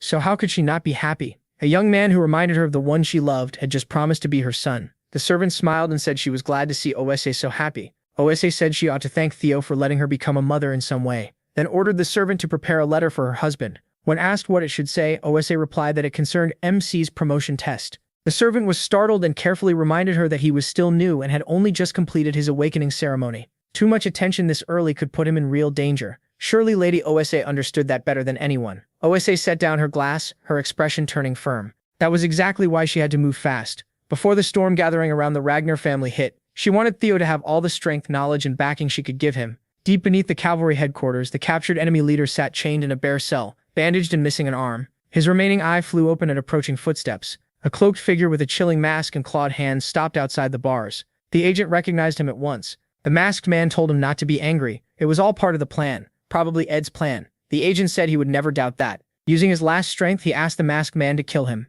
Now, the masked man lunged to obey, but just before his claws reached the agent's throat, the chains flashed green and snapped apart. He jumped back, startled, as Evelyn dropped down from the ceiling. A hiss escaped him when he recognized her. He understood too late. It was a trap. Evelyn said she'd been waiting and attacked right away. He blocked her rapid strikes, shocked by how strong she was. Cursing his luck, he realized he couldn't kill the agent now, and getting captured himself would be even worse. He had to escape and rethink everything. As he tried to break away, Evelyn burst out with wind-like force and cut him off. She told him there was no way she'd let him leave. Then she used Hector Ragnar's secret art. Squall, green, storm-like wind swirled up and trapped him. He started choking, blood spilling behind the mask. Knowing capture was impossible, he gathered bright blue energy to erase all evidence, even himself. But Evelyn saw it coming. Grabbing his jacket, she mocked how they always tried to blow themselves up when cornered. Using his momentum against him, she hurled him down the hall and said that trick wouldn't work on her again. Later, in a hidden cabin deep in a snowy forest far from the main Ragnar grounds, a secret meeting began. Someone reported to Commander Julius that at 1:15 that morning they had captured a masked intruder inside the underground jail. An intelligence officer, likely Cleve of Black Snow, pointed to a map and explained what they found. The intruder belonged to Serpent Season, a smaller unit inside the Eastern Elite clan, Ed's clan. That made Ed's involvement very likely. From the head of the table, Julius said that all but confirmed their suspicion there was a traitor among their own people. Cleve agreed and said that was why they were meeting in such a hidden place, to stop any more leaks. She continued that Serpent Season's base was believed to be in an old castle in the Calhelm region. Within 3 hours, the people there would likely realize their agent had failed to silence Cedra.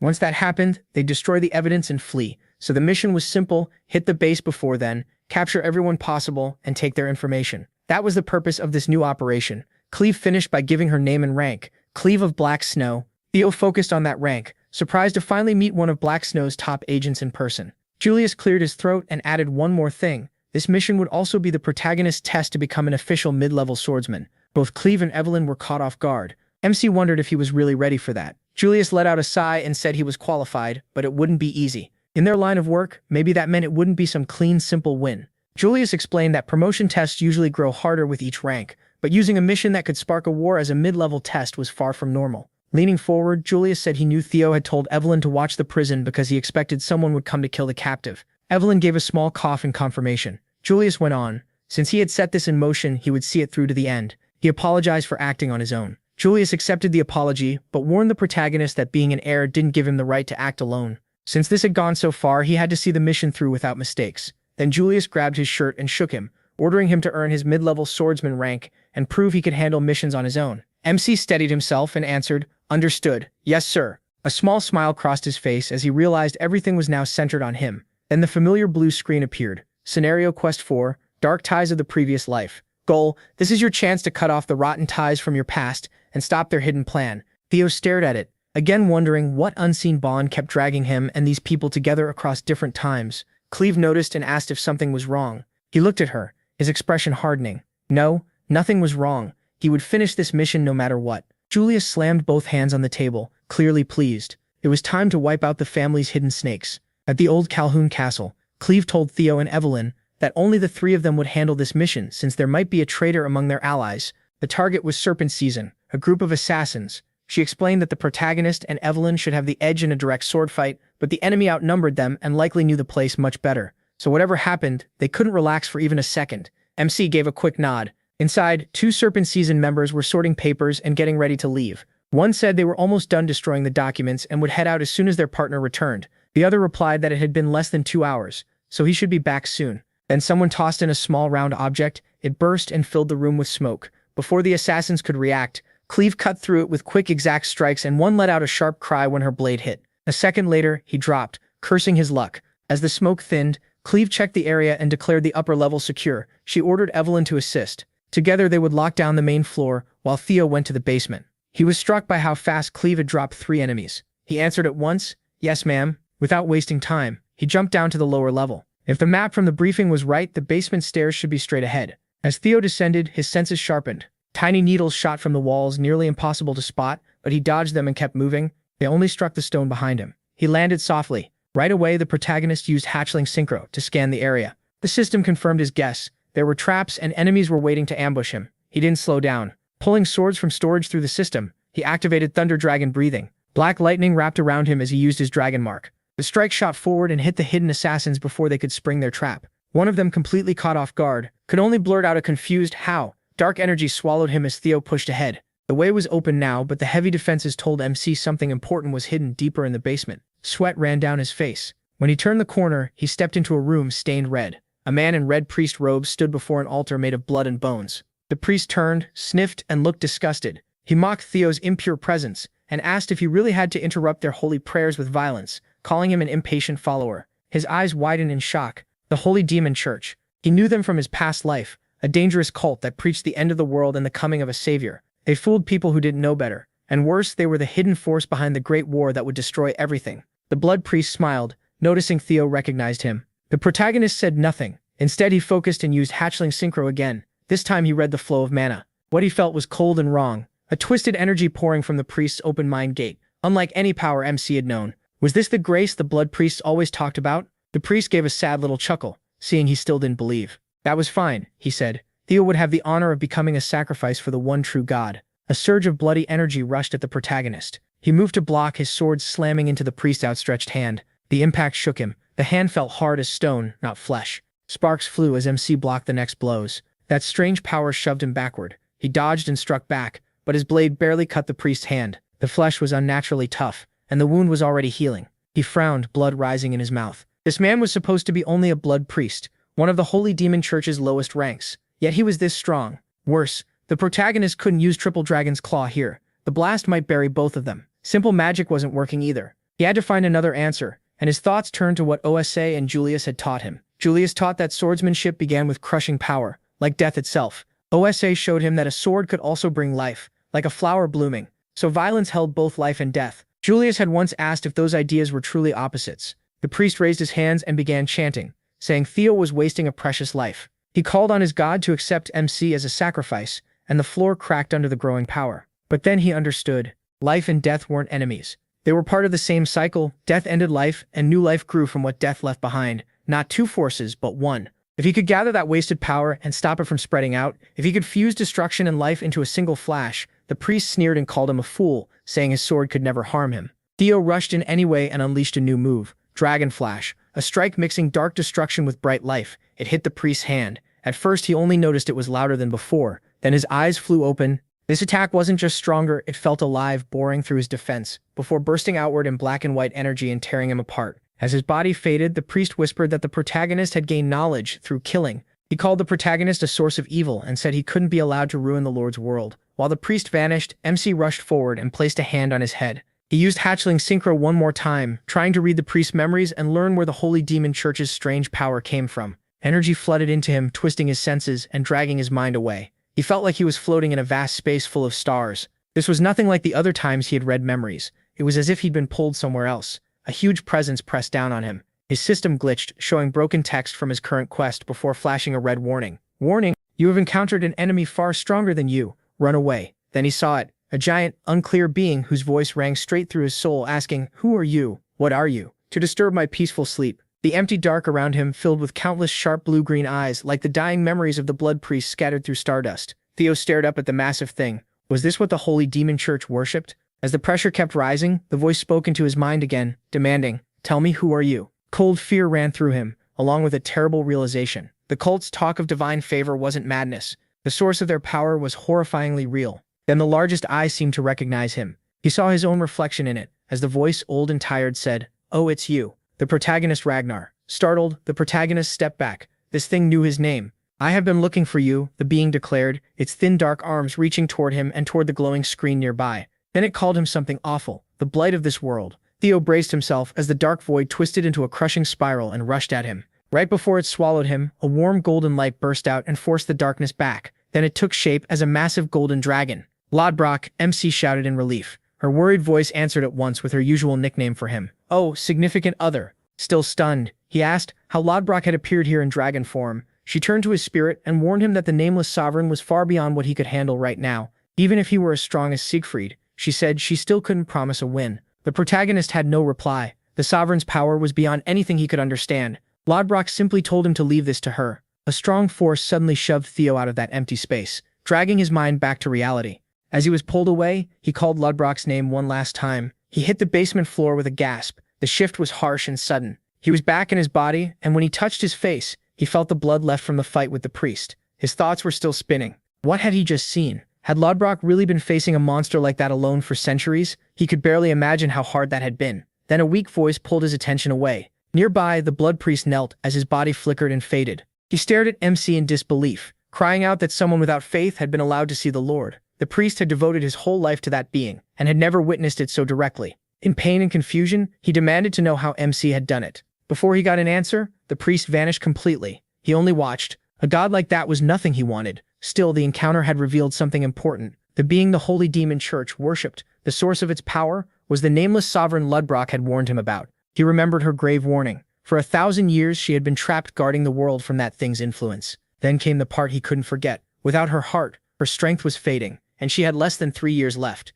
That made the pieces start to fit. The Holy Demon Church's Great War was set for 5 years from now. Around then, Lodbrok would die, and Ed Troyvan's rebellion would begin. That timing couldn't be random. No, they were connected. Theo grabbed his head as the thought hit him, until a hand on his shoulder steadied him. Evelyn helped him up, praising what he'd done, though worry still showed on her face. Cleve stepped closer, her calm expression hiding whatever surprise she felt. She explained that once they learned one target was a blood priest, they hurried through the upper floors. Her gaze settled on the protagonist. She was clearly weighing the fact that he had beaten one alone. Evelyn called it incredible, and Cleve gave a short nod. Taking down a blood priest by himself had more than proved Theo's ability. Back in the main hall, they reviewed the papers taken from the castle. Cleve let out a sigh. Most of it pointed to something shady, but none of it was enough to openly accuse Ed Troyvan. That was when MC brought out the small decorated box he'd found in the basement and asked Cleve to check it. Evelyn quietly gasped, recognizing it at once. It was the lockbox she had protected for MC before his awakening ceremony. Inside were secret records of illegal deals between the Ceres Merchant Guild and the Troyvan family.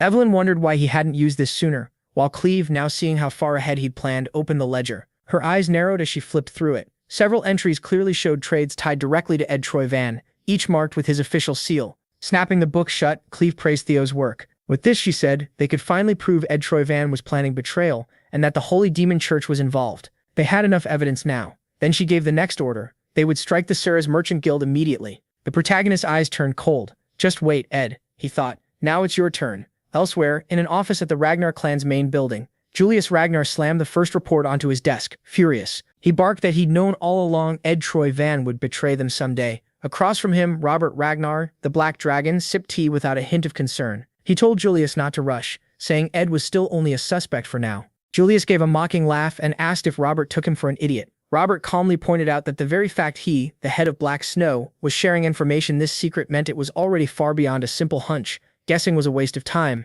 Julius narrowed his eyes and accused him of knowing things were wrong but letting them grow worse. Robert smoothly steered the talk toward Theo Ragnar. That instantly put Julius on edge. especially after hearing Cleve's report that MC had killed a blood priest alone. Robert called him gifted, perfect for Black Snow's covert work, and demanded Julius hand him over. Julius blew up, asking what nonsense he was talking about. Unbothered, Robert went on. His sharp judgment, the way he connected clues, and how naturally he handled information were all remarkable, almost like someone who had done this before. Julius cut him off hard. He warned Robert to stop pretending and said he had already claimed the protagonist like treasure, so Robert needed to keep his greedy hands off. He even called Robert and Ause Ragnarplun a pair of thieves. A faint smile touched Robert's lips behind the mask. It had been a long time since Julius had called him Big Bro, he said softly. For a moment, an old memory flashed through his mind. Kyle, Ause Ragnarplun, Robert and Julius standing together. Robert let out a quiet sigh. It felt like only yesterday the four of them had become brothers. Julius wasn't moved at all. He snapped that the sad act wouldn't work, and warned Robert he'd regret trying to steal Theo. Robert just chuckled, leaned in and whispered that older brothers taking things from younger ones was perfectly normal. Before Julius could answer, Robert grabbed an expensive bottle from the shelf and told him to buy an even pricier one next time. Then he strolled out humming, leaving Julius sputtering in confusion. Once he was gone, Robert's playful look disappeared. He felt relieved. The white-armored dragon cavalry seemed safe from spies, which was rare with the Sky Dragon's influence spreading everywhere. He was also trusting MC with the next move. Hitting the Surpass guild shouldn't be a problem. Robert slipped into the shadows, saying his people should arrive soon. With a hidden smile, he thought attacking the Surpass guild today would make things very interesting. The scene then shifted to the guild's grand wedding hall. A wedding was underway there, meant to join two powerful families. The groom, Navin Bacchus, second son of the Bacchus clan, stood proudly. Facing him, Quadric Ceres, head of the Ceres Merchant Guild, formally requested the marriage for his house and offered his fourth daughter, Lily Ceres, as the bride. He then declared the union, making the Ceres and Bacchus families one by blood. Quadric's eyes gleamed with greed. At last he was about to get what he wanted. Navin smirked and tightened his grip on his sword. To him, this was only the start. He would rise as an important noble and make the Ragnars pay. Quadric threw back his head and laughed, boasting that his revenge was close. Meanwhile, the ceremony went on in the hall. Navin introduced himself as the second son of the Bacchus family. Then Quadric formally presented the alliance again, offering Lily Ceres and announcing that the two families were now joined. But among the Bacchus servants, one man burned with anger. How dare a mere merchant place his family name before Bacchus, one of the empire's 6 great houses? He forced himself to stay calm, reminding himself that the money from this marriage was needed to save his own branch. His father, the branch head, didn't care what happened to Navin, an illegitimate child after the ceremony. Navin, though, wore a faint knowing smile, amused by how easily he could read his so-called family. He wondered if these merchants, famous for careful schemes, truly meant to support the struggling Bacchus house. He already knew better. The Ceres Guild was buried in debt, and its main store had been used as collateral for a loan from Ed Troy Van. They were doomed anyway. As Navin knelt before Lily, he told himself he needed to watch the unlucky Bacchus family fall. He greeted Lily warmly and promised to treat her well as both her husband and the Ceres family's son-in-law. Lily gave no reply, and her thoughts were impossible to read. Then she leaned in and asked how he planned to prove what he meant. Navin asked what she was getting at. His smile only widened. So she wanted something. He admitted his own miserable position. His family was broke and he was basically being sold off. Too bad he couldn't start a no-fans to make easy money. But if his future wife wanted it, he said he could even hand her the Bacchus family seal. That offer enraged his father, who silently cursed him as that damned illegitimate child. Lily considered it, then suddenly screamed that Navin should bring her Theo Ragnar's head, the one who had scarred her arms. Watching her outburst, Navin thought that any woman bold enough to demand a noble heir's murder in public was no ordinary person. A hush spread through the guests. Quadric rushed over and scolded his daughter for saying such a thing in public. Quadric scolded Lily for saying it out loud, but under his breath he agreed. Her fake tears vanished, and even her father looked shocked by the greedy smile that took their place. Watching that, Navin figured things out fast. If his new bride wanted Theo's head, then he'd bring it to her. Then the daylight suddenly dimmed, and the guests looked up at dragon-like beasts circling overhead. A moment later, riders dropped from their backs into the courtyard, and the whole wedding fell into panic. One Bacchus guard saw the banner they planted and froze. It carried the mark of the Ragnar family. With him and Evelyn at her side, Cleve stepped forward and declared that Ragnar had come to deliver justice. She announced they had learned the people who attacked Ragnar at Blanke, Ed's side, were tied to the Ceres merchant group. Because of that, Ragnar would begin a full search for evidence of treason. Anyone who got in the way would be treated as an accomplice and killed on the spot. The guests backed away in fear. Could the Ceres merchant group really be plotting treason? Cleve put Quadric on the spot. If he was innocent, he'd let Ragnar investigate. Quadric went pale, wondering how much they already knew. One aide whispered, asking what to do. Another urged him to stay firm. Quadric stammered, then forced out some anger and demanded to know what this nonsense about betrayal was. Cleve met his eyes and gave him one last chance. Stand down and cooperate. Another of Quadric's men nervously asked for orders, and Quadric snapped, yelling at them to quit joking. He claimed a trade record meant nothing and could be forged. Someone was clearly framing them, no matter how dirty the Ragnars wanted to play. Then he fired up his men, insisting the Sarah's family would prove its loyalty and innocence. He ordered the Sarah's soldiers forward and told them to kill the ones insulting Ragnar. In other words, he had just ordered an attack on Theo's group. Navin's helper grabbed Quadric and warned that resisting meant refusing the investigation. Quadric shook him off and angrily declared the wedding cancelled. The helper called him an idiot and asked if he really thought they'd be spared now. Their crime was treason. Quadric shot back that, as a core member, he knew exactly what that meant. Did he think Quadric planned to die alone? Then he reasoned that if Ragnar had real proof, they'd have sent an army, not just 3 people. He urged his men on if they crushed this small force, they might still survive the crisis. Navin walked over, mocking Quadric for arguing with an old man who could barely take care of himself. Then he lightly tapped the Bacchus elder and said this worked out well, a perfect wedding gift for his future wife. Without wasting another second, he sprang onto a nearby balcony before the elder could stop him, then dropped into the courtyard with his sword gleaming.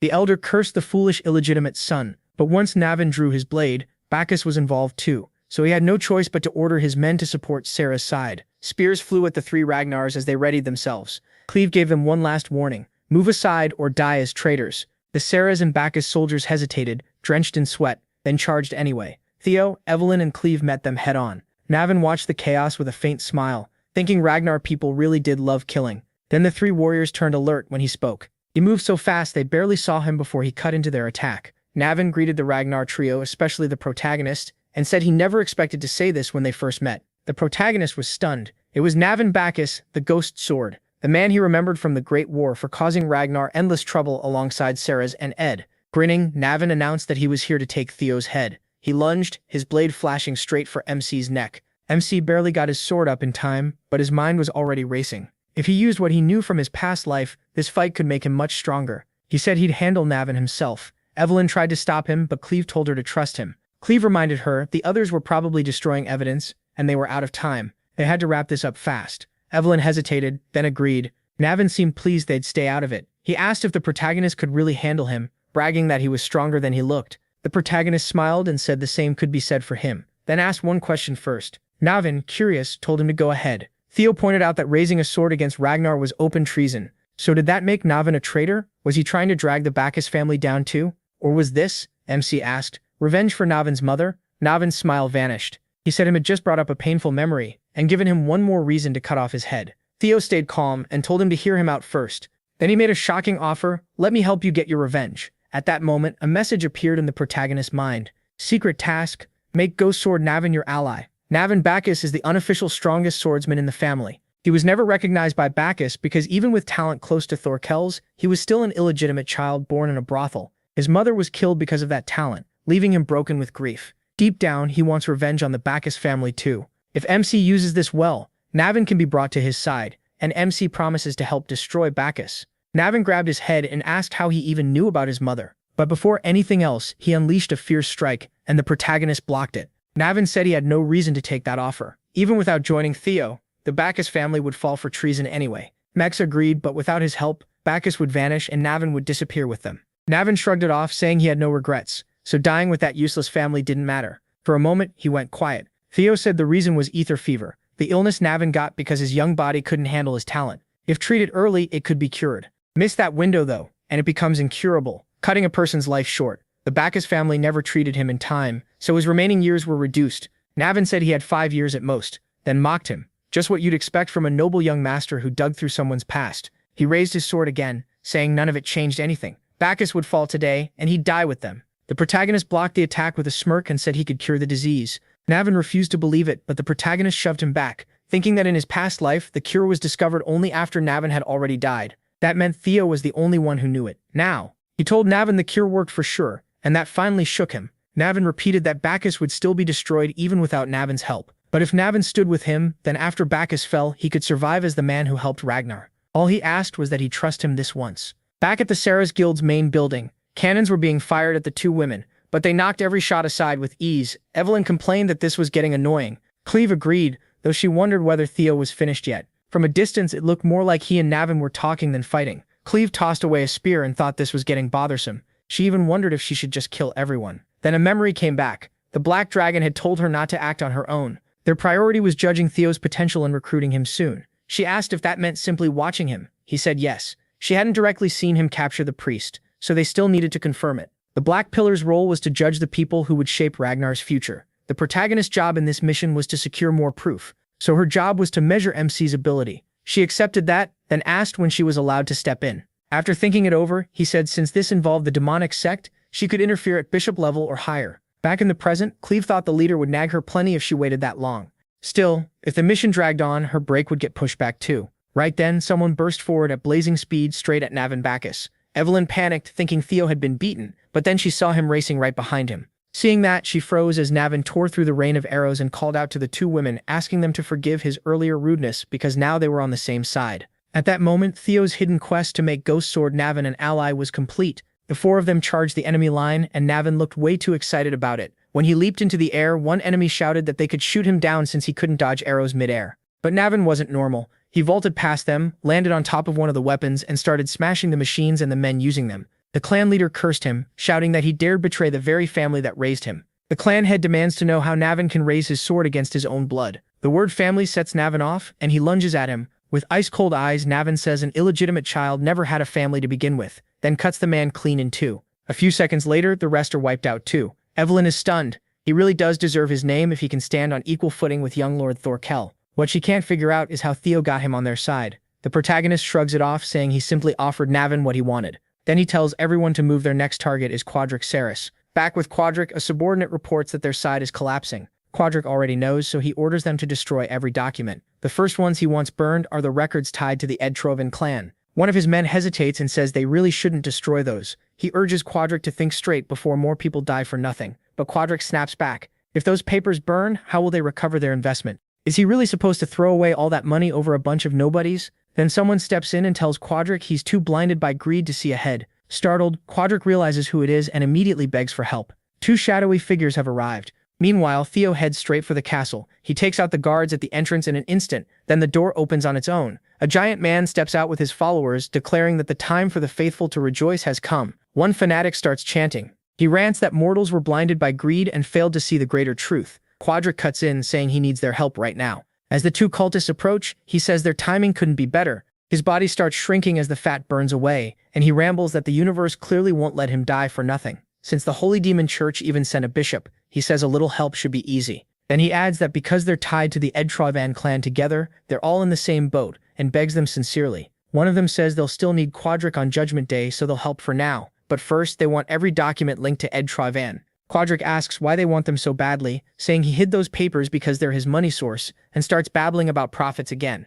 Before he can finish, one of them clamps a hand over his mouth and calls him a fool, just another worthless non-believer. The bishop tells his man to kill him. There are plenty of others waiting to fund them anyway. While being crushed, Quadric hurriedly apologizes, saying he sinned by speaking out of turn. He pleads that if he dies now, suspicion will keep falling on Edtrovan. That makes the bishop tell them to stop, so the subordinate tosses Quadric aside. The bishop orders Quadric to burn every Edtrovan document immediately. Then the priest warns him not to even think about running because their lord sees everything. Back outside, Theo tears through the armed defenders. As the door opens, the bishop appears with a massive force. MC is already set, like he expected this. At that very moment, the Demon Church bishop calls on his followers to spill their blood so their god can descend, and commands them to worship their lord. The fanatics rush straight at Theo, and the two sides finally clash. He cuts through them while thinking he had guessed the Holy Demon Church was hiding here. What he didn't expect was a bishop-level enemy. As he keeps carving through the mob, their side starts getting pushed back by sheer numbers. Cleve stays still for a moment, realizing a bishop really did show up. That makes this far more troublesome than she planned,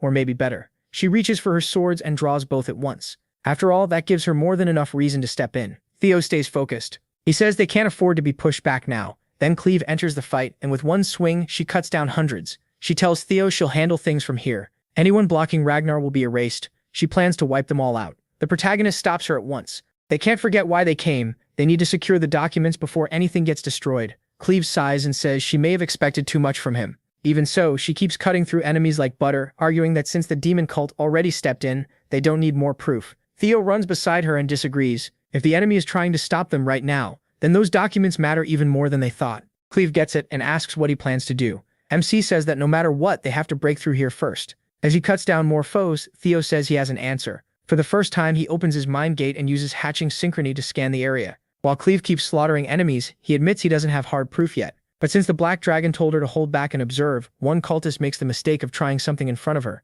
She kills him instantly. then she says she'll trust Theo just this once. The protagonist launches forward and hundreds swarm him. A fierce gust tears through them, and Navin jumps in, cutting down even more. He tells MC his humble self has cleared the road ahead. That instantly annoys Evelyn, who asks when he started calling MC Lord. He uses the dragon's footwork to spring past them, thanking them before pressing on. This is the Dark Mark. He slips through the battlefield in seconds. There's no way they'd trust the job of burning secret records to anyone random. The most likely person is Quadric. Back with him, he stares at the papers. Meanwhile, Theo is furious. The status window says he can fix a cursed tie from a past life and stop an evil plan. As the fighters land, blood falls from above like rain.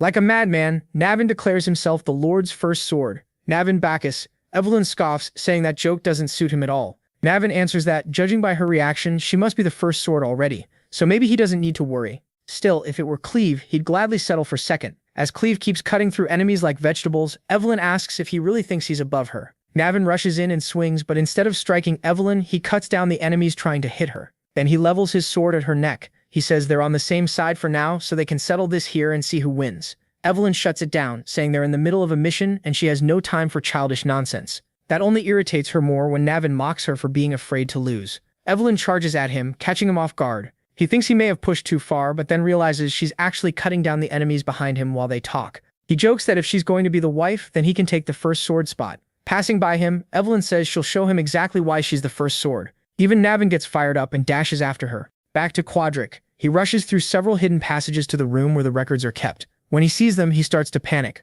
because those papers are the proof he used to squeeze money from Ed Trovian. If he burns them, he might avoid a treason charge, at least for now. He says he has to do it even though everything here is worth a fortune, and getting that money back won't be easy. Add in the business they handed to the Sky Dragon, and he has to recover it no matter what. So he lets go of the torch, thinking there's no other choice. But before it can fall, Theo bursts into the room and catches the lamp at the last second. Quadric stares in shock and asks how the protagonist got there. MC coldly says it looks like sacrificing his fourth daughter wasn't enough. As Quadric coughs blood, he begs for mercy and promises to do anything if MC spares him. Theo doesn't hesitate for even a moment. One clean strike ends him on the spot. A traitor to Ragnar, he says, deserves only execution. Once he finishes the job, a system message announces that the fourth quest is complete. The protagonist wonders if this alone was worth moving the demon church. The secret ledger Cleve already has is enough to bring Quadric down, but these records can also destroy the Ed Trovan clan. The Sky Dragon may be only a story, but Ed Trovan itself is the real target. With these papers, every link to them can be exposed.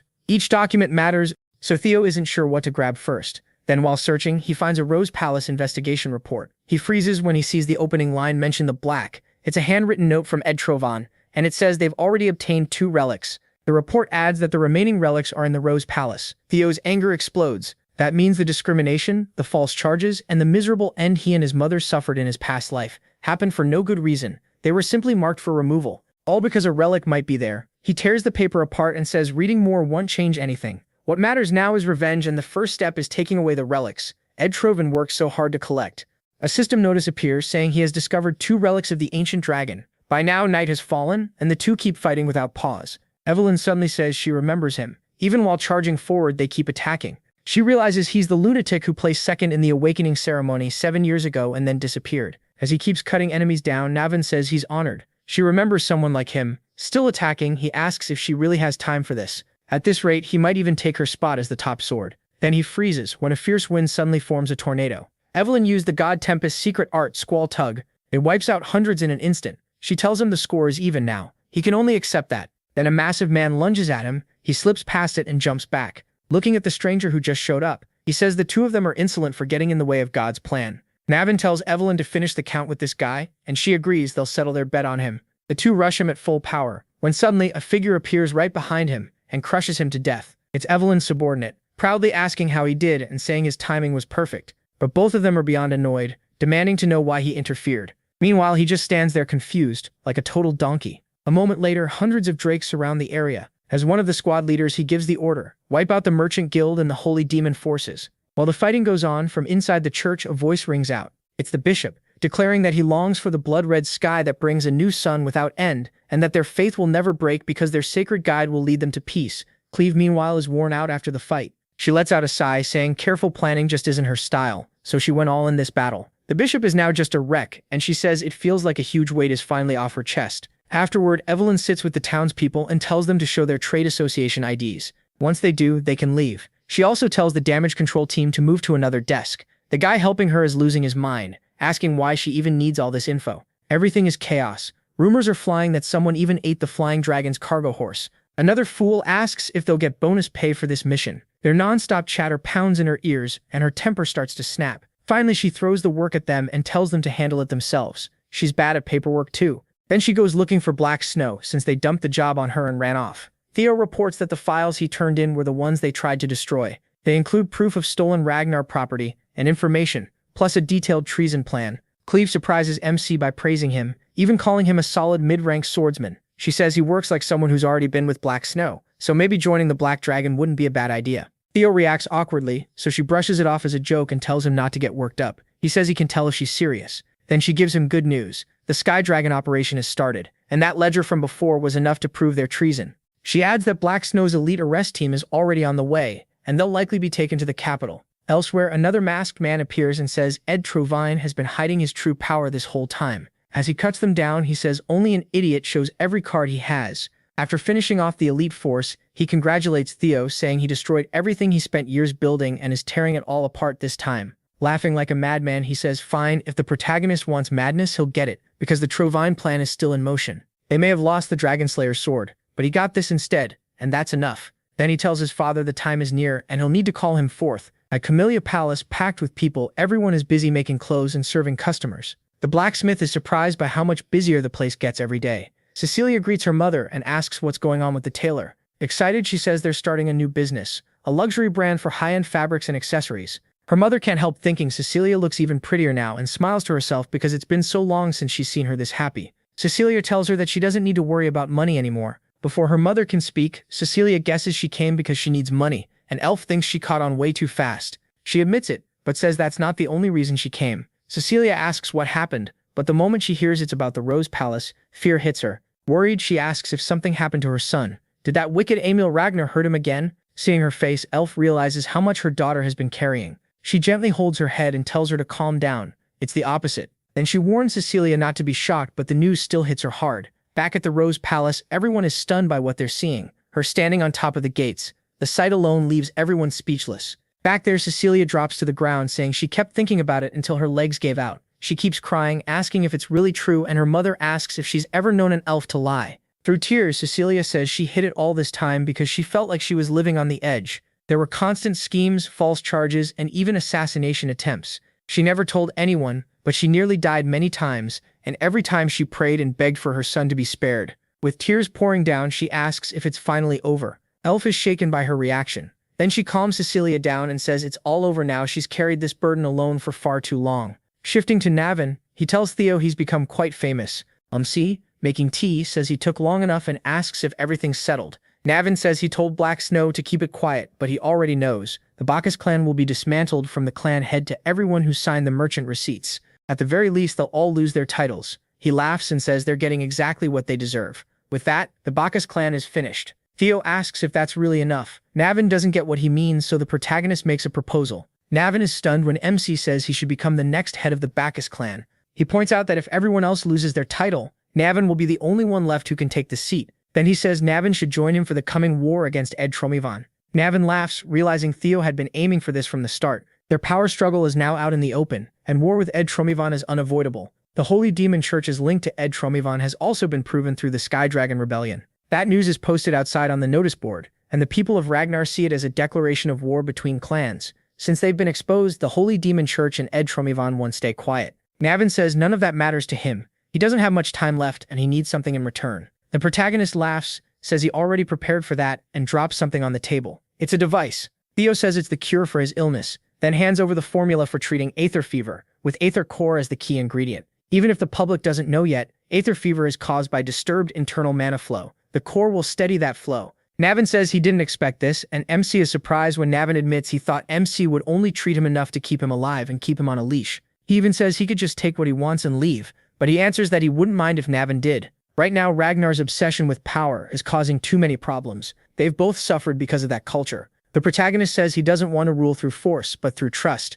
Navin stays silent. What the protagonist wants to build isn't oppression or pressure, it's trust. Lifting his teacup, Navin says he tried not to look down on MC for being young, but he didn't expect an immature dreamer. After a sip of tea, he draws his sword and declares that he is Navin Bacchus of the Bacchus clan, and he swears to serve Theo Ragnar as his sword. He asks if that is enough, and he says it's more than enough. After settling things with Navin, Theo stands up, thinking the war with Ed Trumivan is moving faster than expected. He isn't worried, since everything is going smoothly so far. Now it's time to open the treasure box. The moment he touches one of them, a subquest appears, telling him to conquer the 2 relics. As the protagonist touches the artifact, he says the relics he's absorbed so far, the Lesser Drake and Griffin, have both been very useful. Inside the box, he finds a ring he believes is the relic. The moment he puts it on, a system panel appears, saying the primordial dragon relic, the Thirsted Ring, has been equipped. Right after that, space twists around him and he's teleported to a desert. All MC sees is sand and rock, and if this is the desert he heard about, it's even hotter than he expected. Sweating badly, he wonders what he's supposed to do here. Then the system informs him that he has entered the Guardian's territory and must survive for 72 hours. Theo keeps sweating, stunned that he has to last 72 hours here. Just as he starts feeling like he'll get heat stroke, the ground suddenly shakes and something bursts out from below. When he sees it, he gets a strange sense of déjà vu. A giant worm boss has appeared. In front of it, the protagonist looks tiny. The creature spots him as an intruder and opens its foul mouth to swallow him. Theo jumps back, draws his sword, and immediately uses Thunder Dragon breathing. MC's heavy strike barely leaves a scratch. He stunned his dragon mark did almost nothing. Then the monster counters and all the color drains from his face. A huge burst of thunder erupts from it, and Theo quickly figures out this thing is a thunderworm. That explains why his first attack did so little. They use the same element. The ugly worm keeps screeching. Intruder die while firing thunder over and over. It may be dumb, but it still slams into the mountain ahead of him and blocks his only way out, then opens that gross mouth and lunges to swallow him. Theo slips away at the last second. Moving fast, he uses his footwork to make some distance. When the protagonist checks the timer, he sees only 5 minutes have passed, and at this rate, there's no way he survives. The worm moves underground, so hitting it is tough, and then it bursts up again with another massive thunder blast. Since they share the same element, his attacks aren't working well, and even the terrain favors the worm. But while thinking it through, Theo suddenly smiles. He pulls something from his inventory, another relic from his last mission. While barely avoiding the worm's attacks, he takes a gamble and puts on the earring. A system window appears, saying he equipped the primordial butterfly and is about to enter the 3rd dungeon. Then an error pops up. He's already in the middle of a mission, so he can't enter another one. Theo expected that, but then space starts cracking open, and a blast of freezing cold pours out. Another system message says the 2 dungeons are trying to invade each other through the portal. Then the Ice Bloom arrives, a huge creature that looks like a dragon with butterfly wings. It tells MC it hasn't seen a chosen one in a long time. This guardian is the fairy dragon. As ice shards start pouring down, it says Theo will pay for his arrogance. He barely dodges in time, muttering that this is not what he expected. He realizes he's trapped from both sides with nowhere to run. For the next 72 hours, all he can really do is defend himself, so he'll have to survive on his own, until a huge wave of energy flies past him and heads for the dragon instead, which blocks it by curling into a ball. Theo asks what the worm is doing, and the answer is simple. Intruders should die. The dragon agrees. There can't be 2 guardians. The protagonist is completely thrown by this. Then the 2 monsters start fighting each other. The system says 2 guardians are battling for priority. Both giant guardians turn all their rage on each other, and any brief peace between them vanishes at once. Theo watches the chaos from a safer spot. The power they're throwing around is insane, and even the white moonlight blade starts to shake. The griffin spirit wants in. Smirking, MC pats the blade and tells it to wait a little longer. He's pretty sure this mess will end soon. The fight turns into a clash of lightning and ice. The worm's electric attacks batter the fairy dragon, while the worm twists in pain from the dragon's freezing strikes. The fairy dragon drives an ice shard through the worm's hide, but the worm coils around its enemy, its huge jaws ready to crush the elegant beast. The fairy dragon fires back with a beam of pure frost, freezing part of the worm's body. The worm howls as the ice tears into its flesh. The 2 beasts keep mauling each other non-stop in a blur of scales and teeth. The worm bites down hard, scraping its teeth against the dragon's icy armor and knocking it back. Even hurt, the fairy dragon finds an opening and rips into the worm with a savage counterattack. Clawing and tearing, it finally rips one of the worm's limbs clean off. Seeing his chance, Theo jumps in. He shoots forward like an arrow, spinning his glowing blade, and says the worm is first. His strike, boosted by the chaotic energy, slams into the wounded worm. The beast screams in pain. Then Theo lets his blade go wild. A surge of power releases the griffin's spectral form, and the ghostly beast dives at the stunned desert worm. Its phantom claws rip through the monster's spirit. The fairy dragon can only stare in shock as the battlefield goes quiet. He lands on the frozen ground and 2 system messages confirm the kill, congratulating him for hunting the desert worm and raising his subquest progress to 1 out of 2. Just like he thought, killing the boss counts as conquering the relic. He turns to the last guardian and it panics. The fairy dragon quickly begs him to wait and asks to talk. Theo calmly asks what it wants, and the dragon insists this isn't the right way to conquer a relic. It claims it's the wisest guardian and was meant to test him with wisdom. Then it offers to spare him if he can answer its riddle. which the protagonist finds funny. He says he already proved his wisdom. Leaving the dragon confused, Theo explains that the smart move was making the guardians fight each other, and that answer makes the dragon tremble. He tells this so-called wisest guardian that if it were really wise, it would accept the result. Beaten, the dragon weakly says they can still do the riddle if he wants. A final flash of light swallows the creature. Another system message congratulates him on hunting the fairy dragon. The next moment, he's back in his room with both relic boxes open in front of him. He looks down at the ring on his finger, then he lets out a long, shaky breath and grins, tired but thrilled.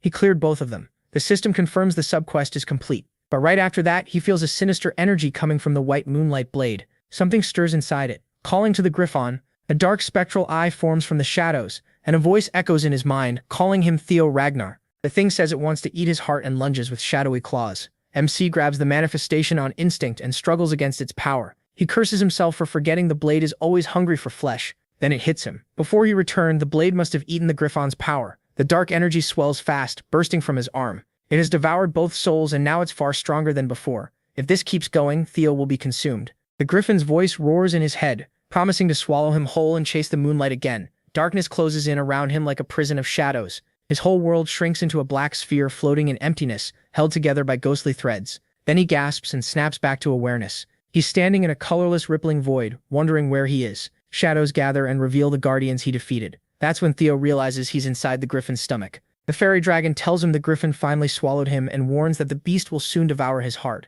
The protagonist seems grimly ready for that. The guardians call him a foolish chosen one for chasing their power when he couldn't even control one Griffon. He calmly asks what happens when his heart gets eaten. The fairy dragon gives the obvious answer: he dies. The desert worm adds that guardians don't die, so he's the only one facing the end. The fairy dragon says they would just return to relic form and wait for the next chosen one, even if that sounds boring. Theo stays quiet for a moment, letting that sink in. Then he asks if they forgot the mission given by the ancient dragon, catching both guardians off guard. He reminds them that they're supposed to help the chosen one fight the nameless monarch. If he dies, the world could fall again, and he calls them out for being careless. The fairy dragon has no answer. Smirking, Theo asks if they only care about themselves, just like the Griffon. That sets the dragon off, and it accuses him of bluffing by using their master's name. Then it threatens him, saying they can always wait for another chosen one. MC looks it straight in the eye and tells it to kill him. He dares them to stop making empty threats and do it if they really want to watch the world fall because of their failure. The guardians go silent, their threats falling flat. Then the worm speaks first, and its crystal prison breaks apart. Both guardians give in. The worm calls him brave, and the fairy dragon admits he's good. The fairy dragon says it likes his confidence and announces it will open a path for him to escape. The worm says it will help too. A portal starts to form in front of Theo, and they explain that opening the way is all they can do. The rest is up to him, so they urge him to go. He doesn't waste a second and leaps for the portal. As he moves, he vows to teach the Griffon a lesson once he gets out. He shoots through the swirling void and appears in another part of the inner space. The Griffon spirit has finally reached Theo's core consciousness. It gets ready to swallow the orb of light, sure that the protagonist's body will soon be its own, but suddenly it chokes out a cry. MC bursts from inside and impales the spirit with his own essence. The Griffon writhes in pain. He stands over it, finally free, while the Griffon's form collapses in shock at how he escaped its stomach. It looks around wildly and accuses the other guardians of helping him, saying they have no pride. The protagonist quickly grabs its beak and shuts it up. He reminds the noisy creature that their first meeting was about subjugation, not talk. The Griffon nervously asks to be released so they can discuss this. Theo says he never expected easy teamwork. If all of them keep fighting for control, they'll only wear each other down. The guardians think that over. The Griffon's glowing eyes dim a little, and MC tells them to be reasonable. At last, the Griffon gives in. He said that was the right call, but another spirit cut in. His first relic, the Lesser Drake, appeared and greeted the Chosen One. It reminded the others that making the spirits compete for control was something past Chosen Ones had done before. When the protagonist asked who those Chosen Ones were, the Drake brushed it off and said he didn't need to know that yet. It only said they would all help him get stronger, and that they were eager to see what he would do next. Back in his room, system messages confirmed his new buffs. The fairy's blessing boosted his immunity. The Worm Eater buff gave him more resistance and greater attack power. The dark, corrupting energy faded away. Theo swayed a little. The whole ordeal was finally over. What surprised him most was that the guardians weren't dead, they were now living inside him. His gaze shifted to the white moonlight blade resting on the desk. Its evil aura was gone at last. Walking over, he asked if it had finally calmed down. He figured things had worked out better than expected. Now that he understood the ancient dragon's power more clearly, he picked up his relic boxes. Like it or not, their fate was tied to his. Elsewhere, in the frozen sword grave, two powerful figures stood together. Robert Ragnar, the Black Dragon, asked Kyle if he really meant to name Theo as a successor candidate. Kyle said yes, then asked if Robert's concern was because MC was a regressor, Robert admitted it was, and Kyle pointed out that Robert had never hidden how much he hated regressors. Robert remembered that Kyle had personally killed every Ragnar regressor. Kyle confirmed it without a hint of emotion. That was exactly why he planned to test Theo himself. Robert looked surprised. Kyle explained that if he wanted to become an official candidate, he had to go through the proper steps. Robert's eyes dropped to the sword in Kyle's hand, sensing how dangerous it was. Kyle said that was true, but no weapon fit this test better. It was the sword of the former family head, the crazy dragon, the one Kyle had killed himself. Then Julius called for the protagonist, saying the family head had summoned him at once to the sword grave. The order left MC stunned. The sword grave felt bitterly cold. Only the crunch of Theo's boots broke the silence. He moved forward with a hard look, passing countless swords left behind by the dead. The pressure here felt even heavier than before. This time he understood why the resentment in this place weighed more, because he now carried more himself. He remembered what his father had told him last time, and a grim smile formed as the meaning finally sank in. Then a voice announced his arrival. The protagonist dropped to one knee and formally greeted the great family head, but Kyle Ragnar waved the formality away. In a cold voice, he listed MC's recent deeds: the instructor, his brother Axion, then the master of the Rose Palace, whose death had happened because of MC. And that wasn't all. The Sarah Merchant Group had been wiped out, and most of the Central Intelligence Bureau had been executed too. Kyle ended by saying he'd heard they all cried out his name before dying. The words hit like a punch. Before he could explain, Kyle told him not to make excuses. A family head, he said, must bear that kind of weight in silence. After that, he held out a huge, vicious-looking great sword. It was the crazy dragon sword. The protagonist froze. He knew the name, a brutal former family head who had slaughtered thousands, and a man Kyle himself had killed. Seeing his reaction, Kyle noted that MC clearly knew something. He answered carefully that he only knew the name, since everything about that man was classified. Kyle went quiet for a moment, then asked if information on the crazy dragon had been missing in his past life. That question broke his calm. He'd been exposed. Kyle's eyes shone with deadly force, and crushing pressure slammed into the protagonist. The family head had always hated regressors. To him, they were selfish fools who treated the world like a board game they could reset whenever they wanted. That was why he had decided to kill every regressor he found with his own hands. Theseus felt that raw killing intent and understood this wasn't a test anymore. It was an execution. He was shaken by the power pouring from his father, even though Kyle wasn't a regressor. Then Kyle ordered him to take up the sword. If MC could endure its resentment, he would be recognized. But Kyle would accept only MC the human and wipe out the regressor completely. He asked what exactly that meant. Kyle answered that everyone he had met, saved, or gained through regression would be erased from existence. The protagonist's fist tightened. The failure of his past life hung over him like a shadow. He wanted to reject that demand, but Kyle made it clear he had no right to. He repeated that every regressor had to die. Theseus had only two options: die for refusing, or live on as the sixth successor, after cutting away his past. The choice was his. MC admitted he wanted his father's approval, but if this was the price, he refused with everything in him. Kyle struck at once, asking if MC thought this position was something cheap. Did he really think he could stand here without sacrifice or resolve? The hit sent him flying, blood coloring his vision. The gap between them was still overwhelming. Kyle said that if Theo let emotion control him, he was no different from the other regressors. He knocked him down again and asked if the protagonist thought he could just regress once more and run from this. The protagonist forced himself back up, telling Kyle he had it wrong. MC had come this far to take responsibility and protect everything ruined because of him. If being acknowledged meant throwing all of that away, then he wanted no part of it. The swords in the grave began to hum with his power as he swore he would surpass his father. Then he lunged forward in a desperate attack. Kyle blocked it with ease, his power surging. The pressure of their clash felt strong enough to split the sky. Kyle grabbed Theo's arm, but he used his new guardian's power to slip through the storm of blades and land a shallow yet meaningful cut on his father. When the dust cleared, the protagonist stood before a huge silent dragon spirit. Then Kyle's sword shot forward and pierced him. Theo grunted as the impact shook him to his core. He hit the ground beaten badly, but still on his feet. He was still alive and his will hadn't snapped. Robert admitted he hadn't expected MC to fight back. Kyle said MC was different. Every other regressor they'd faced treated people like throwaway tools. This one didn't. A faint smile touched Kyle's face, a regressor who used his sword to protect. He said his path interested him, then formally recognized regressor Preki. And more, Kyle declared him the sixth successor. And as for the crazy dragon sword, it had belonged to Kyle's father, who was also a regressor like Theo. Both were regressors, he said, but they had chosen different roads. Kyle wanted to see how far the protagonist's road would go. A bright light swallowed the protagonist, pulling him into a pillar of energy. He found himself in darkness and wondered where he was. Then the dark gave way to a modern city at night, where people waited at a bus stop, something completely foreign to him. The sight meant nothing to him. He reached out and touched a glass window. Staring back was the reflection of his weak, miserable old self. In that moment, he thought in horror that everything was truly over. He jolted awake in sunlight pouring into a lavish room. Sitting up with a groan, he wondered what that vision had been. Then a familiar voice asked if he was awake. It was his mother, smiling warmly. She said he must have been exhausted to sleep in so late.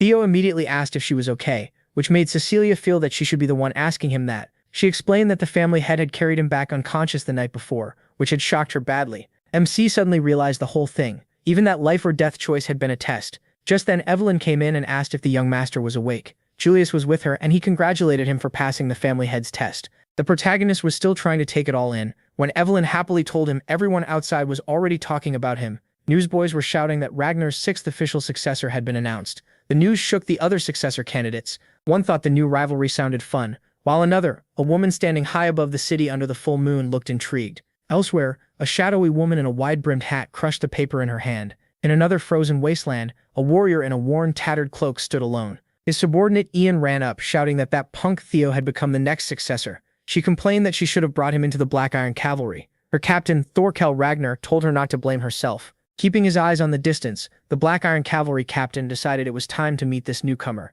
Since Troy Van failed to make an appeal within the time limit, war was declared. At the Nine Dragons Council chamber, an important meeting was underway. The members argued among themselves. Some warned that the northern warlords were moving strangely, while others said a rebel gathering meant nothing. One even laughed despite the empty seat now left in the council. The family head said nothing, but everyone knew they couldn't keep putting off the succession issue. When one member asked if it was too early to discuss it, the White Dragon said this was the best time. Letting the heirs clash before a war would be a disaster. Another dragon snapped at him for those blasphemous words. The White Dragon stood firm, saying they needed to cut down every variable and asking what was wrong with that. Another member stepped in and told them both to stop, saying a proper meeting with everyone involved had to come first. He said he would arrange it soon and they could decide after watching the upcoming event. The scene then shifted to Lord Brock's lair, where Theo trained relentlessly, swinging his sword over and over. The half-sword his father had given him murmured dark thoughts into his mind, pushing him to kill and take whatever he wanted. After the brutal training, Theo finally stopped, and his guardian dragon Lord Brock appeared.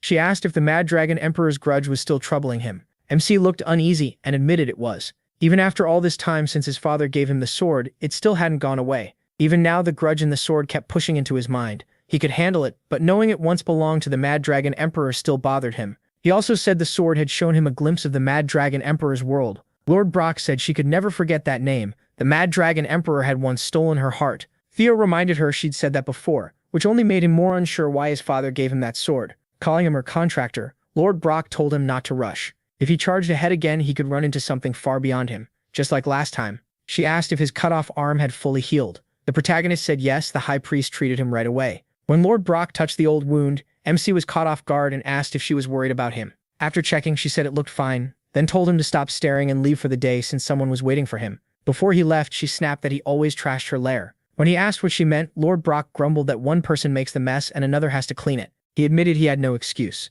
At the Chumbelia Palace, the protagonist noticed a messenger holding a letter and realized it came from one of his squad members. When the man addressed him as young Lord MC and asked what he meant, MC brushed it off as talking to himself. Then he opened the letter, cursed under his breath, and wondered why he'd been invited. The squad member saw it was an invitation to a banquet at Daffodil Palace for Lady Ray Ragnar's 18th birthday. He thought it was odd to hold such a huge event with war so close, but he explained that was exactly why it had to be grand. Ed Trovin's betrayal had shaken Ragnar from the inside. Instead of Axion, whom Ed backed, the protagonist had become the sixth successor. On top of that, one of the 9 dragons lost his place because of Ed's treason. The protagonist said this banquet was far more than a birthday party. It was a political display to show Ragnar was still solid and a chance for the successors and dragons to size each other up. Impressed, the squad member praised Theo and quickly asked if he planned to go. MC said everyone wanted to see him, so he really had no choice. Then the scene moved to Daffodil Palace. In the grand banquet hall, guests whispered that the new heir, young Lord Ragnar, had finally arrived.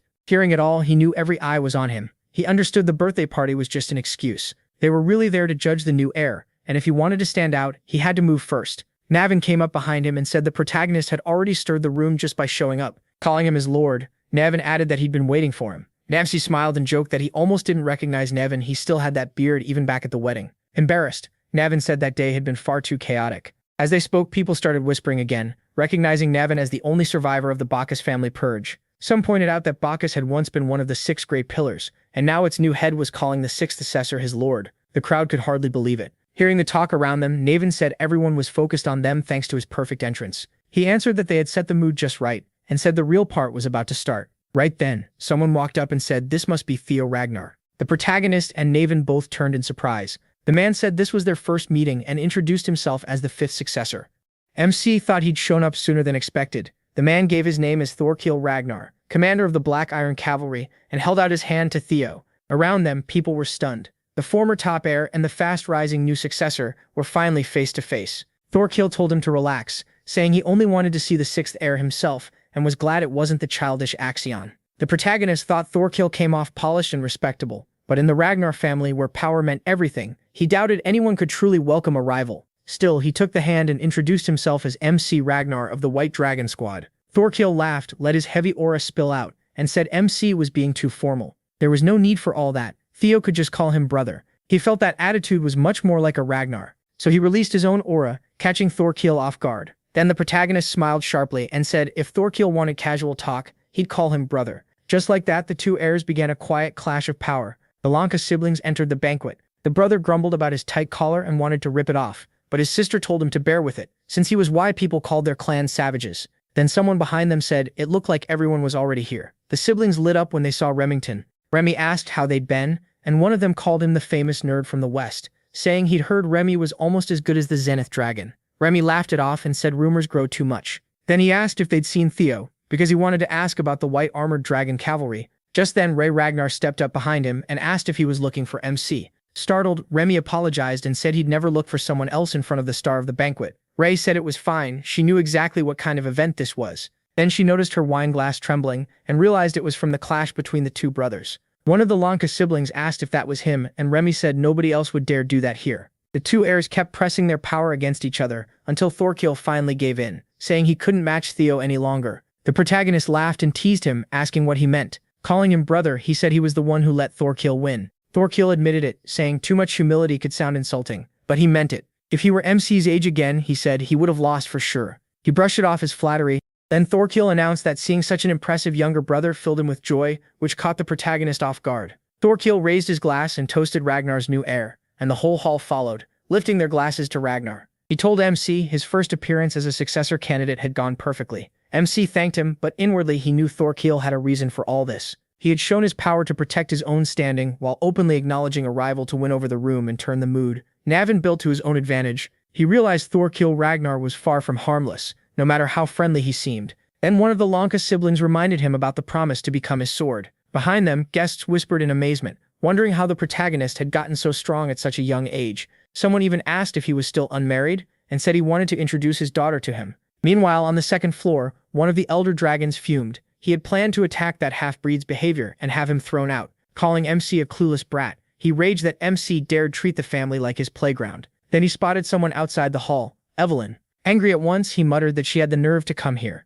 Nearby, Aaron told Evelyn she looked amazing. She asked if he really meant it, and Aaron said he never says what he doesn't mean. She looked beautiful and adorable. Blushing, Evelyn tried to leave and change into her uniform, but Aaron stopped her, saying she couldn't wear that to a banquet and should come with her instead. Then a wine glass flew straight at Evelyn's face. A man spat that, dealing with that one person already made his blood boil. Evelyn knew the voice at once and froze, shaking in fear. The elder dragon demanded to know why she had come out at all. Aaron instantly got angry and said that even one of the 9 dragons had no right to treat Evelyn like that. Evelyn stopped Aaron and insisted she was fine. Through clenched teeth, she kept repeating it and begged Aaron not to step in for her sake. Aaron saw how badly she was trembling and realized she'd never seen her leader this terrified before. She couldn't imagine what that elder dragon had done to reduce Evelyn to this. The elder dragon stepped closer and reminded Evelyn he'd warned her never to show her face again. Then he noticed her mechanical arm, asked what it was, and violently ripped it off before tossing it aside. He sneered that a pathetic toy wouldn't bring anything back. If she was trash, she should live like trash, crushed and crawling on the floor. He warned that if he saw her again, he'd tear her apart. Evelyn fled, shaking, while the elder dragon laughed and said the stink was finally fading. Aaron shouted that she'd report him to the tribunal, but he told her to do whatever she wanted. Heading back toward the banquet hall, he said she'd soon relearn Ragnar's law of the jungle. As Evelyn ran, she thought she should never have come. She had tried so hard to get past the past. The story flashed back to her childhood. The elder dragon had thrown her to the ground until she bled, then warned that if she ever called him father again with that filthy mouth, he'd tear her apart. He ordered her to leave and never appear before him again. Evelyn realized nothing had changed since that day. As she cried, the demon dragon stopped her and calmly asked why she was running that way, when the banquet was in the opposite direction. She looked up at him without a word. Back in the hall, while everyone was chatting, a sudden scream cut through the room. The demon dragon had broken the elder dragon's arm, and the elder dragon cried out in pain, demanding whether the demon dragon understood what he'd done. It was then revealed that the demon dragon was Julius Ragnar, commander of the white armored dragon cavalry. Julius let go of the elder dragon's arm. The elder dragon staggered back in pain, and Julius coldly reminded him he had already warned him if he ever touched Evelyn again, he'd return the favor. The elder dragon, furious, yelled that Julius had betrayed Ragnar and ordered the tribunal to seize him at once.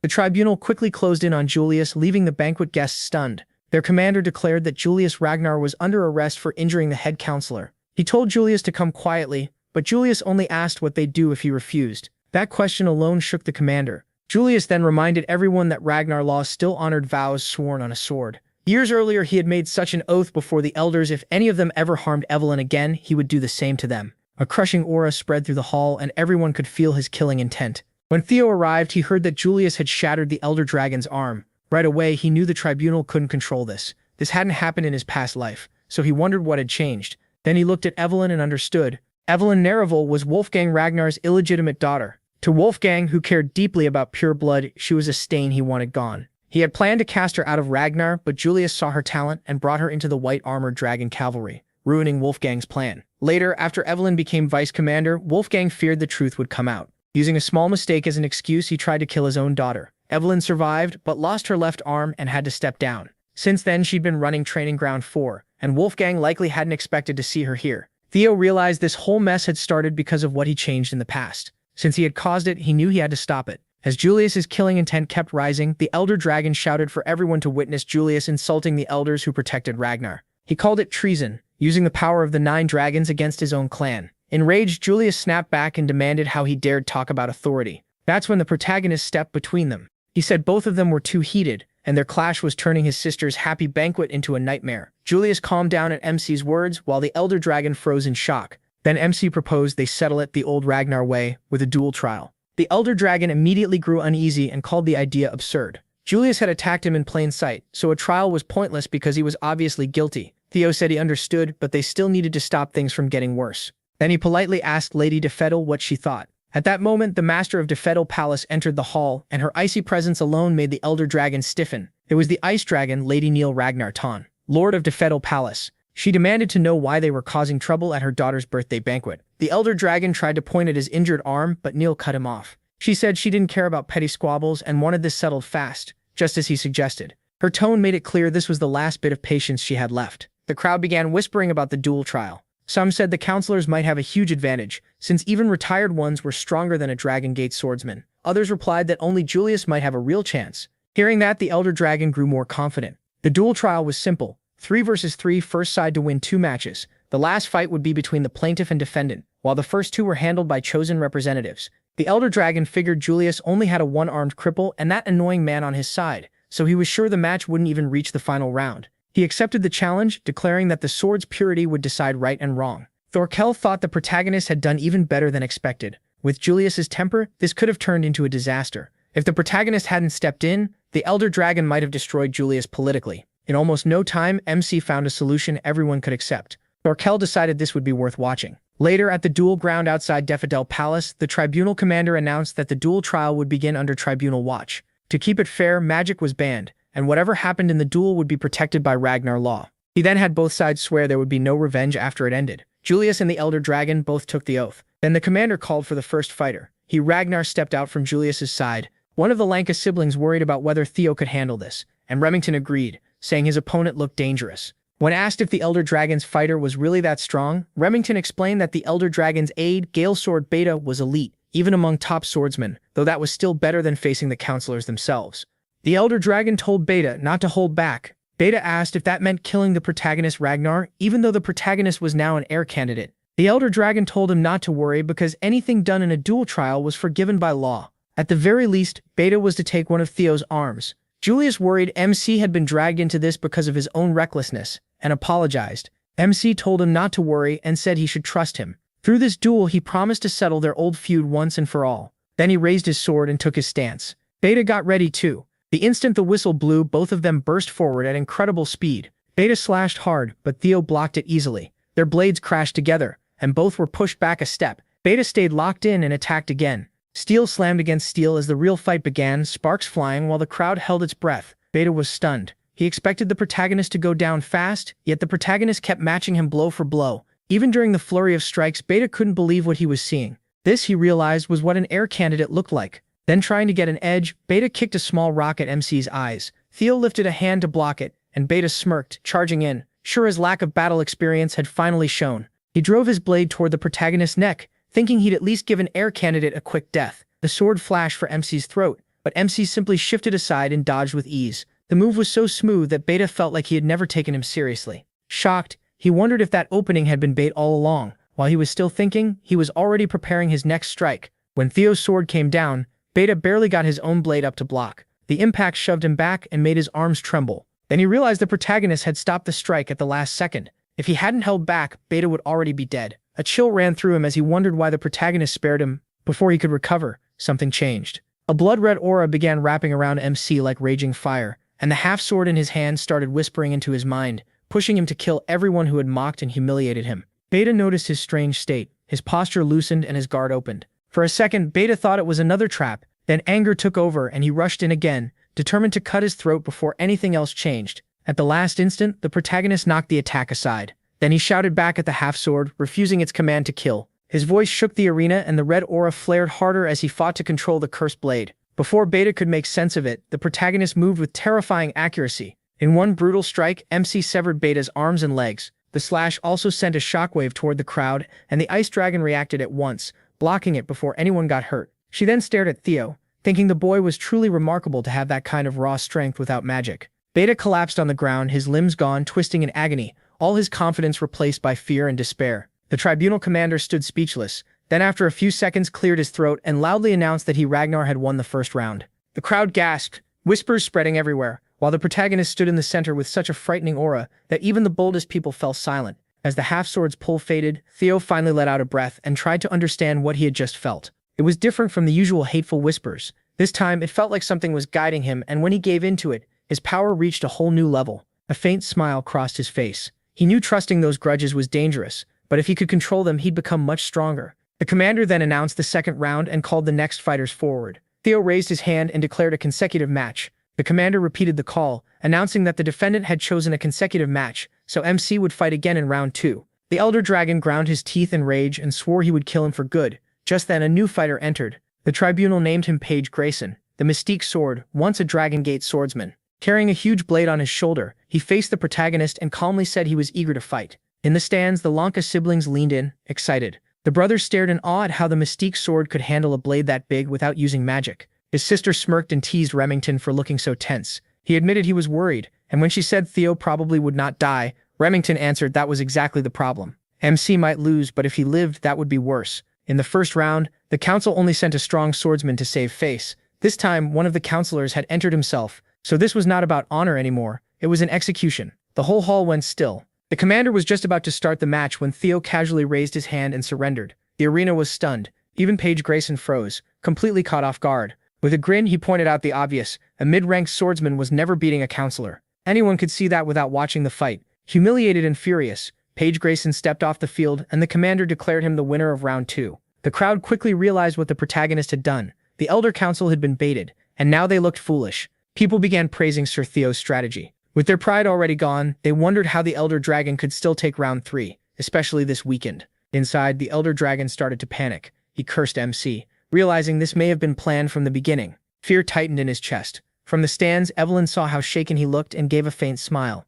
She quietly apologized to him, blaming herself for all of this, but he shut that down at once. Comrades help each other. The demon dragon agreed and told her to watch closely. He said he would crush the Elder Dragon himself. Evelyn gave a small smile, pulled into old memories. She remembered the demon dragon urging her to join the white-armored dragon cavalry, saying her talent was too great to throw away. Then came his harsher words. She could not quit just because she could no longer ride a dragon. She still had to take responsibility for the one she had brought in. After that, she recalled Theo asking if she had not promised to become his sword, along with his vow to settle Rosalind's grudge and the demon dragon's too. Her chest tightened. Both the protagonist and the demon dragon cared deeply for her, yet she had stayed stuck in regret. She shook that off, her eyes hardening with resolve. She decided to end this twisted bond for good. Then she called to the demon dragon, saying she had something to tell him. At that moment, the commander announced the start of round 3 and called both fighters forward. The Elder Dragon stepped out, rage in every stride. Hatred filled his mind, Theo had wrecked his honor, and even if he died, he wanted to take one of Julius's arms with him. But before the match began, the commander revealed that the court had approved a change in the third duelist.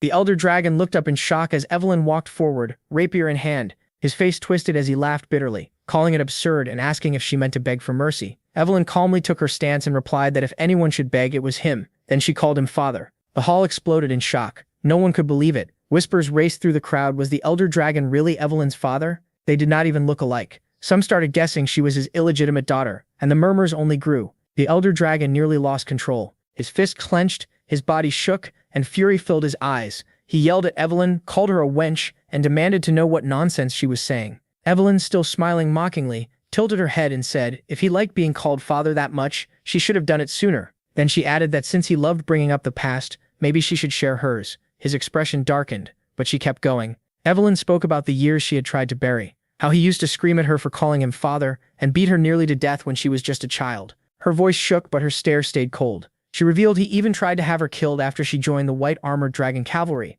all to hide that she was his illegitimate daughter. The crowd gasped. Veins bulged on his forehead, as the elder dragon screamed at her to shut up. Then he snapped that he had done nothing wrong. Only the strong survive in the Ragnar clan, but in his fury he failed to notice he had just confessed everything in public. The whispers came back louder than before. Now everyone believed her. People mocked him for boasting about pure blood while hiding an illegitimate child, and the crowd openly called him a disgrace. Even the council members started whispering in disappointment. Some said the elder dragon had always been reckless and arrogant, and now he had created a disaster. Others muttered that they had warned him this day would come. One even asked why he had let his illegitimate daughter live at all. Their quiet words were full of blame. The demon dragon, who had been silent until now, finally told Evelyn she did not need to force herself any further. He offered to step in if that was what she wanted, but Theo lightly shook his head and told him to trust her. This was Evelyn's choice. Those words hung in the air, and then Evelyn and the elder dragon rushed at each other. Their swords slammed together with a booming clash. Sparks burst out as father and daughter began their brutal duel. Their killing intent filled the arena.